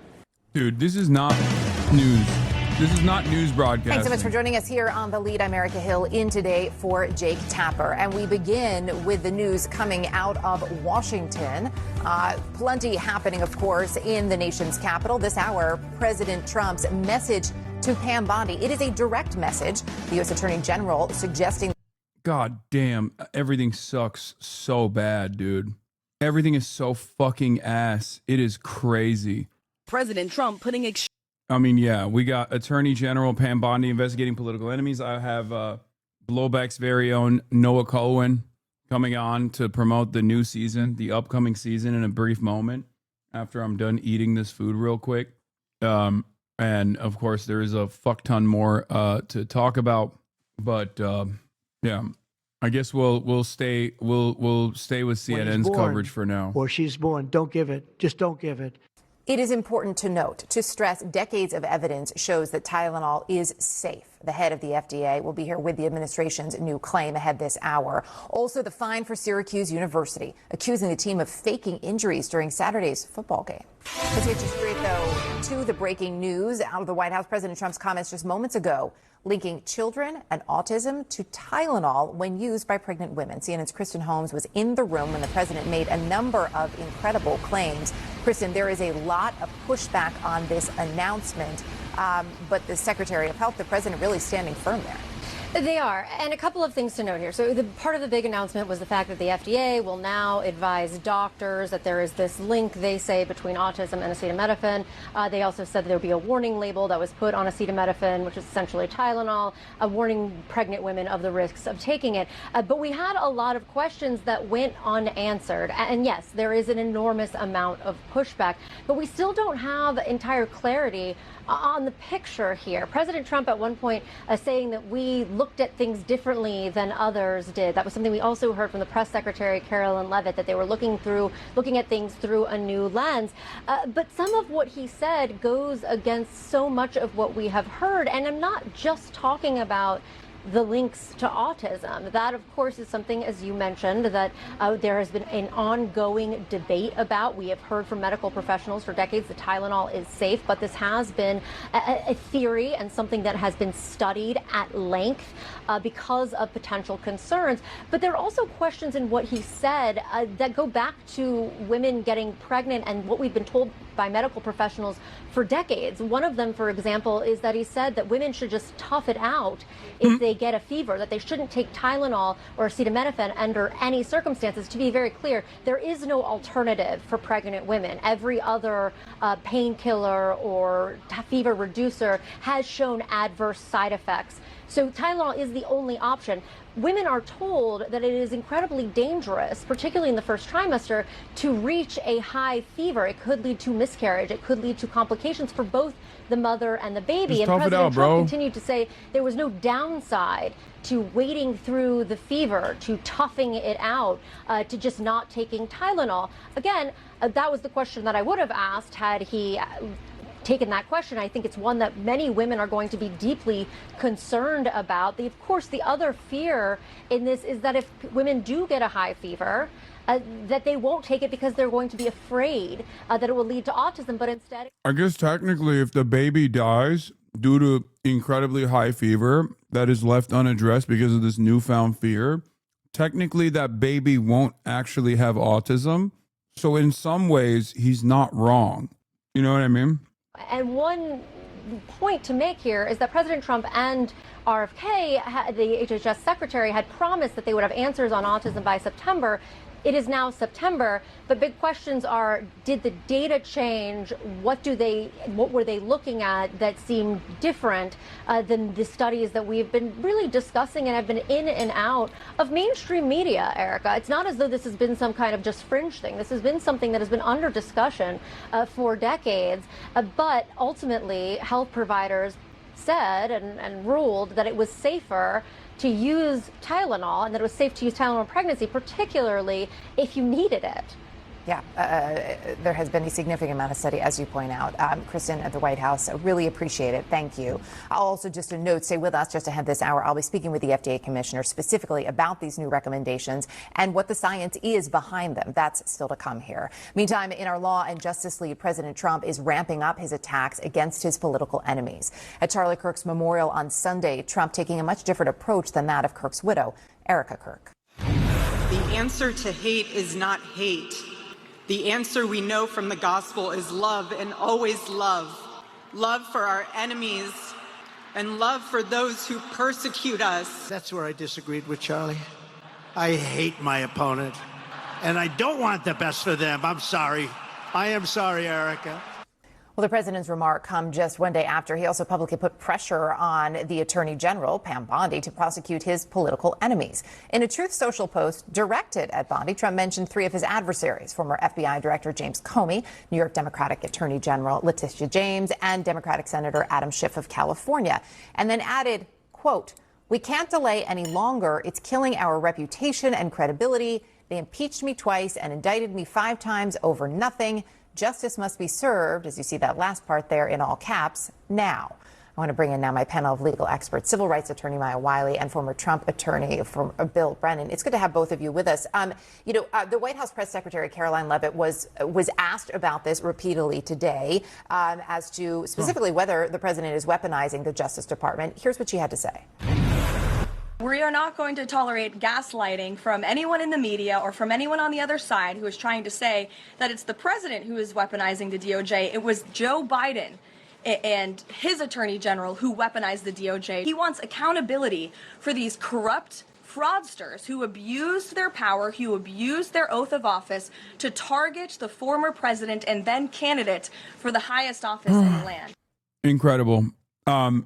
We'll get back to this in a brief moment. I am now calling Noah Colwin and Brendan of the Blowback podcast to talk to them about the new episode of Blowback coming out.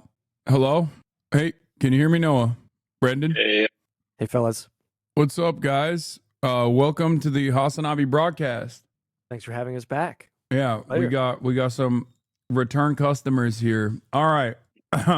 So, as is tradition, whenever you guys have a new season that comes out, I bring you guys on to talk about all the things that you're covering, while giving as little spoilers as possible. What is this? What's this season going to be about? This season, our 6th season of Blowback, will be about the Cold War showdown in Africa. One of them, but probably the biggest and most vast, the Civil War in Angola. Because that was a conflict that was pretty important. The Cold Warriors in America didn't really focus too much on Africa until there was a real showdown, not only between Portugal, which was a kind of backward empire that was behind the 8 ball in terms of decolonizing by this point in the 20th century, but then South Africa, which wanted to spread the sort of apartheid mini imperium that it was building in southern Africa into places like Namibia, which was a neighbor of both Angola and South Africa, and elsewhere. And when they trained their sights on Angola, it was the Cubans, Fidel Castro and the Cuban leadership, sent tens of thousands of troops to go help defend their African ally from the apartheid government. and the Soviet Union joined in as well. So then it became this kind of real important aspect of the Cold War, where you had the CIA, foreign mercenaries, and South Africa on one side, as well as a very prominent warlord we can talk about in a bit, maybe, inside of Angola. And you had revolutionary Cuba, Angola, and the Soviet Union on the other. So it's exciting for us because we've never done a season on the African continent before. And it's also a return of a lot of protagonists from previous seasons and antagonists from previous seasons that I think people might be excited to see back. And there's also, I think, a piece of the story that people who've listened to our show before, we sort of fill in, I think, in even greater detail, a lot of how politics and how American foreign policy changes in the late 70s and 80s in particular, through the Carter and Reagan White Houses, with a lot of emphasis on particularly the Reagan White House's approach to have kind of like world contras, to arm proxy fighters, whether they were standing armies of other countries or guerrilla fighters and rebels, who fought against wherever we thought Soviet communism was. And Angola is one of the more unheralded battlegrounds of that effort.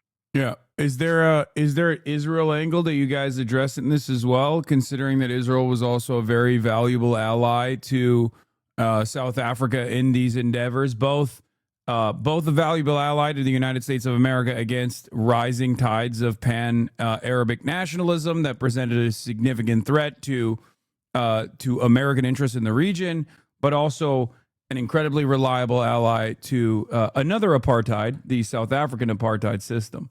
Yeah. We know in our first episode, I'm glad you asked us on, because in our first episode, I'm actually currently, I was tuning into your stream earlier. I saw you're about to play the Twin Snakes. You're in the middle of playing Twin Snakes. I'm currently doing a mini-series with Felix, our mutual friend Felix Biederman, about Metal Gear Solid. And we like to drop in Metal Gear clips whenever we can into Blowback. And it was real easy this time because in MGS5, half the game takes place in Angola, or on the Angola-Zaire border region, as I'm sure you know. Yeah. And there's a really funny tape, because that game has so many tapes of, lore and background.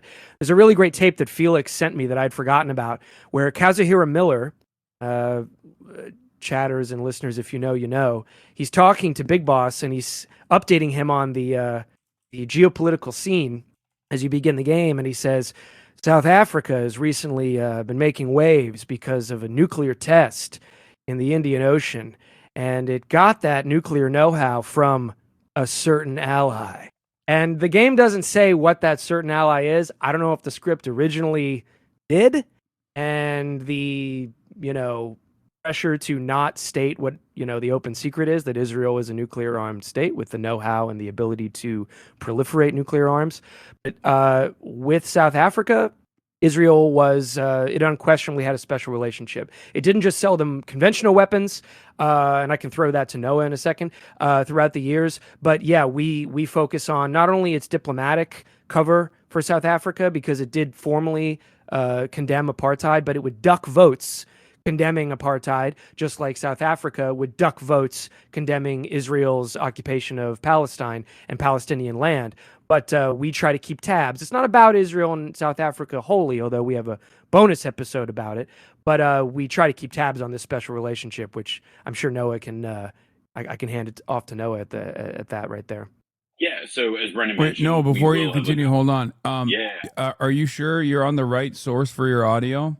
Oh, me? Yeah, because you're not on a mic. It seems like you sound like you're coming from like a webcam mic or something.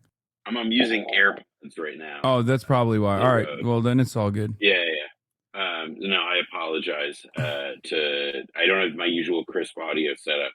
I'm on the road. The bonus episode that we have will go into a lot more detail about this. And the bonus episodes for our season, by the way, are behind a paywall. So if you want to know the full story, you got to go to blowback.show and fork over $25 annually. And that gives you our whole back catalog, the whole new season, all of it's ad-free, and the bonus episodes, because of some late-breaking interviews, are going to be ready on, I think, Monday is our goal. So the part of what will come up in the bonus episode, and what Brendan, to pick up where Brendan had kind of left off, Israel and South Africa were very, very good friends. I quote former Israeli ambassador to South Africa as describing the relationship as being very intimate. And it gets especially frisky in the mid 1970s when Israel and South Africa begin collabing on nukes. And they have this test. It's a big secret that then becomes a not so secret when it commences in 1979.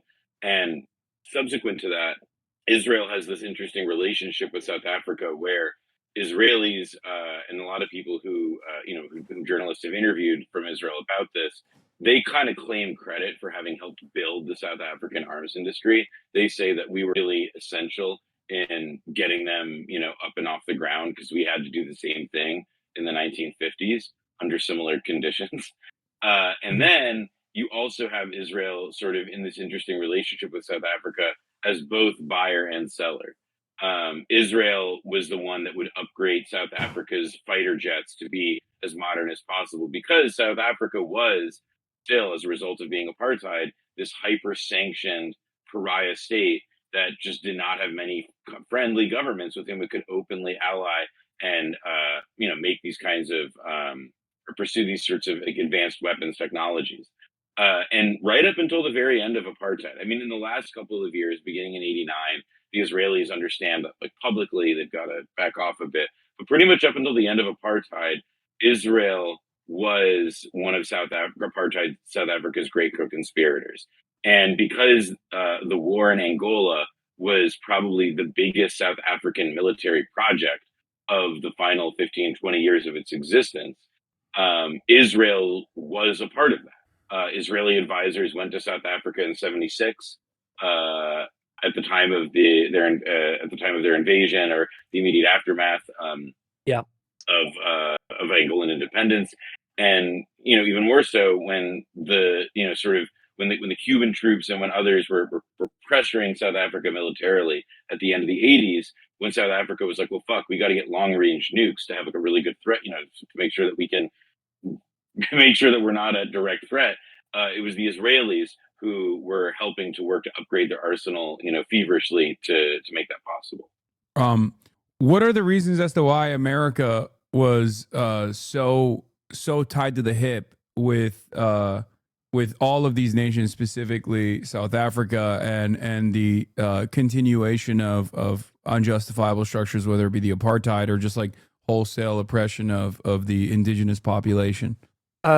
Whether it's the Democratic administration under Jimmy Carter or Ronald Reagan, there was always lip service paid to the idea that apartheid is a disgusting system that someday on the horizon we should all hope is put to bed.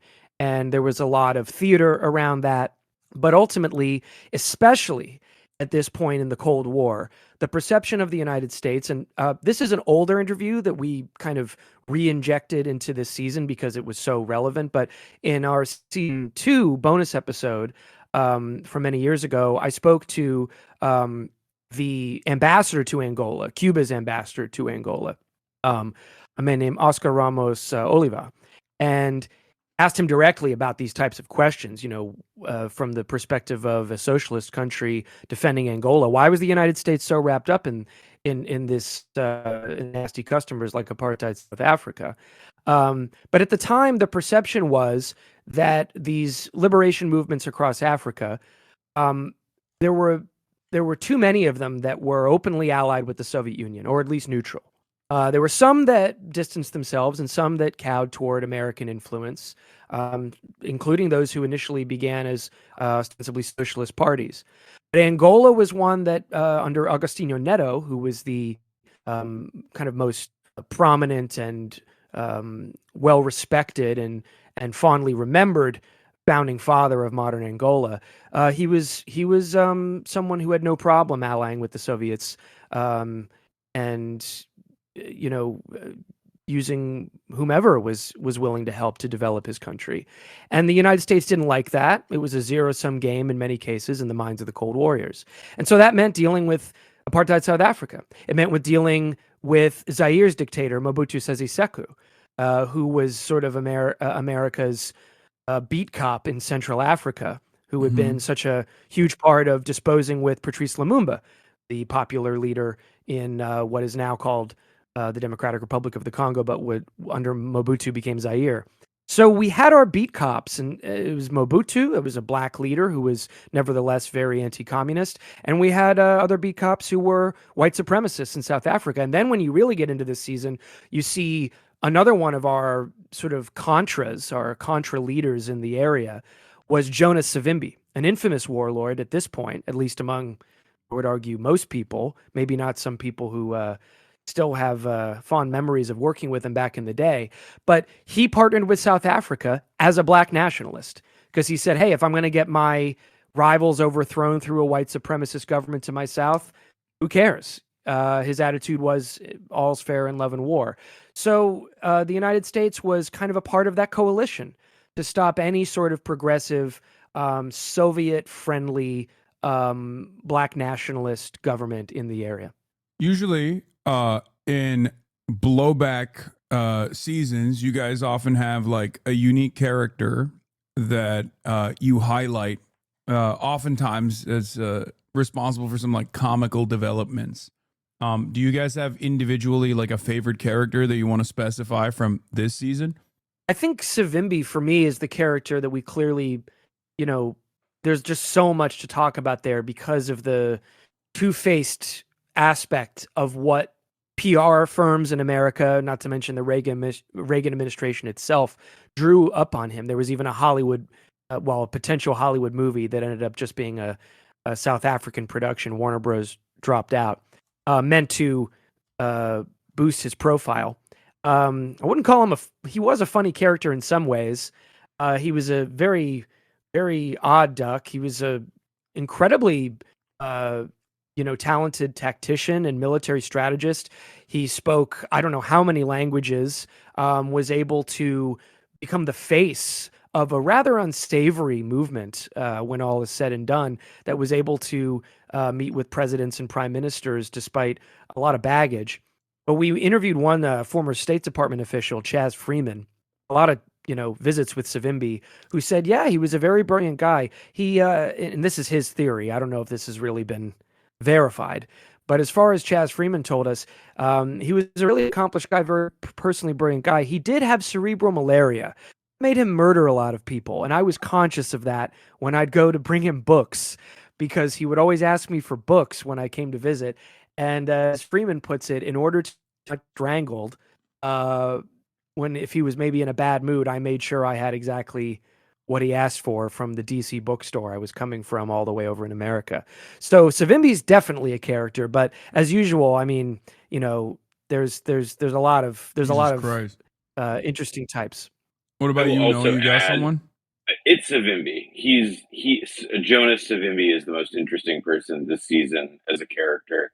But I want to add that the cerebral malaria piece of it that Freeman came up with is unverified, which we make a point of saying in the regular show, in the main episode of the show when we discuss it later.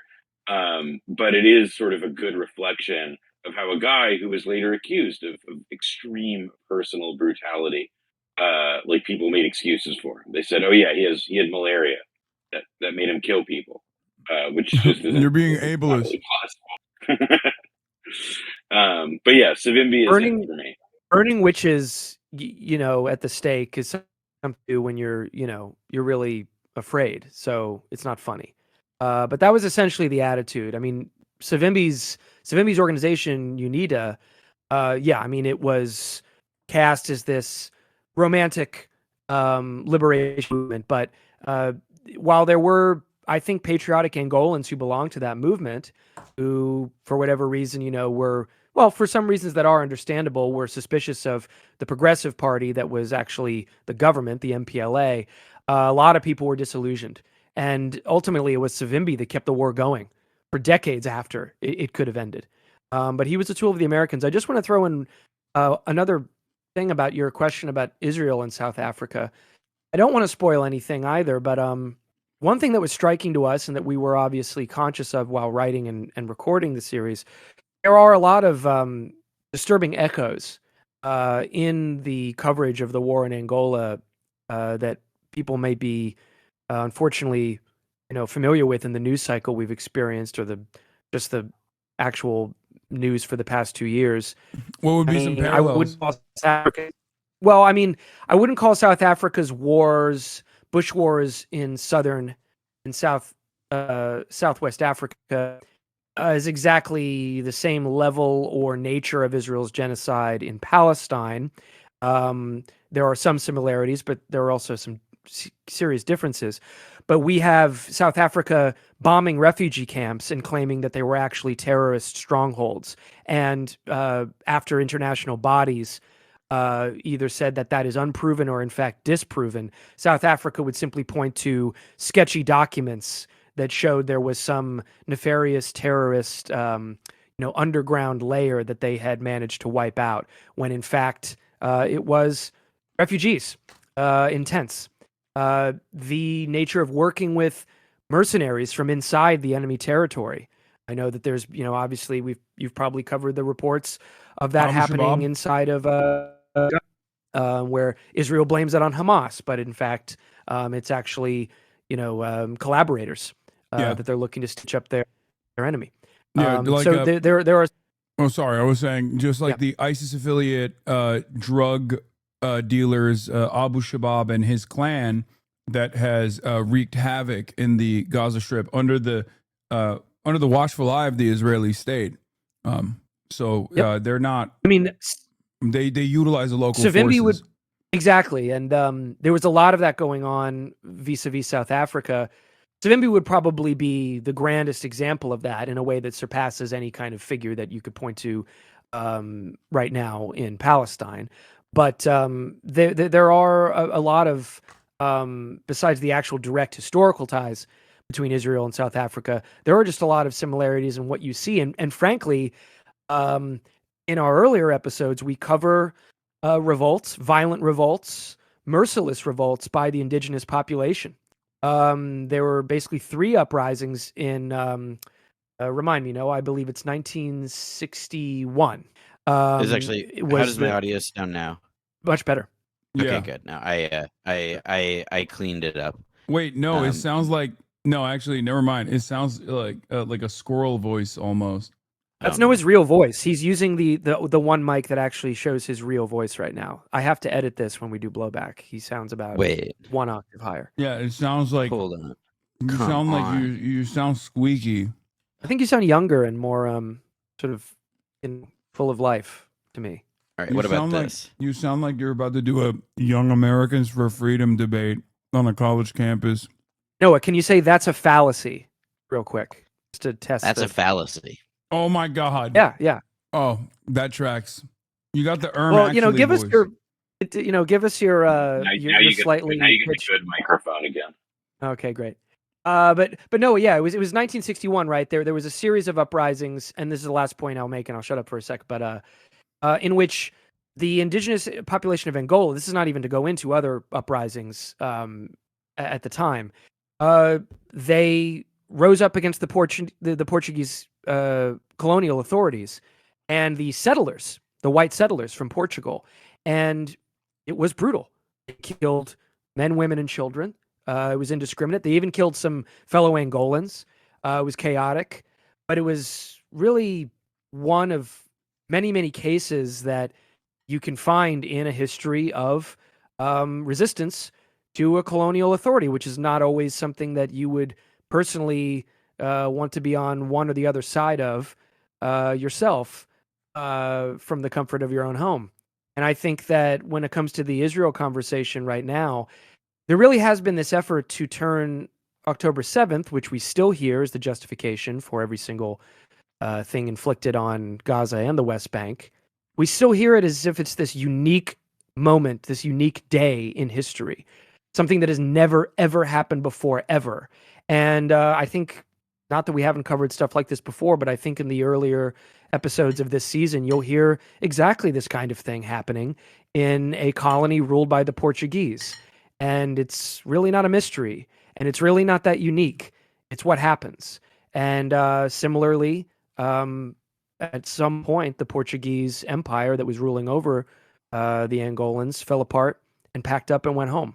So there's a lot of echoes in this season all over I the would place. say the one echo that I sort of think about a lot is one that Vincent Bevins, the journalist, put on Twitter that is really, really, really interesting, which is about how, South Africa also was the state that pursued in the years before it finally went away, that it pursued aggressive wars against Angola, Zambia, Botswana, not just against these like nations as their governments, but you had South African forces, cooking shit up in all those countries, Mozambique and so forth. And it did all this not because it actually conformed to a real, like an actual like set of strategic threats to South Africa. Although perhaps from Angola there may have eventually been something like that, but really it was because of paranoia. It was because South Africa was paranoid and fearful, and that paranoia and fear made them launch all of these offensive operations, which ultimately stretched their military very thin and made it very difficult for South Africa to remain viable as a threatening, as the kind of a dominant military force in Southern Africa that it had been. And so when people ask the question of like, well, then how did this powerful state and system ultimately collapse? It was a consequence of decisions that they had made, that they had committed to, the offensive operations they'd committed to out of this paranoia and fear of living on a continent with black ruled governments as well. Yeah. So a question for you guys, actually, and I don't know if this is pertinent to this season, but one thing that I was reading on was the efforts in the apartheid government in trying to find formal recognition and international recognition for the Bantustan structures that they had developed.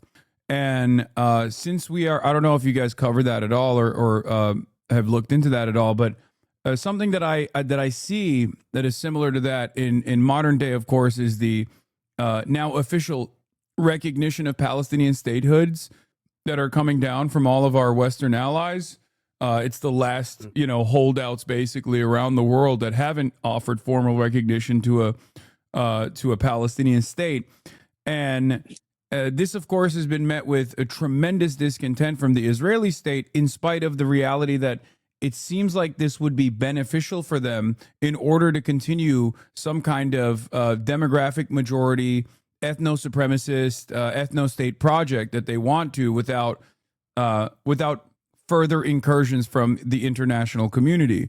So do you guys think that this is just simply another instance of Israel, for example, getting frustrated because they're incredibly entitled and incredibly arrogant? Or do you feel like the South African assessment at the time was also an incorrect one, and that it wasn't good to even offer offer recognition by the international community to the Bantustans? I'm going to let you take that one, Noah. Sure. I think one of the things that the context that's sort of important and relevant with Israel and diplomatic recognition in Palestine is that there was this process called Oslo in the 1990s specifically, where the Palestinians made a specific strategic concession to recognize the Israeli government with the expectation, misguided, that they would be able to negotiate in good faith with the Israelis through a U.S. mediated process. This is what the Oslo Accords set in motion, and it obviously failed. Yeah.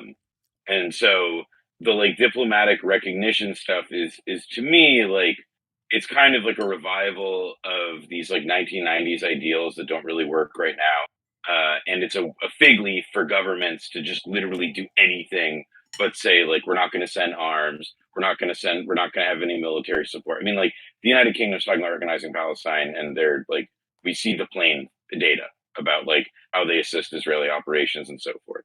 I think in the case of South Africa, recognition of Bantustan territory, what comes up in the literature is not so much, again, that there was this ask for diplomatic recognition that could have ever been that effective, but it was more that there was this ongoing civil rights struggle within a country, and that the principle of equality among the people within that country was the call.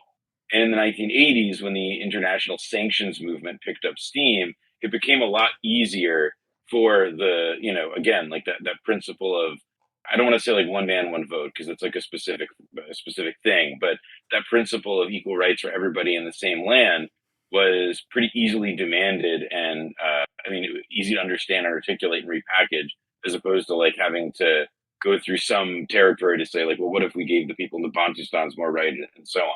Oh no, that's exactly what I was thinking as well, which is that like it actually, from a legal standpoint, if there's additional international pressure, creates tremendous setbacks for a singular solitary state. If because it's much easier to make this demand in an apartheid structure where the full-blown sovereignty is in the hands of the Israeli state, as opposed to a two-state Bantustan structure that Israel seemingly is opposing quite vociferously. So I guess the question was like, do you feel as though this is a own goal in the long run for Israel? This idea that they want to complete their ethnic cleansing campaign, and therefore they're so busy with that they don't even understand that this is actually a fig leaf offered to them by Western governments that would, at the very least, complicate any sort of demand for one state with equal representation for all Palestinians living under Israeli sovereignty. This is what I was talking about with the paranoia and fear in South Africa that motivated them. Is that like Israel psychologically, in terms of like the outlook that is part of how they're determining their strategy at this moment, is also driven by this paranoia and fear. And the like fig leaf that they're being offered, because they are so paranoid about what any empowerment, even the softest, most pillowy, slightest empowerment of any Palestinian political presence anywhere means for them.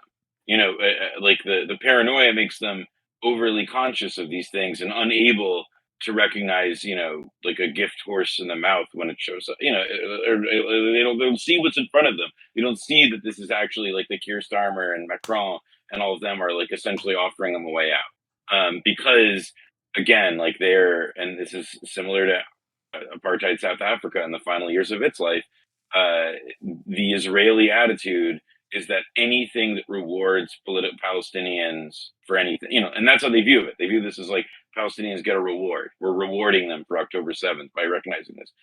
They view that as just like an incitement of more terrorism, which is, you know, when you get down to it, like if you're watching news broadcasts or radio broadcasts from the apartheid era, that's when like the surreality of how similar it sounds starts to come in. Because that's what the South African government said. They just call them all terrorists. The ANC is a terrorist organization. Mandela is a terrorist. Terrorist. Have you heard that they're terrorists, by the way? It's not a novel playbook to like latch onto that stuff and reject all diplomacy. One question. We spoke about go this. Ahead. Sorry, go ahead. Well, I was going to say last year when we came on to talk about our previous season on Cambodia, we also spoke a lot about what was going on at that point. I think Lebanon was on the menu. Israelis hadn't gone in yet, but they were just announcing it basically, and that had certain parallels to Indochina. But I remember at that point our conversation was about how, not to put things in simplistic terms, but you know, at this point, I won't say that there aren't calculations and strategies and high-level discussions, you know, that are guiding some kind of overall policy, and that it's just pure id. But in terms of international geopolitics and strategy, Israel has become something of a problem dog. I mean, it's rabid. And what we discussed last year was that is no longer even advantageous to many of the hardcore's fellow Zionists who want to simply manage an occupation and manage an exploitation and humiliation of Palestinians forever. This is, while it's a horrifying cost, it is going to probably speed up Israel's own crack up, which of course, you know, we've discussed many times. And South Africa was rather more accommodating, I have to say, if for the very fact that we saw there were eventually reforms that phased the system of apartheid out.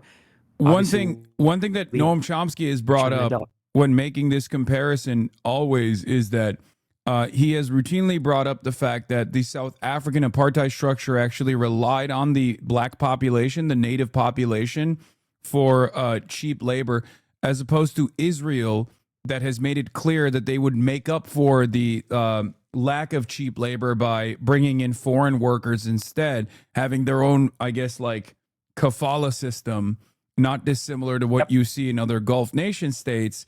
And therefore they have no use for the indigenous population whatsoever, and that they are simply an aberration that must be excised. So from that perspective, it does seem like the apartheid structure in South Africa also had to coexist to a certain degree in this unjust two-tier system.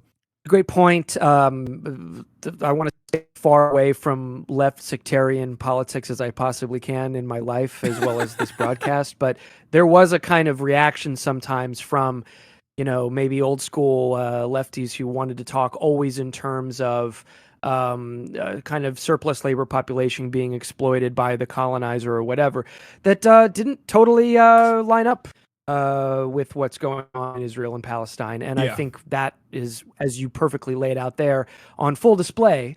And it lines up way more with South Africa. This was a place where the white government wanted everything to remain more or less contiguous. Israel is operating on I think of a different logic, a logic of a different category. And it is a genocidal logic, which, as much as you can say, and maybe should history have turned out differently, South Africa would have gotten somewhere closer to where Israel is now, if not exactly where it is now. That is not how it turned out. And so you have to know where the similarities begin and end.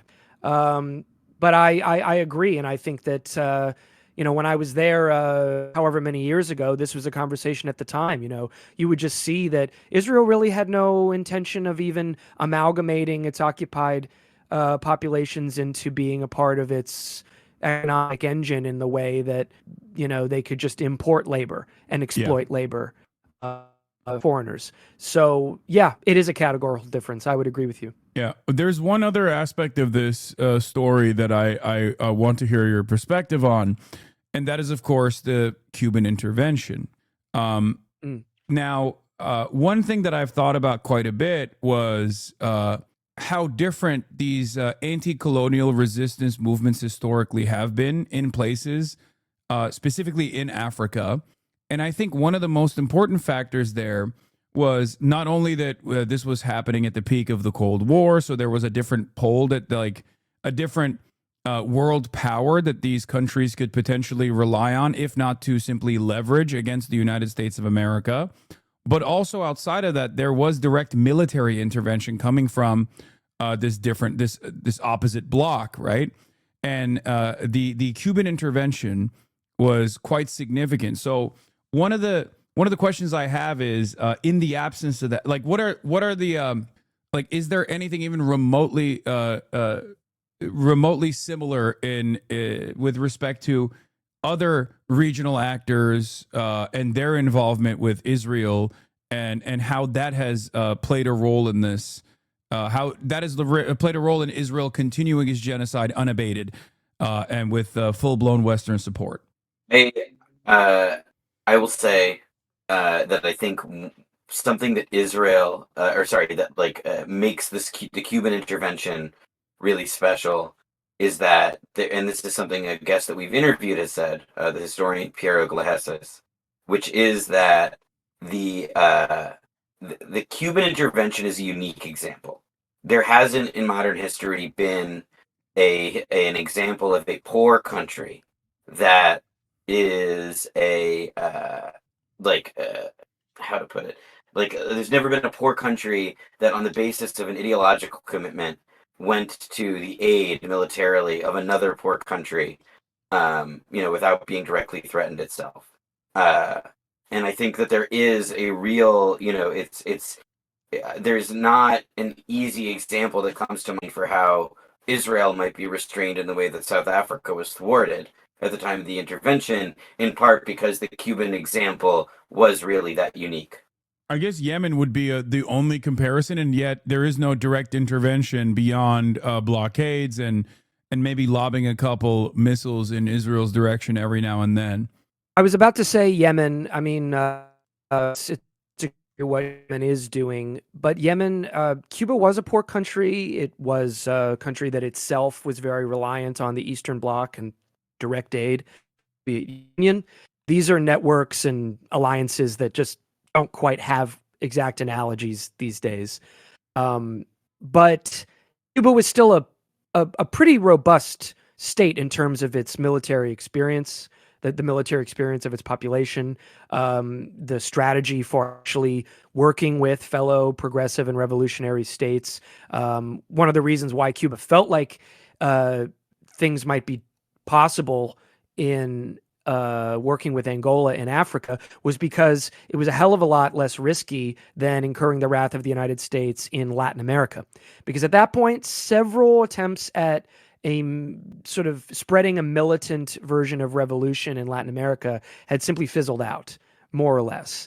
And the Americans weren't getting any friendlier to Cuba because of those attempts. So when you saw this invasion by South Africa happening toward a friendly state in Angola, which had had dealings with Cuba in the past, Cuba said, hey, look, we have a good military for a small socialist country. We have the know-how. We know how guerrilla war works. Let's go help. There, as Piero Glahesis, really just the top-notch historian on this issue that we were fortunate enough to have extensive conversations with, 2 whole bonus episodes with, and he's in the main series. He, in his opinion, which I find persuasive, it is pretty much the pure case of revolutionary idealism in the case of Cuba. I mean, there was a pragmatic reason why they could operate in Africa as opposed to Latin America, but they had muscle in a way that Yemen, while admirable, doesn't have the same amount of muscle to actually send tens of thousands of troops.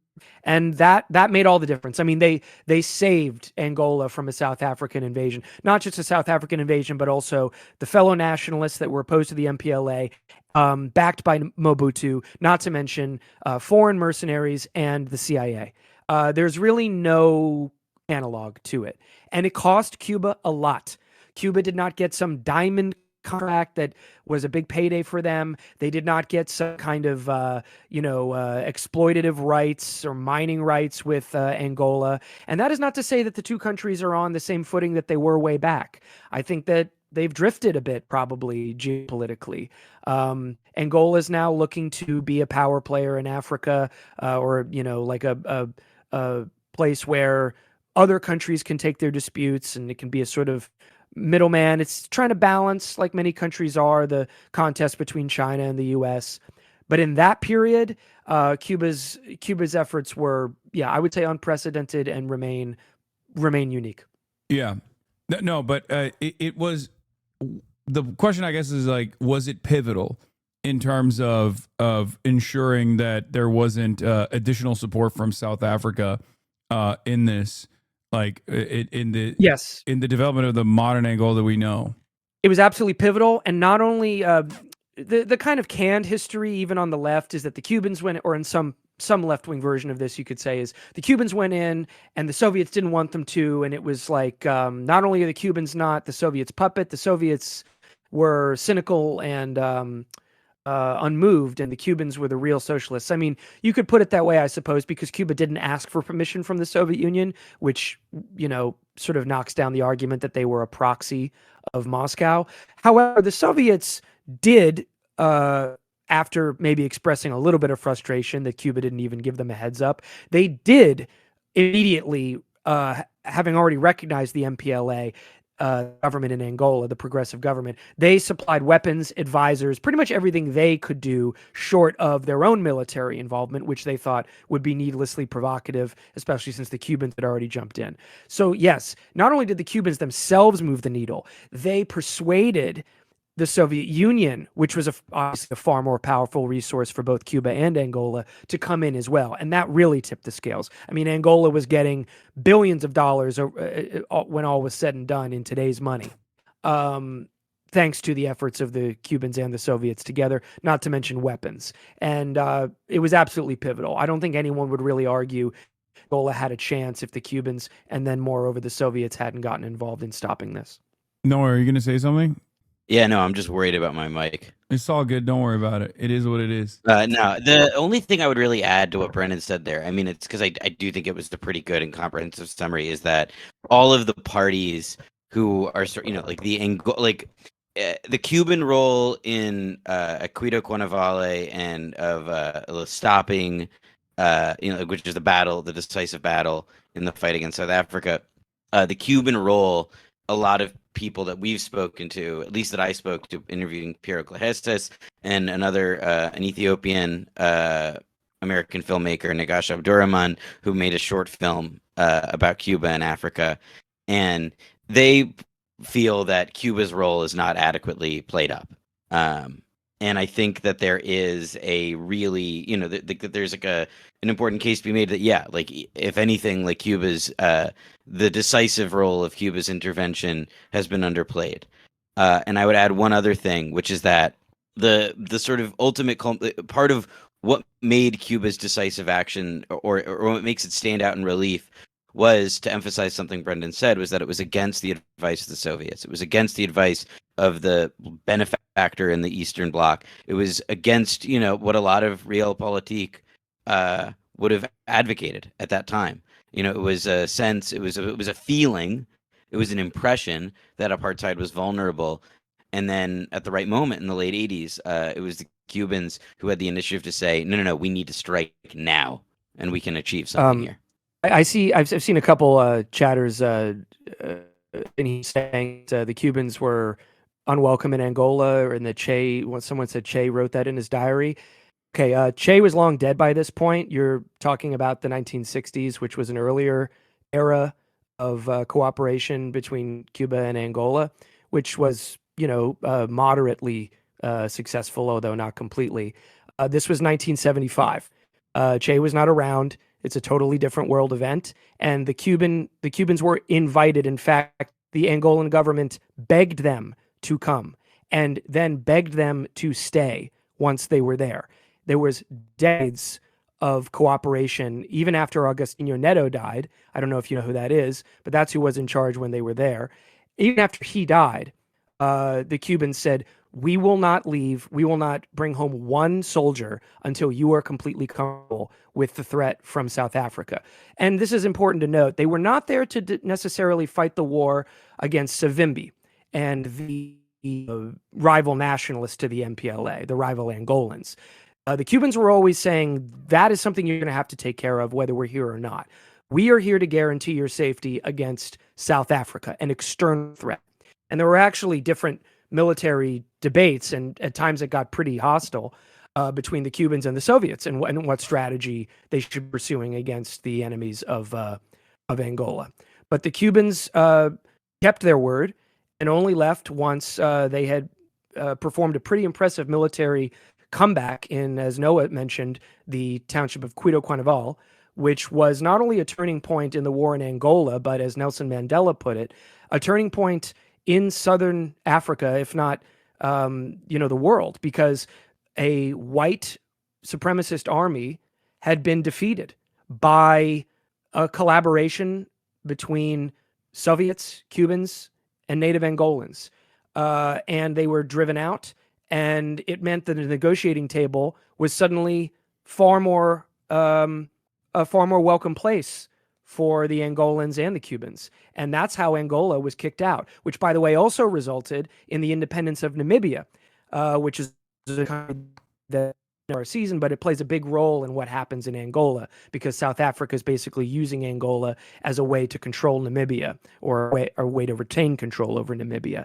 And so it was military strength. I think it really must be stressed. It was military resistance that created the opportunities at the negotiating table.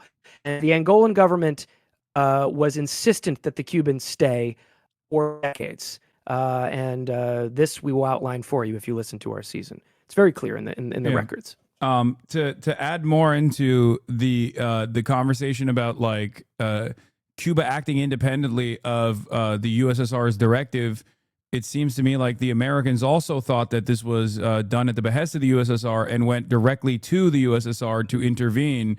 and they were positively flummoxed by the fact that it was outside of their control, that the armed intervention was unsuspected, unexpected, and also independent of the USSR's goals. Yes, and it's worth emphasizing there that this is a much larger this was how the US understood Cuba throughout the Cold War. The US repeatedly misunderstood how people in the US consistently thought that oh, Cuba just takes direction from the Soviet Union. Fidel is this authoritarian strongman. They don't have an independent set of ideas about how they want to engage the world. And so whenever we see Cubans show up somewhere, it's Soviet communism, putting its tentacles around some poor country. And as a result, it meant that, it was really not until the late 1980s, when the Cubans had started to have some real military victories in Angola under their belt, that the U.S. began negotiating with them, at the table like adults. And I think that there is a real, it's I think a really sort of kind of telling failure of American policy, but also we didn't want to negotiate with the Cubans, and we've never wanted to negotiate with Cubans. We want to destroy the Cuban government. And so it's always a lot easier when that's been your position is this sort of almost posture of total annihilation, then why would you bother caring what they think? Why would you bother talking to them? Because it was not just in one administration that the Americans went to Moscow and said, hey, can you get Fidel to back off? And then Moscow says, we don't control him. They're our allies. We support them, but we don't control him. And the Americans didn't get that. Because, by the way, maybe that says something about how we view our allies, especially these days, in terms of what alliance means and whether it really just means doing what the U.S. tells you. Yeah. It's interesting because some conversations were taking place where America was also trying to make it seem as though they were not as involved with the South African government, despite offering material support to the South African government, and made it seem as though they were an independent entity acting out on their own desires, which I guess there is some truth to. Do you feel like the American involvement there was simply giving as much control to South Africa as possible in the region in an effort not to let this resource-rich region fall into the hands of the Soviets? Or do you think there was more interest beyond that? I think that there was interest in, American access to the markets like diamonds and oil. One really key thing we should mention here that's actually kind of a big paradox for anyone who's a little bit too dug into one ideological side or the other in the Cold War. Get ready for your dogmas to be broken. Is sorry, I'm not trying to over-egg the pudding here. I'm just trying to sell the show. Get ready to is that that during this entire conflict, Cuban soldiers were guarding an oil refinery in the north of Angola for the socialist government that was run by the American firm Gulf Oil. And it was the pro-South African, American-backed rebels that were attacking Gulf Oil on behalf of Savimbi.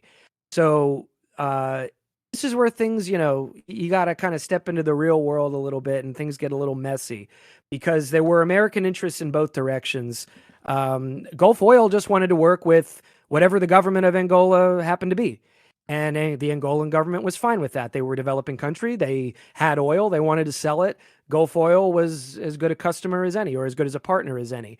Then you had the, ideological arm of the American state working to sabotage that kind of relationship. So I think that there was a complicated relationship between America and the desire for control and exploitation of Angola. Oscar Ramos Oliva talked to me a bit about this as well. But the Europeans definitely were interested in those diamonds and in that oil. And of course, South Africa, if it had its day, wanted probably not a white government in Angola because that was just so far from ingredients they had at their disposal, but probably a friendly government by a black nationalist organization that would, cut them into Angola's resources.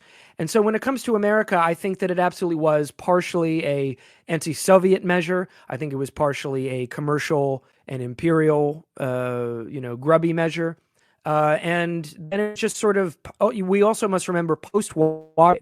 That was what I was going to emphasize.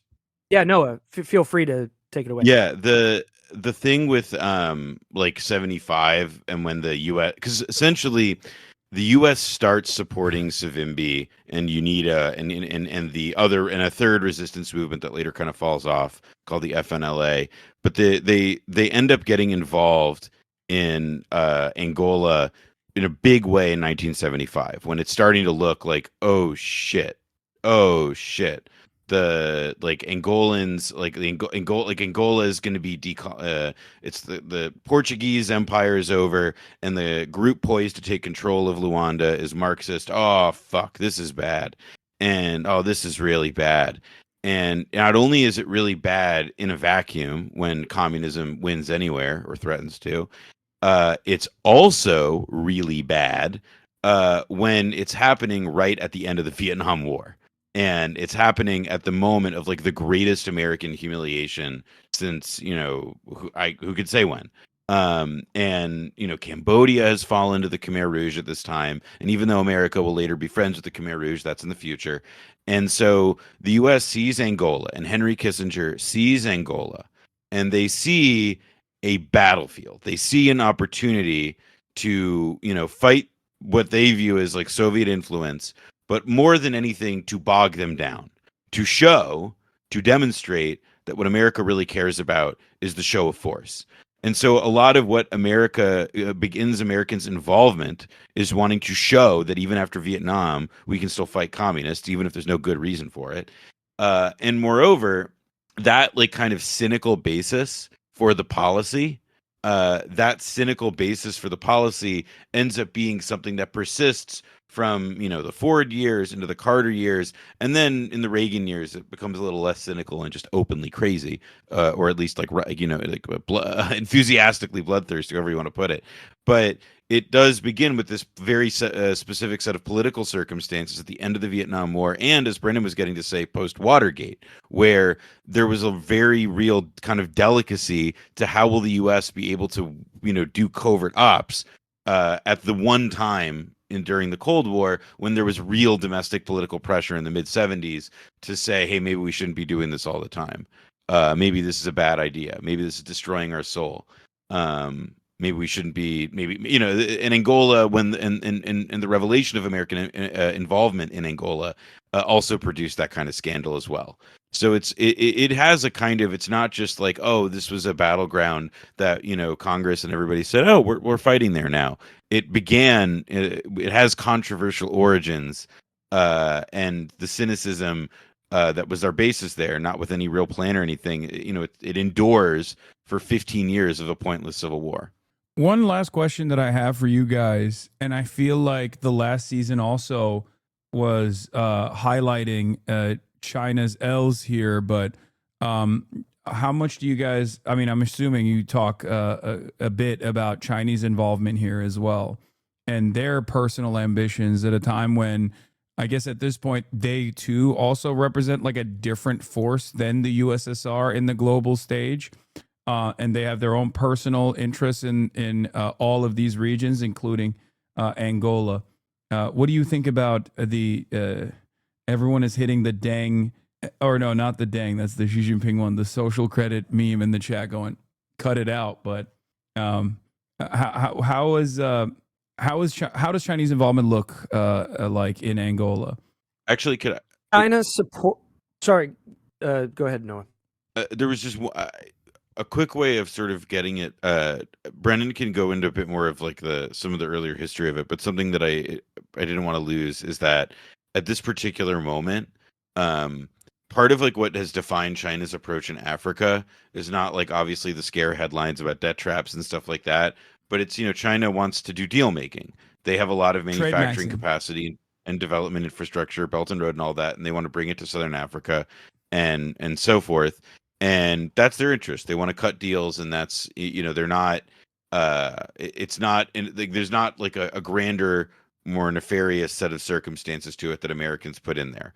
But that sort of approach is, I think, also sort of been reflected. Like, it's not a novel way that, like, since the 1990s, essentially, since the Cold War ended, the ideological stakes of this conflict, even though, as Brennan will say, like, China did get involved with apartheid South Africa and UNITA before that period happened. But to give an example of not just China, but to bring back Israel for a second, Israel was obviously this huge ally of apartheid South Africa in the 80s and in the decade prior. But in the 1990s, when diamond mines went back into control of the government, and Israel is a major diamond trader, particularly at that time, it became way more advantageous for Israel to work with the MPLA, to work with the former Marxists in control of Angola. And I think that it's helpful for people to think perhaps of like this, not just this region of the world, but the post-Cold War reality for a lot of third world countries as being about figuring out, like, who are my business partners? Who can I work with to develop, to make money, to encourage economic growth and things like that, as opposed to thinking about it in terms of these ideological, moral, philosophical stakes that are guiding people's decision making. And I thought that, like, the example of how, China is sort of, that was their approach now, but then also how Israel seemed to have been on both sides of the 90s is a good reflection of that, or at least something that made me think about that reality as we were researching and writing this season. And so it was just a bit front of brain. Sorry to have cut in front of you there, Brendan. The discussion of China at the time of our story, which is in the 70s and the 80s, and China now, because we've entered a completely different era and a completely different leadership and, philosophy of development and international relations for China.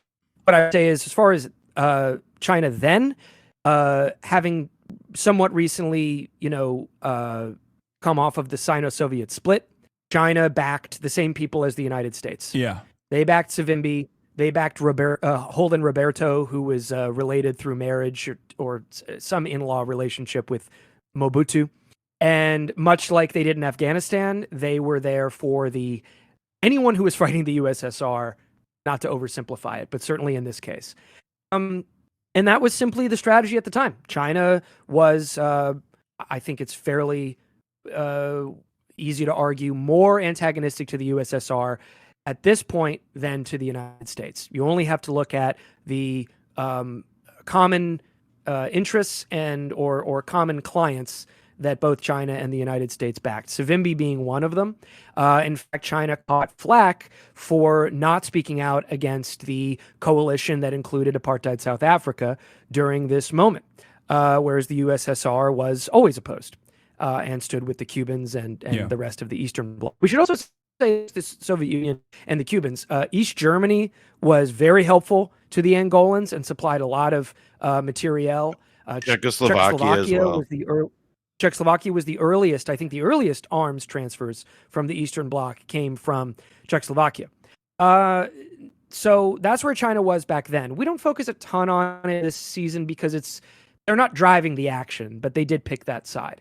When it comes to now, okay, sorry, do you want to add to that the first? Yeah, part just of the to say timeline that they did back away. They did eventually leave to, like, Chinese support was not like a permanent fixture of the entire time of UNITA's civil war. There was, I think, a point in like the late 70s or the very early 80s when China also said, like, we're like our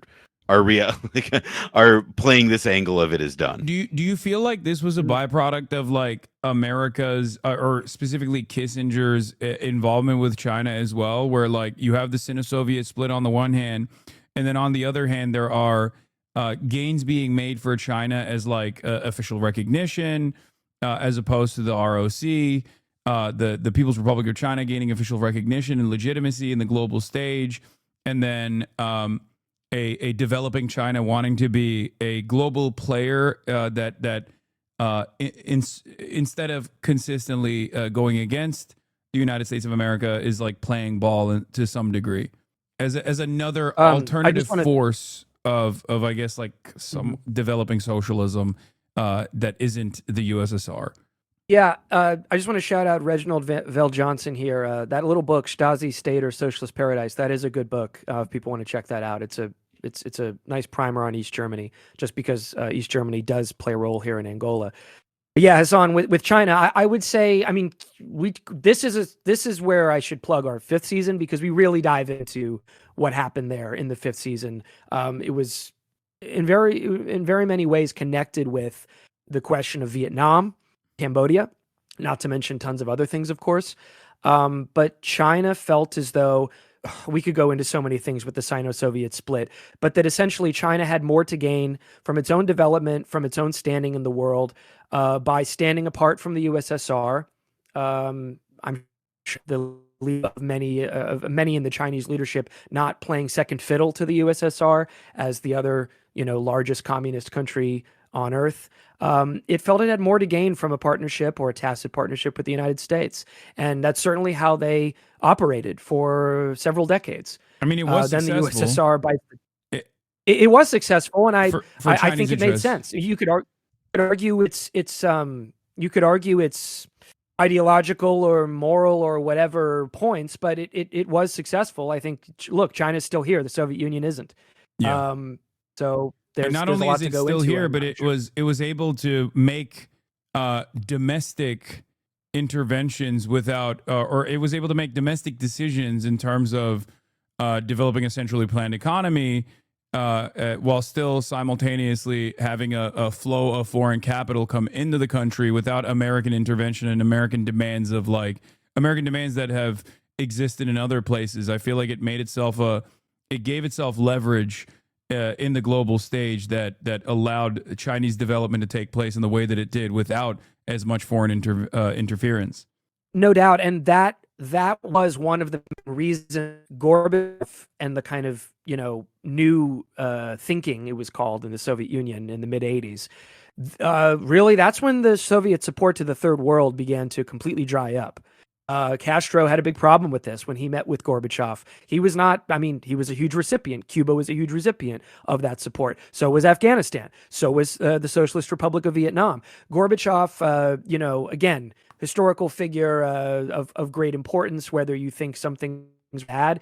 It was a blow to the Soviet network of fellow socialist regimes, not just the Eastern Bloc, but communism worldwide, for him to have said, we got to focus on the domestic side of things and stop cutting checks to everybody all over the world who want to fight the Americans and support us. What I would say is that they attempted the same thing in the Soviet Union that China did. Maybe it was too little too late, day late and a dollar short. I don't know. And the Soviet Union still collapsed. But any way you slice it, you have to fast forward a little bit to talk about China today, which is, of course, many, many decades after the events of this season we're covering. But we do talk about it in our final episode. And I'll just say that to echo Noah a little bit, the contest between China and America at this moment in Africa, there's a ton of propaganda around it. I know the Western propaganda around it more than I know the other side, perhaps. But most scholarship that I find persuasive disputes heavily the idea of debt trap diplomacy and some kind of neo-colonial project of China to do what the European empires did to Africa back in the day, or what America did in a more limited way in the 20th century. And so I think there's a very different approach. It's not to put on total glasses. These scholars we cite say it's case by case. One day a Chinese oil firm is operating without a permit. The next day, a Chinese construction in a totally different part of Africa is helping to rebuild in a way that is essential, in a way that the West is not helping out. So, you have to really kind of get into the weeds about it. But it is a very, very different relationship that China has now than it did in the 1970s, specifically toward Angola, that we cover in this season. And the one last thing I would touch on that with is that a lot of the story of this season involves countries who are very actively seeking better relations with the United States. Cuba is sort of always and kind of is always trying that and always wants it, but is in the doomed position of abiding by in the case of Angola, a moral code that makes that kind of peace more difficult to achieve. But these other countries, like Angola, for example, they want to join the IMF, for at different points in years. They want to be plugged into the they want to.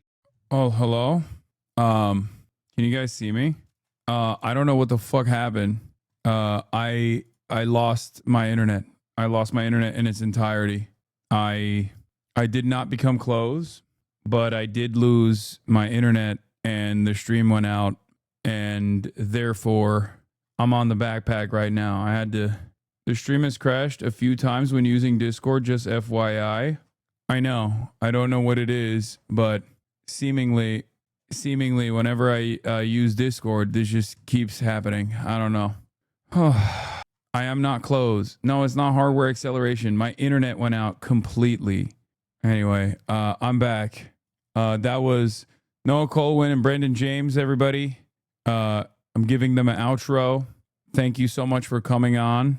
To Noah Colwyn. Hold on. Coincidence that your internet cut up just as Trump signed the executive order Antifa making it a terrorist organization? Did they? Hold on here. Wait, they're still there. 1 second. I'm gonna call them up real quick and tell them to say their goodbyes. Hold on. 1 moment. Hello, are you guys still there? Hey, what's go? All right. I don't know What's up? I don't know how much my internet can hold right now, but hopefully it'll be fine for the duration. I just wanted to give you guys a proper outro. I got cooked. It's all right. Oh, the we man were telling doesn't want. much of Yeah, the the damn man doesn't truth. want your fans listening to us. We get it. It happens all the time. Yeah, no, this is unfortunately a common sight. It takes place a lot more frequently than you would think. American infrastructure, I wish every day for some Chinese intervention. I wish every day for high-speed rail, and I wish every day for proper broadband coverage. One day, Xi Jinping, please save us. But in any If you case- want to ever just make a big donation to blowback.show, we have a lot of subscribers, but there could be a state media sort of collaboration. I don't know. I just think about it. China's 1 billion people. It's a lot of subscribers. We're capitalists too, Yeah. Small business owners. Trade Max with us, please.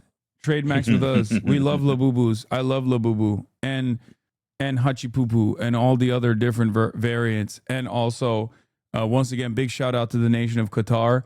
The nation of Qatar, the pearly jewel of the Gulf, the only resilient nation in the region. And what do you guys want to shout out before I let you go? I'll say in addition to Black Season 6, which you can go listen to in its entirety now, ad-free at blowback.show, including a bunch of other bonus stuff.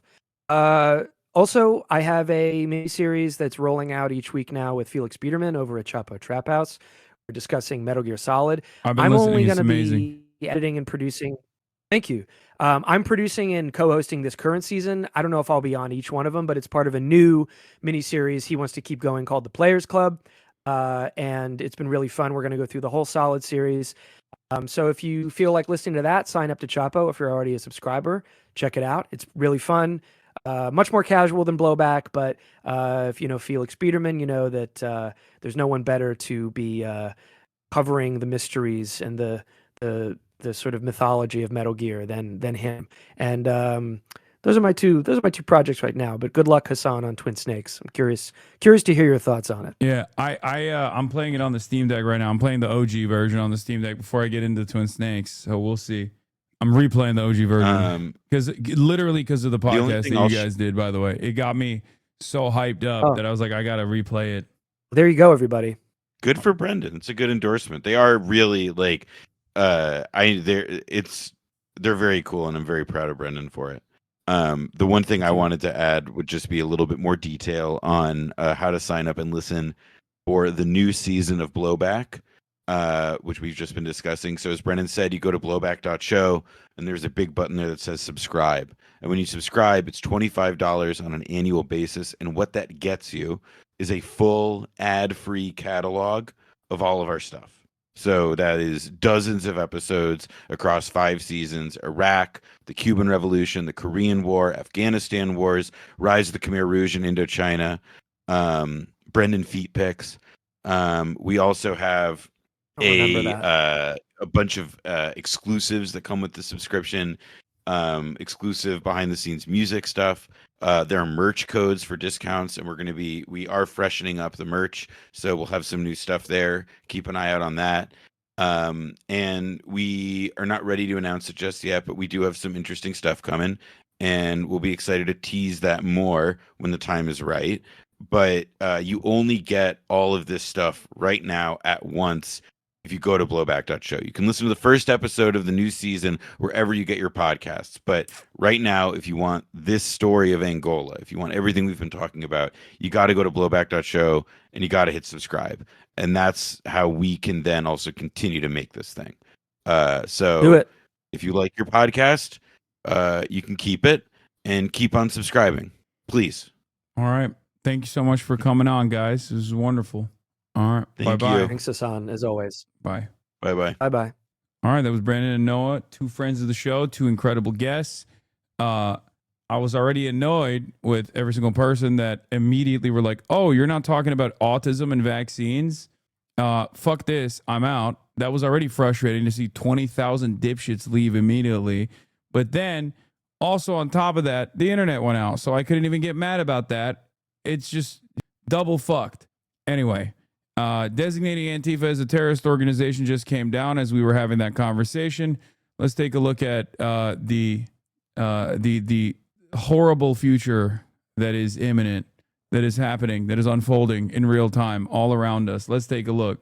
Designating Antifa as a domestic terrorist organization. New executive order that just came down. Section 1, Antifa is a terrorist threat. Antifa is a militarist, anarchist enterprise. Well, that's how you know they're not going to come after me, because I take showers and I am not an anarchist, okay? First, they came after autism. Now they're coming after Antifa. I don't even know what else they can do to hit me on this day, okay? Let me just say, First, they came for Jimmy Kimmel, and I did not speak out. First, they came for the pro-Palestine protesters. I did not speak out. Then they came for Jimmy Kimmel, and I didn't speak out because I wasn't Jimmy Kimmel. Now they're coming after Antifa. Then they came after autism, and I didn't speak out. And now they're coming after Antifa, and there's no one else left to defend me, Antifa, the president of Antifa, the CEO. Sad day for Antifaism. Yeah. Kind of makes you want to down a couple Tylenol and go to bed. No, do not take Tylenol. We listened to the big, beautiful, bold president today, and he said, do not take Tylenol. You will be autistic. Okay? You do realize your internet likely went out due to your ISP? Yes, I do realize that. But thank you for saying that. This is my realization as well. But thank you for realizing. I hope you realize that I also realize it. Anyway. We haven't even talked about the anti-fascist protests that are taking place in Italy right now. I'll obviously get to that as well. I don't see anybody talking about it on CNN or any of the... Your USC cameo also almost has 1 million views, 100,000 likes. What is that? Like you. Never forget that, because when you lose your business or when you lose This is all from the money, 2023. you don't go to prison. They don't kill you. You just become a worker. That's the biggest fear that a capital owner has, is being relegated to the working class, going back to becoming a worker. That is the biggest risk that they're taking. So you as a worker literally look at that situation and go, oh, my lord, but they're taking risks, my lord. He deserves the profits of my labor. I myself am not taking a risk. Well, no, you are. Because when that business goes under, you lose your job too. Your starting position as a worker at that business is already literally the end point that those capital owners, your bosses, are afraid of becoming. That is their biggest fear. So never forget. What are they teaching these children, man? Anyway, I don't know where to begin. We'll do the Antifa designation in a little bit. Hold on. But before we do that, Trump urges Attorney General Bondi to investigate political enemies. We're going to continue with our news pressure coverage. on his Attorney General Pam Bondi, publicly calling on her to use the power of the Justice Department to prosecute his political enemies. The president writing this message on social media addressed to Pam, insisting nothing is being done, adding, "We can't delay any longer. It's killing our reputation and credibility. Justice must be served now." We have to act fast. If they're not guilty, that's fine. If they are guilty or if they should be charged, they should be judged. President Trump calling for cases against Democratic Senator Adam Schiff, former FBI Director James Comey, and New York Attorney General Letitia James. Just days ago, he forced out a top federal prosecutor whose office did not find any evidence to back up allegations that James committed mortgage fraud after months of investigating. President Trump now nominating Lindsay Halligan, an attorney from his personal legal team who mostly handled insurance claims, to fill that role.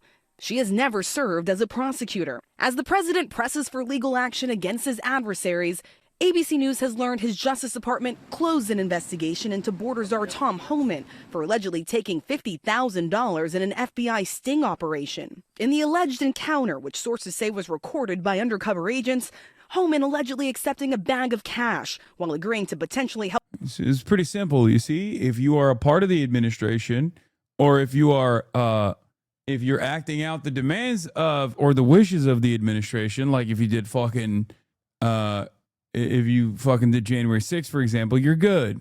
Okay. Your prediction was right, by the way. Yeah, Sinclair Broadcast Group, which owns 31 ABC affiliates, says it will continue to preempt Jimmy Kimmel's show. Beginning Tuesday night, Sinclair will be preempting Jimmy Kimmel Live across our ABC affiliate stations and replacing it with news programming. Discussions with ABC are ongoing as we evaluate the show's potential return. Yeah, I told you, these guys are already right-wing, and they love being a part of the Trump admin's network of influence. So they are not, they're willing to take this like symbolic stance against big Disney. Everyone's a goddamn chud. Help secure government contracts if Trump won the election. ABC News has reached out to Homan for comment, but has not heard back. The White House says the administration found no evidence of illegal activity, but Democrats calling it hypocrisy. Some also citing the president's pardons of the January 6 rioters. There are just two standards of justice now in this country. If you are a friend of the president, a loyalist of the president, you can get away with nearly anything, including beating the hell out of police officers. But if you are an opponent of the president, you may find yourself in jail. In recent days, the president has also said press coverage that is critical of his administration should be illegal. It comes as Defense Secretary Pete Hegseth has now unveiled new restrictions for press at the Pentagon, forcing reporters to either pledge that they will not gather or use any information that has not been formally authorized for release or risk losing their credential to cover the military. This move is unprecedented. The National Press Club calling the policy a direct assault on independent journalism. Okay, Rachel, thanks. Let's bring in our chief legal analyst, Dan Abrams. We've overused that word, unprecedented. It's hard to overstate how stunning a move the president's, what he's done with Attorney General Pam Bondi. Richard Nixon was impeached for corrupting the Justice Department. He's saying it out loud. Right. So, look, there have been previous allegations of politicization of the Department of Justice, right? Some people said that Bill Barr's Attorney General role there was politicized. Others have said Merrick Garland was politicized when he was the Attorney General. What makes this different is you have the president effectively trying to usurp the role of the Attorney General. And in particular here, you have cases that have been investigated. I mean, I've heard some people saying publicly, well, what's wrong? We should have an investigation. There has been an investigation. The president doesn't like the results of the investigation. And as a result, he is now moving in to put in a new U.S. attorney in Virginia. That's the part about that makes this unprecedented. So when people say, we've heard allegations of politicization before, you need to focus on why this is different, because it is the president stepping in this role, not an allegation about what the attorney general is doing. And you couple it with, we just did this story on TOMHOMAN, the head of ICE, under investigation for taking cash on tape with the FBI, and they're saying there's nothing to see here. Right. Look, that's a little more nuanced in the sense that we don't know exactly what they have, and the question of, okay, what was exactly the promise, what was the deal, et cetera. You can debate. We don't know the exact details. What we do know, it seems, is that the investigation into Jim Comey and into Letitia James in Virginia didn't get the president the result that he wanted. And now he's angry. And by the way, part of the reason may be that he's talking now is because the statute of limitations is about to expire in the Comey case. So this becomes a combination of legal and political, but no doubt it is different than other stuff that we've heard about before. We'll be watching to see if this new U.S. attorney does indeed try to prosecute Jim Comey. Right, but then there are protections in place, right? I mean, you do have grand juries, you do have judges, and as we've seen in the past, you have juries who may end up acquitting. Dan Abrams, thanks very much. The pressure on Israel mounting, with the UK, Australia, Canada, and Portugal formally announcing the recognition of a Palestinian state, a move opposed by the US and Israel. In the face of the growing horror in the Middle East. Sorry. I identified what the problem is for it was, as predicted, it was the fucking ISP. No, I did not get raptured. It was Tylenol, yeah. It was not Marat. It was not Tylenol. It was not the vaccine. I have not been I'm not closed. Sometimes, everyone becoming closed is not the worst outcome, considering how awful everything actually is. Listen, Donald Trump today linked paracetamol and acetaminophen to, if used during pregnancy, to autism. He also claimed, additionally, that babies get a lot of liquid in the form of vaccines at an early age, and that's also what causes them to be autistic. Donald Trump then turned around and peddled a leukemia chemotherapy cure, a chemotherapy cure for cancer as a way to potentially cure autism, as though autism itself is this disease. I don't even know where to fucking begin with how insane this administration is. Half the stuff that they do doesn't even make financial sense.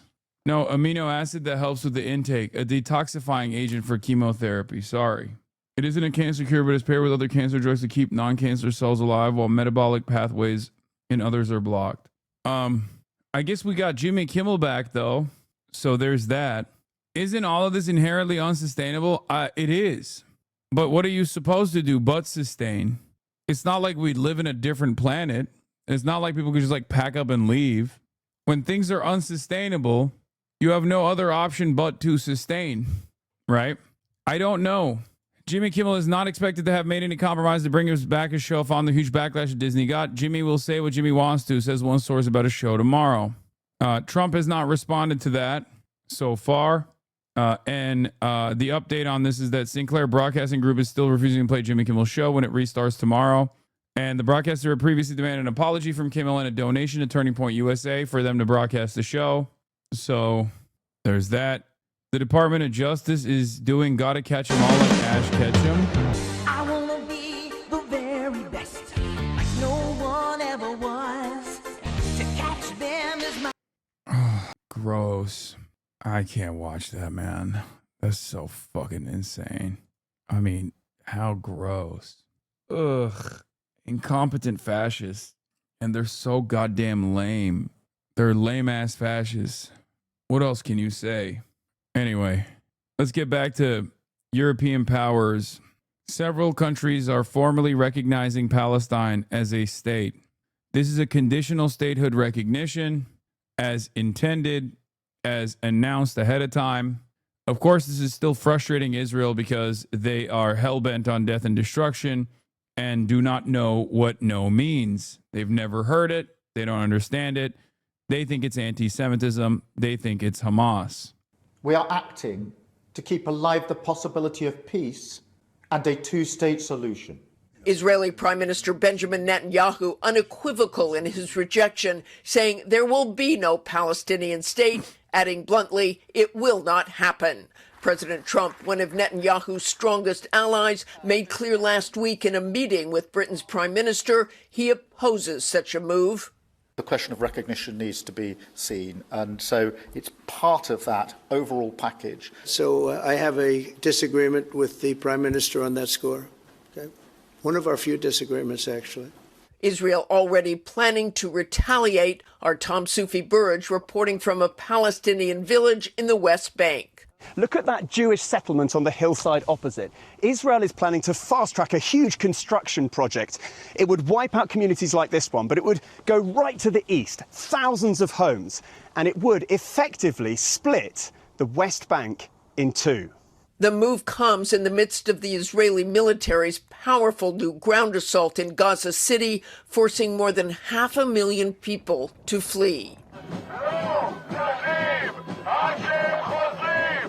Families of the Israeli hostages seized in the October 7th massacre nearly 2 years ago say Palestine should not be recognized as a state without ending the war and bringing home their loved ones. Netanyahu says recognizing a Palestinian state after the October 7th massacre would be giving a huge reward to terrorism. Deborah? Martha, so many. Chanting. Italy cautious on Palestinian recognition as protests grow.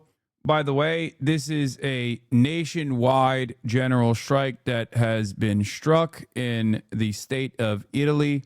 For those of you who don't understand, there is a massive initiative in Italy.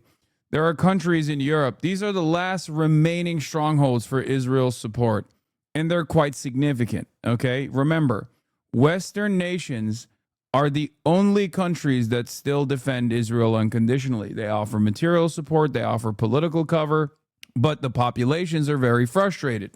Okay? The populations want no more. They recognize that Israel is doing a genocide, just as the UN has declared it as well. And I think we are reaching a boiling point. I think we are officially reaching a boiling point with respect to how much Western populations will cave, capitulate, and concede to Israel's demands. I think we're there.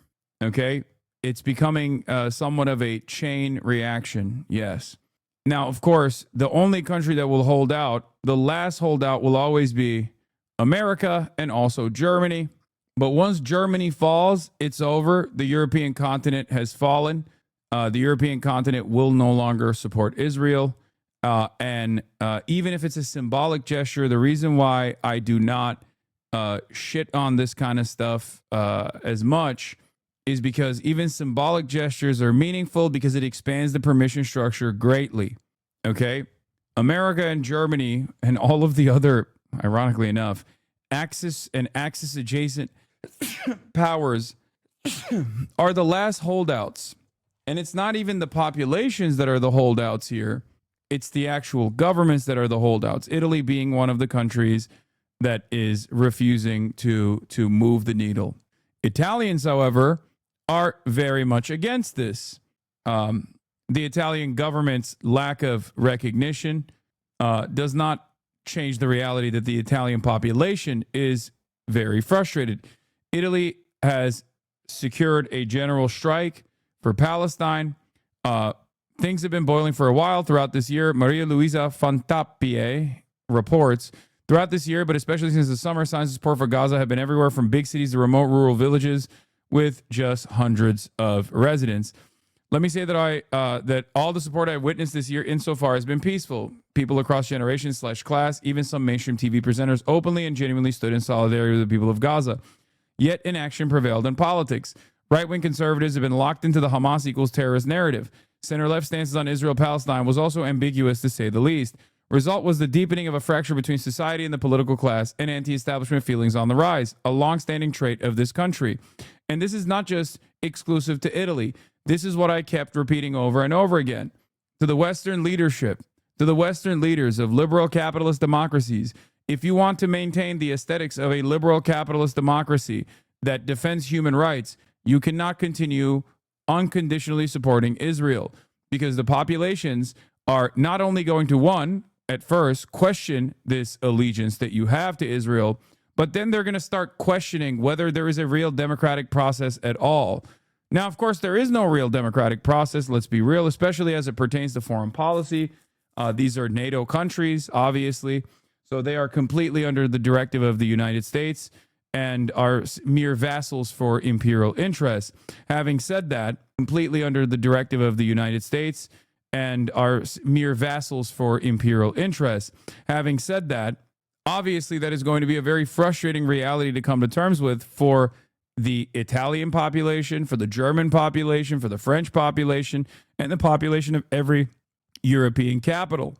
And therefore, they are going to inevitably revolt.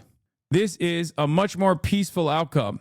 This is a much more peaceful demand to the European leadership to take action on their own, to sever the ties that they have with the United States of America, And that is precisely the reason why many of the European countries are at least offering aesthetic conciliatory messages to the pro-Palestinian crowd. State recognition, conditional state recognition is obviously one of those instances. But of course, any kind of capitulation or any kind of listening to the demands of the crowd here, democracy taking place, is going to greatly expand the permission structure for more and more reasonable demands to also be heard. We are there now.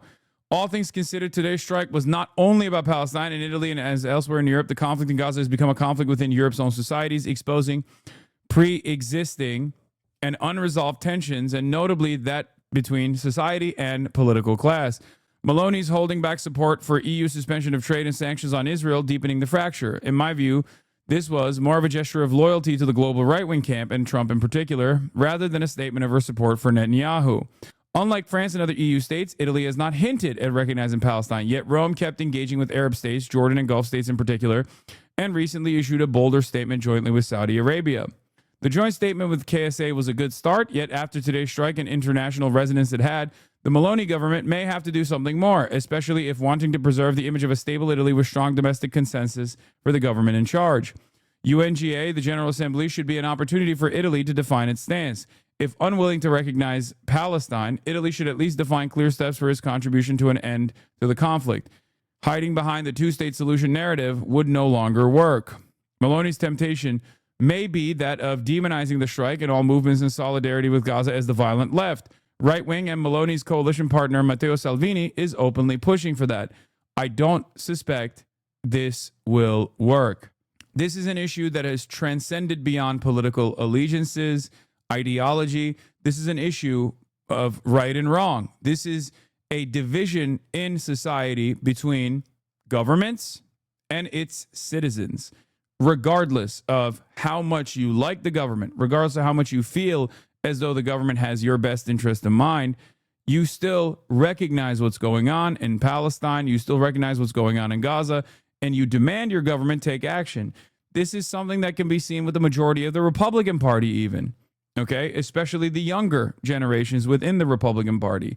Changes here. Politicians, of course, are refusing to listen to these totally just demands. There are numerous clips that I want to show you, by the way, but Giorgia Meloni, outrageous images coming from Milan, self-proclaimed pro-Palestine individuals, self-proclaimed Antifa members, self-proclaimed pacifists who wreak havoc on the train station and provoke clashes with law enforcement. Violence and destruction have nothing to do with solidarity, and that will not change a single thing in the lives of the people in Gaza. She's so fucking aggro that she can't even get it out right. Protests change nothing for people in Gaza. Yeah, except they will change something for people in Gaza if you, as the government, listen to the demands being made by the protesters. I'm proud for Spain for its stance right now, even though it took a while. They've split off a bunch of ties and also have been actively pushing for a boycott. They've prevented the Israeli team from participating in the recent cycling tournament and are now refusing to participate in Eurovision if Israel's included. There's also going to be a FIFA vote that comes down as well. I think Israel cooked itself by bombing Qatar, because Qatar still, regardless of his Gulf nation state status, has tremendous connections to European capitals. It is a ridiculous thing to do. It was an unimaginable flub by Israel.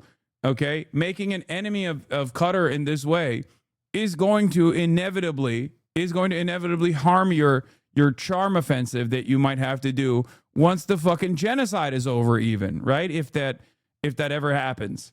And now UEFA is going to hold a vote.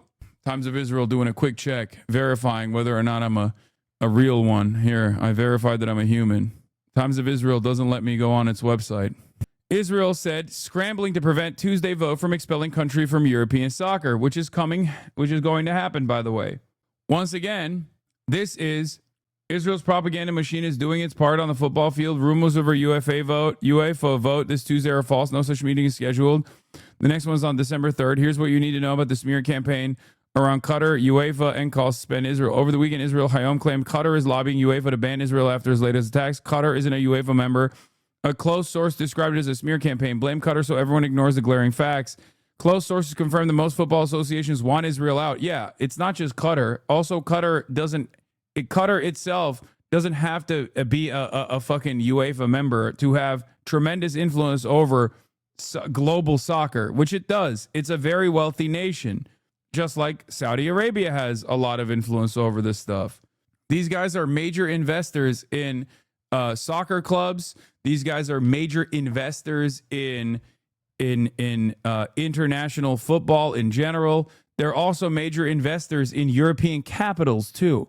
So it's not a Qatar versus Israel situation, but it certainly doesn't fucking help that they've made a more consequential enemy out of Israel. Clarification: UEFA is under intense pressure to hold a vote this coming week on expelling Israel from all of its events. Legal advisor at Palestine Football Association says there is no vote on Tuesday, chalking up reports to Israeli propaganda. In any case, it seems there isn't a vote, but there is definitely real pressure to hold a vote. There is real pressure to hold a vote. It's the same with Eurovision. It's the same with everything else that Israel utilizes in its charm offensive. Whitewashing its genocide, whitewashing its war crimes, doing everything in its power to make it seem as though they're just a normal country. Okay? They are not. Israel should have gotten the Russia treatment expeditiously, but it didn't because of 100 years of propaganda and influence networks that they've designed at the behest of this very moment, designed so that when this moment comes, they are not punished. And yet, you can't stop people's discontent. You can't stop people's anger. You can't stop people from protesting, no matter how hard these Western nations are trying. And this isolation is inevitably going to kick in, okay? This isolation, Israel being a pariah state that it deserves the status of, by the way. It absolutely deserves it for far less than what they've done over the course of the last 2 years, for sure. But it absolutely is worthy of it now. This isolation will, hopefully, cause Zionists to recalculate their expansionist, exterminationist ambitions in the same way that apartheid South Africa backers recalculated their own ambitions of maintaining an apartheid structure in South Africa. But yes, bye-bye, Israel, bye-bye, is what I will say today and what I will say every other day as well. Speaking of which, let's take a look at what Italy is saying and doing. Chanting, "We're all Palestinians and stop genocide." Thousands of Italians gathered in central Rome in just one of the grassroots protests, blockades, or strike actions. Brings a fucking tear to my eye, man. What an incredible sight. What an incredible fucking sight, dude. This is the beauty of labor, okay? Remember, this is the beauty of labor militancy. This is the beauty of union organizing. Unions have so much power, not only in making demands that immediately improve their standing in the workplace, but also demands from the government when the government refuses to act. Okay? It took 2 years. I cannot believe I'm seeing this. I cannot believe I am seeing this with my own 2 fucking eyes. Oh my Lord. Taking place in 80 cities across Italy Monday, denouncing the war in Gaza. Transport services and a number of schools faced disruption amid the strikes. And striking dock workers blocked access roads to ports in Livorno and Genoa. Why am I here? Because we must be here. Because we're human beings. And that's what matters. How do you feel? How do you maintain hope? I'm feeling very black-pilled lately. If you can't see hope in this situation, then you have not been aware of the overall lack of interest in this cause for 80 plus years from Western Europe. Okay? That's it. As someone who has been a political commentator for like 12 years now, in my professional career, I never thought that I would ever see the day when these things would happen. Okay? This is an opportunity for hope. This is things changing in a totally different direction. What a spectacular show of force. Incredible. And before you say at what price though, and I totally understand that, but it's a disservice to those who have been martyred by the state of Israel, the criminal entity of Israel.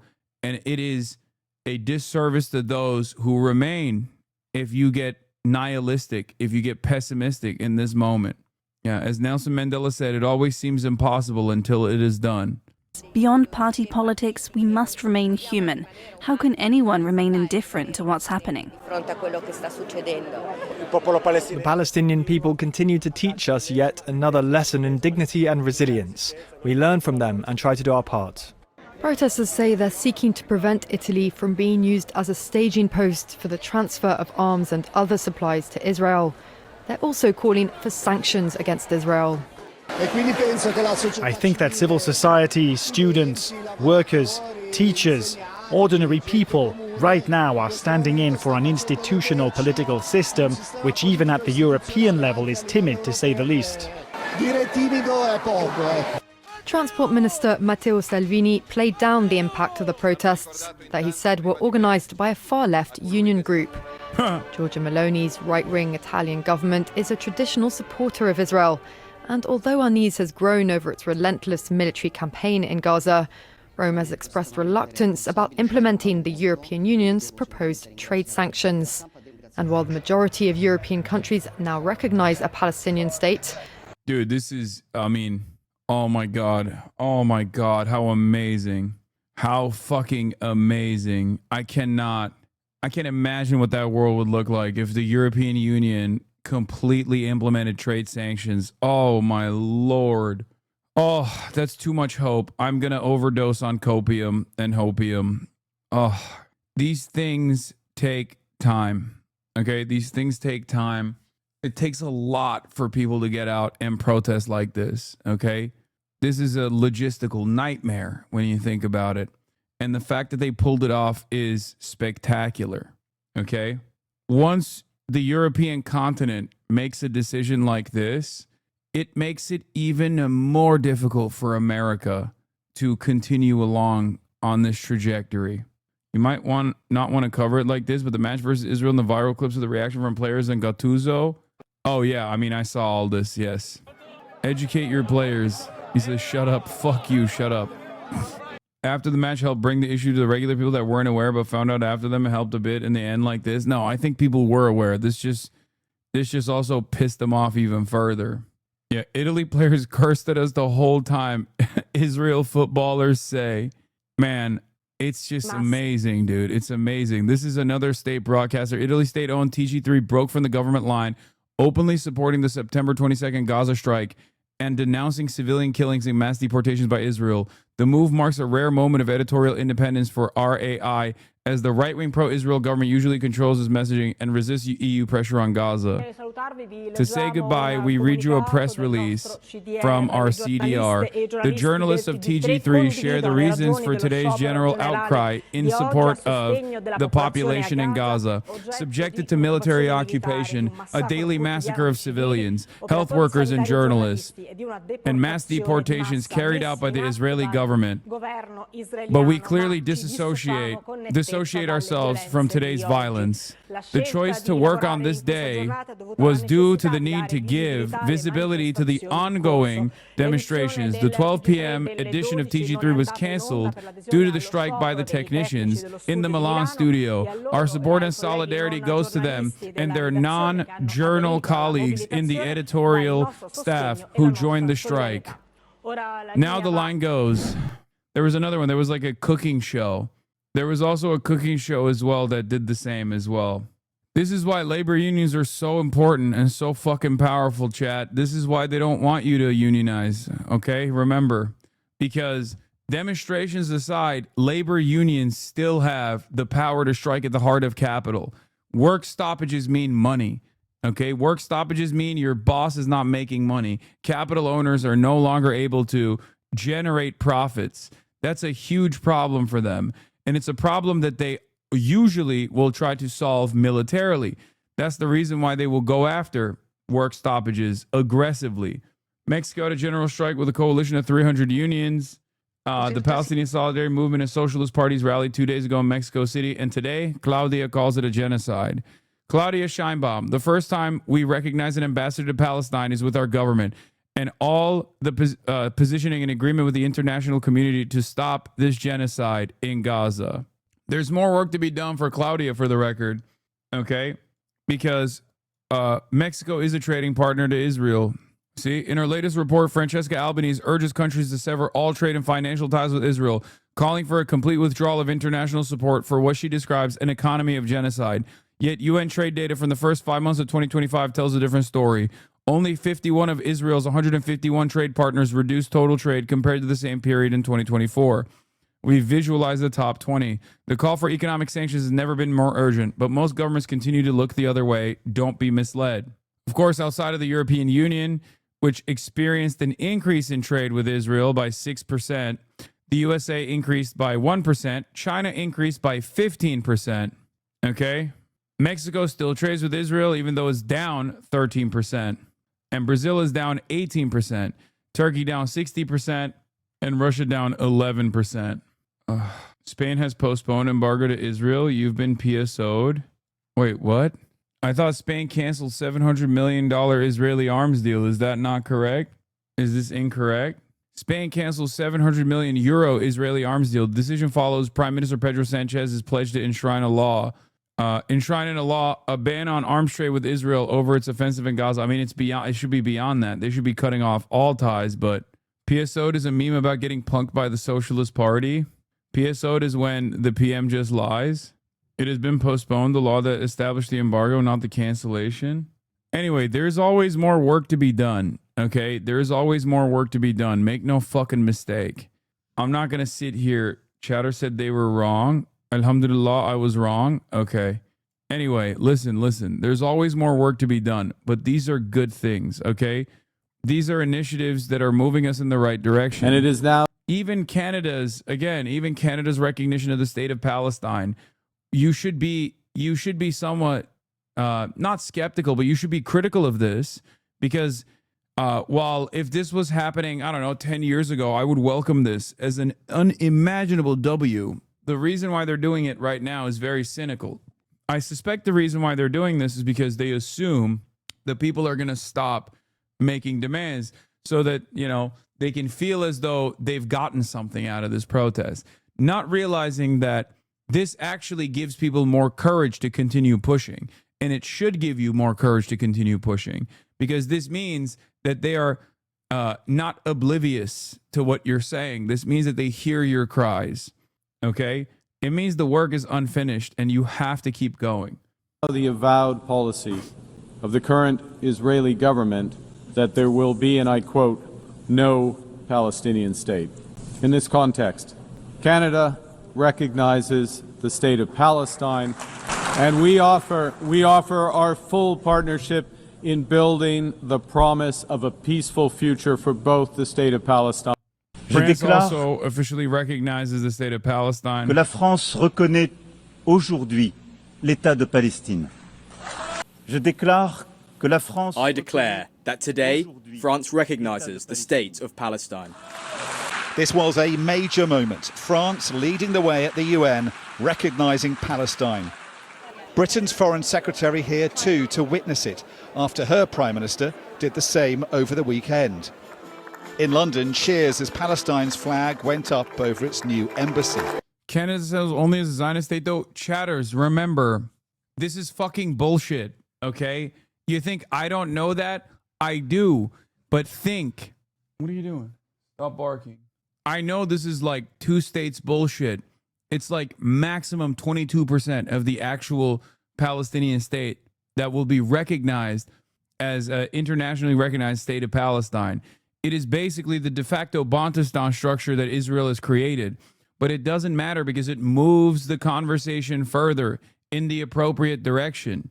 It means that these states are recognizing the discontent and trying to find a pressure valve. Okay? That's it. And in the process, Benjamin Netanyahu is also openly saying this is not going to happen. Okay? Understand that this is an issue of consequence for many different reasons, because it basically puts Israel's hypocrisy in naked display. You are aware of this. Your father and your mother and your uncle is not aware of this. They still say dumb fuck bullshit like, oh yeah, well, Israel would release the hostages, or Israel would stop fighting if the hostages were released. Like, all of this stuff plays a role in your advocacy. Please stop fucking slapping a gift horse rather than even looking at it in the mouth, okay? Israel has a very sophisticated propaganda apparatus. Many of your dumb fuck boomer ass parents have been blinded by said propaganda apparatus. This is an opportunity for you to say, hey, the reason why they're doing this is because a lot of people are frustrated because they see the genocide that's taking place. The reason why it's good that the UN, in spite of not having any fucking serious power, openly recognizing Israel as first an apartheid state and then also doing a genocide is for this reason. It's for you, so that you can use this. You can use this to keep fomenting more discontent. You can use this to keep putting pressure on your respective governments. Amazing to watch the Hasbara industry going into complete meltdown over growing international recognition of something they told us for so long that Israel accepted, but Palestinians rejected. A Palestinian state alongside Israel, and Netanyahu making it clear, in case anyone needed the reminder, that he opposed the Palestinian state, has always done so and worked to prevent it and torpedo peace. Like, think about all of the tireless hours that I had to fucking deal with Hasbara dipshits that kept coming in here and being like, Palestinians were no partner in peace. Meanwhile, you got Benjamin Netanyahu being like, I've never let a Palestinian state exist. That was my fucking shit, and I never will. They're just saying it out loud. That's huge. Okay, these things do matter. Honesty in this process matters. Every single day that passes, we are arriving closer and closer at convincing people that there is no, like, Israel is the spoiler here, okay? And the more people you convince, the more people that you are able to bring on to protest, the more pressure you create. And the more pressure you fucking create, the more you cause this government, specifically the United States of America, the only country on the planet that fucking matters in this equation, to recalculate and reconsider their allegiance to the state of Israel. But yes, Australia, Portugal, France, all of these countries are now recognizing Palestinian statehood, with 36 that remain that have refused to recognize it. HasanAbi, you are a cucklord, says PVC Pipe 1629. XQC has recognized Palestinian statehood. What are you doing, juicer? Die. Is this an Israeli juicer? It's gotta be, right? Yeah, here's the Israeli state talking about the discontent. Andrew, the diplomatic pressure on Israel is at its highest in years, if not decades. You have argued that this is one of the costs of continuing fighting the war in Gaza, and you have said that those costs are now outweighing the benefits. Can you explain that for us? Well, I think so. One of the key issues of this recognition of Palestine is that it opens a number of extra sanctions and extra issues against Israel. And actually, I would contend that isolation on the international stage is more of a threat to Israel than Hamas are at this moment in time. We've just heard from Yaakov how degraded Hamas is, how challenging they're finding it to launch anything remotely of any scale against Israel over the border. And yet, we're seeing now Israel being kicked out of international competitions. UEFA are meeting tomorrow to talk about kicking Maccabi Tel Aviv out of one of the European Cups. And we're going to see that hunting of Israelis abroad by organisations like the Hein Rajab Foundation, who are seeking out Israelis on holiday and getting them charged. Oh, dude, what? The Hein Rajab Foundation is actually doing justice, is making it an uncertain environment for people who go and do fucking genocide and then try to go to Europe or try to go to other countries and enjoy the holiday. Oh, no. I have an idea. Don't do fucking genocide. I know it's crazy. Not even a crumb, not even a little bit. You might say, well, sir, can I do just a little bit of genocide, right? Like a fucking little bit. Just a little bit of genocide, yeah? No. Yeah, nothing beats a Jet 2 holiday to the motherfucking Hague, bitch. God damn. For war crimes. You know, this is only going to get worse and worse, and that, I would contend, makes Israel far less safe than anything Hamas can currently muster. Anyway. Kaya, place. What is this? A morsel of genocide, my good sir. Place. Why are you looking at that bed like it's lava? Huh? Oh, you're bored. Exporters, don't worry about Israel becoming a pariah as images of the destruction in Gaza spark outrage globally. Some European customers are asking Israeli defense firms to keep talks about future orders under wraps. It don't matter, man. The very fact that it's under wraps today, it's gone tomorrow. The very fact that they can't even like openly...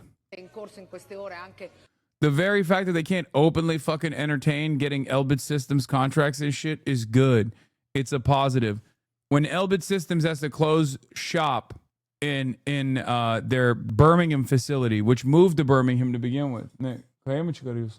Okay, Peki. Okay. That's a good thing. That's not a bad thing. Okay?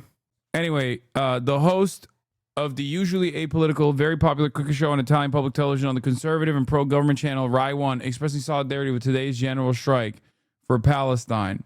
I must tell the truth. It is impossible to remain indifferent to what is happening in Gaza. As Cardinal Pizzaballa rightfully said, if you close your eyes to what is happening, you lose your humanity. Because objectively, it is a massacre. And remaining inert in the face of this reality ultimately means losing your humanity. This is not about politics, man. Genocide is genocide, okay? It's apolitical. Apolitical motherfuckers can still say, yeah, it's pretty abhorrent. It's morally repugnant. It's that simple. This is undoubtedly historic. But will it make any difference? Israel says it will retaliate against any further recognition of a Palestinian state. But Britain, like others, says it helps the chances of peace because it gives Palestinians something to hope for. Before the debate, sponsored by both France and Saudi Arabia, Israel denounced it as a circus. This is a theater. We all Down. What's next? Do you bring back the child quilt that I worked very hard to make sure the Hamas quilt of the children, terror children, mind you, were no longer in the halls of the UN? The UN is united for Hamas. No more terror quilt here. This is a Hamas meeting. know that it's detached from reality. While Macron and his colleagues will celebrate 48 hostages who will stay in captivity. Shut up! You fucking bitch. You are the reason why they're in captivity. Also, 10,000 Palestinians are in captivity under Israeli detention, you fucking asshole. Fuck you. Oh my God, they literally single file lined up thousands of Palestinians from their own internationally recognized land and marched them out in the West Bank. Fucking asshole. In Gaza. But Britain and others say Israel has brought this upon itself by working to... They do not let us do genocide, they say, in Gaza. You must not care about the 48 hostages. Do you not care about the hostages? I will bomb the hostages myself. If you keep speaking like this, why you not love Israel? Why you not love Israel? Oh. Verse any chance of a Palestinian state being created, and with it a two-state peaceful solution to the conflict. Tolerating relentless Jewish settler outrages on the West Bank that have killed Palestinians and torched their homes and businesses, often with the apparent connivance of the Israeli military, and refusing to accept a ceasefire in Gaza, where tens of thousands of civilians have been killed. Irish Taoiseach Michael Martin fears recognising Palestine might not be enough. We consistently condemn the atrocities of Hamas on October the 7th. The slaughter of innocents there, and the decision to take hostages, which is a war crime, and the failure to release hostages, and Hamas should release all of the hostages. But this phase of the war, it's a war against a people. It has all the hallmarks of an ethnic cleansing. Donald Trump is supporting his ally Israel, disagreeing on the matter with Prime Minister Keir Starmer when they met in Chequers last week. The White House condemned today's recognition of Palestine as a backwards move. He spoke about that in the UK, standing right next to his friend, Prime Minister Starmer. And he feels this does not do anything to release the hostages, which is the primary goal right now in Gaza, does nothing to end this conflict and bring this war to a close. And frankly, he believes it's a reward to Hamas. President Trump speaks here tomorrow, but whatever he says, the number of countries opposing the idea of a Palestinian state at the UN is dwindling, whether Israel likes it or not. Dominic Waghorn, Sky News, New York. Near the Gaza border. Majority of Israelis oppose the two-state solution. Well, they can suck it up and suck my dick too. Yeah, well, I have another option. It's called a one-state solution, okay? Where every Palestinian is offered reparations and full-blown citizenship. How about that? That's what I want. Maybe that's what they want too. Just kidding. I don't give a fuck what they want. They can suck my dick, dude. Oh no. The majority of the Nazi state of Israel oppose giving any recognition to their primary victims. Oh my God. How shocking. Tried talking to my dad, started telling me how in their religion of Islam, they believe in the eradication of Jews. Yeah, there's gonna be fucking unhinged, insane statements, okay? It is what it is. Oh, you covered one of those yesterday? Yeah, I did. Yeah. Love when my civil rights group says recognizing that Palestinian state somehow menaces global Jewish communities. A total normal thing for a nominally anti-racist nonprofit to say, and not the framing of a pro-Israel lobbying organization. Whenever they say this is rewarding terrorism, by the way, I am, it's hard for me not to remember when early Zionist brigades did literally terrorism, okay? The bombing of the King David Hotel comes to mind. And they were rewarded with a state. So I don't know what the fuck they're talking about. Like every accusation is a confession makes so much sense, except in this circumstance, these guys aren't doing terrorism. They're doing self-defense. The fuck do you mean? They're responding to 75 years of the time of apartheid. Get the fuck out of here. Ay, ay, ay. All right. That's all I got. I'll do the designation of Antifa and shit tomorrow, okay?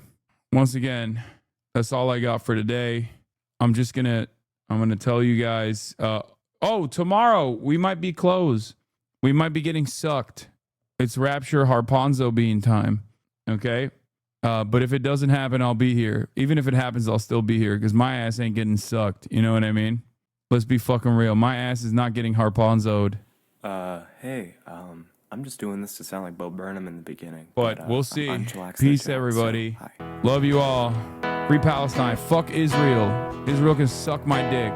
Peace. Stunning lo-fi introduction, starting off the day. All the chatter's trickling in. How so people hate. Sunny Los Angeles, California, says Hasan. The stun lock to the stun lock to the topic that's just begun. There he is again. Hasan is streaming. Hasan is streaming. There he is again. Hasan is streaming. Hasan is streaming. Reviewing the P.O. box. Uncle Uyghur's face.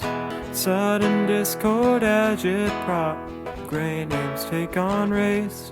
Tiny Bernie Sanders, LGBTQ Air Force. The whole left at your fingertips, and Anye out your door. The H3 Crowder debate, the Young Turks online show. 3 full fucking years of this, and plenty more to go. 90-day fiance talks of champagne bourgeoisie. A Trump rally live reaction, a mass riot in D.C. There he is again. Hasan is streaming. Hasan is streaming.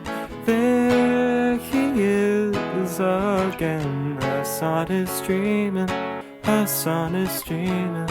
Reading live stream fail comments. Austin show chat advice.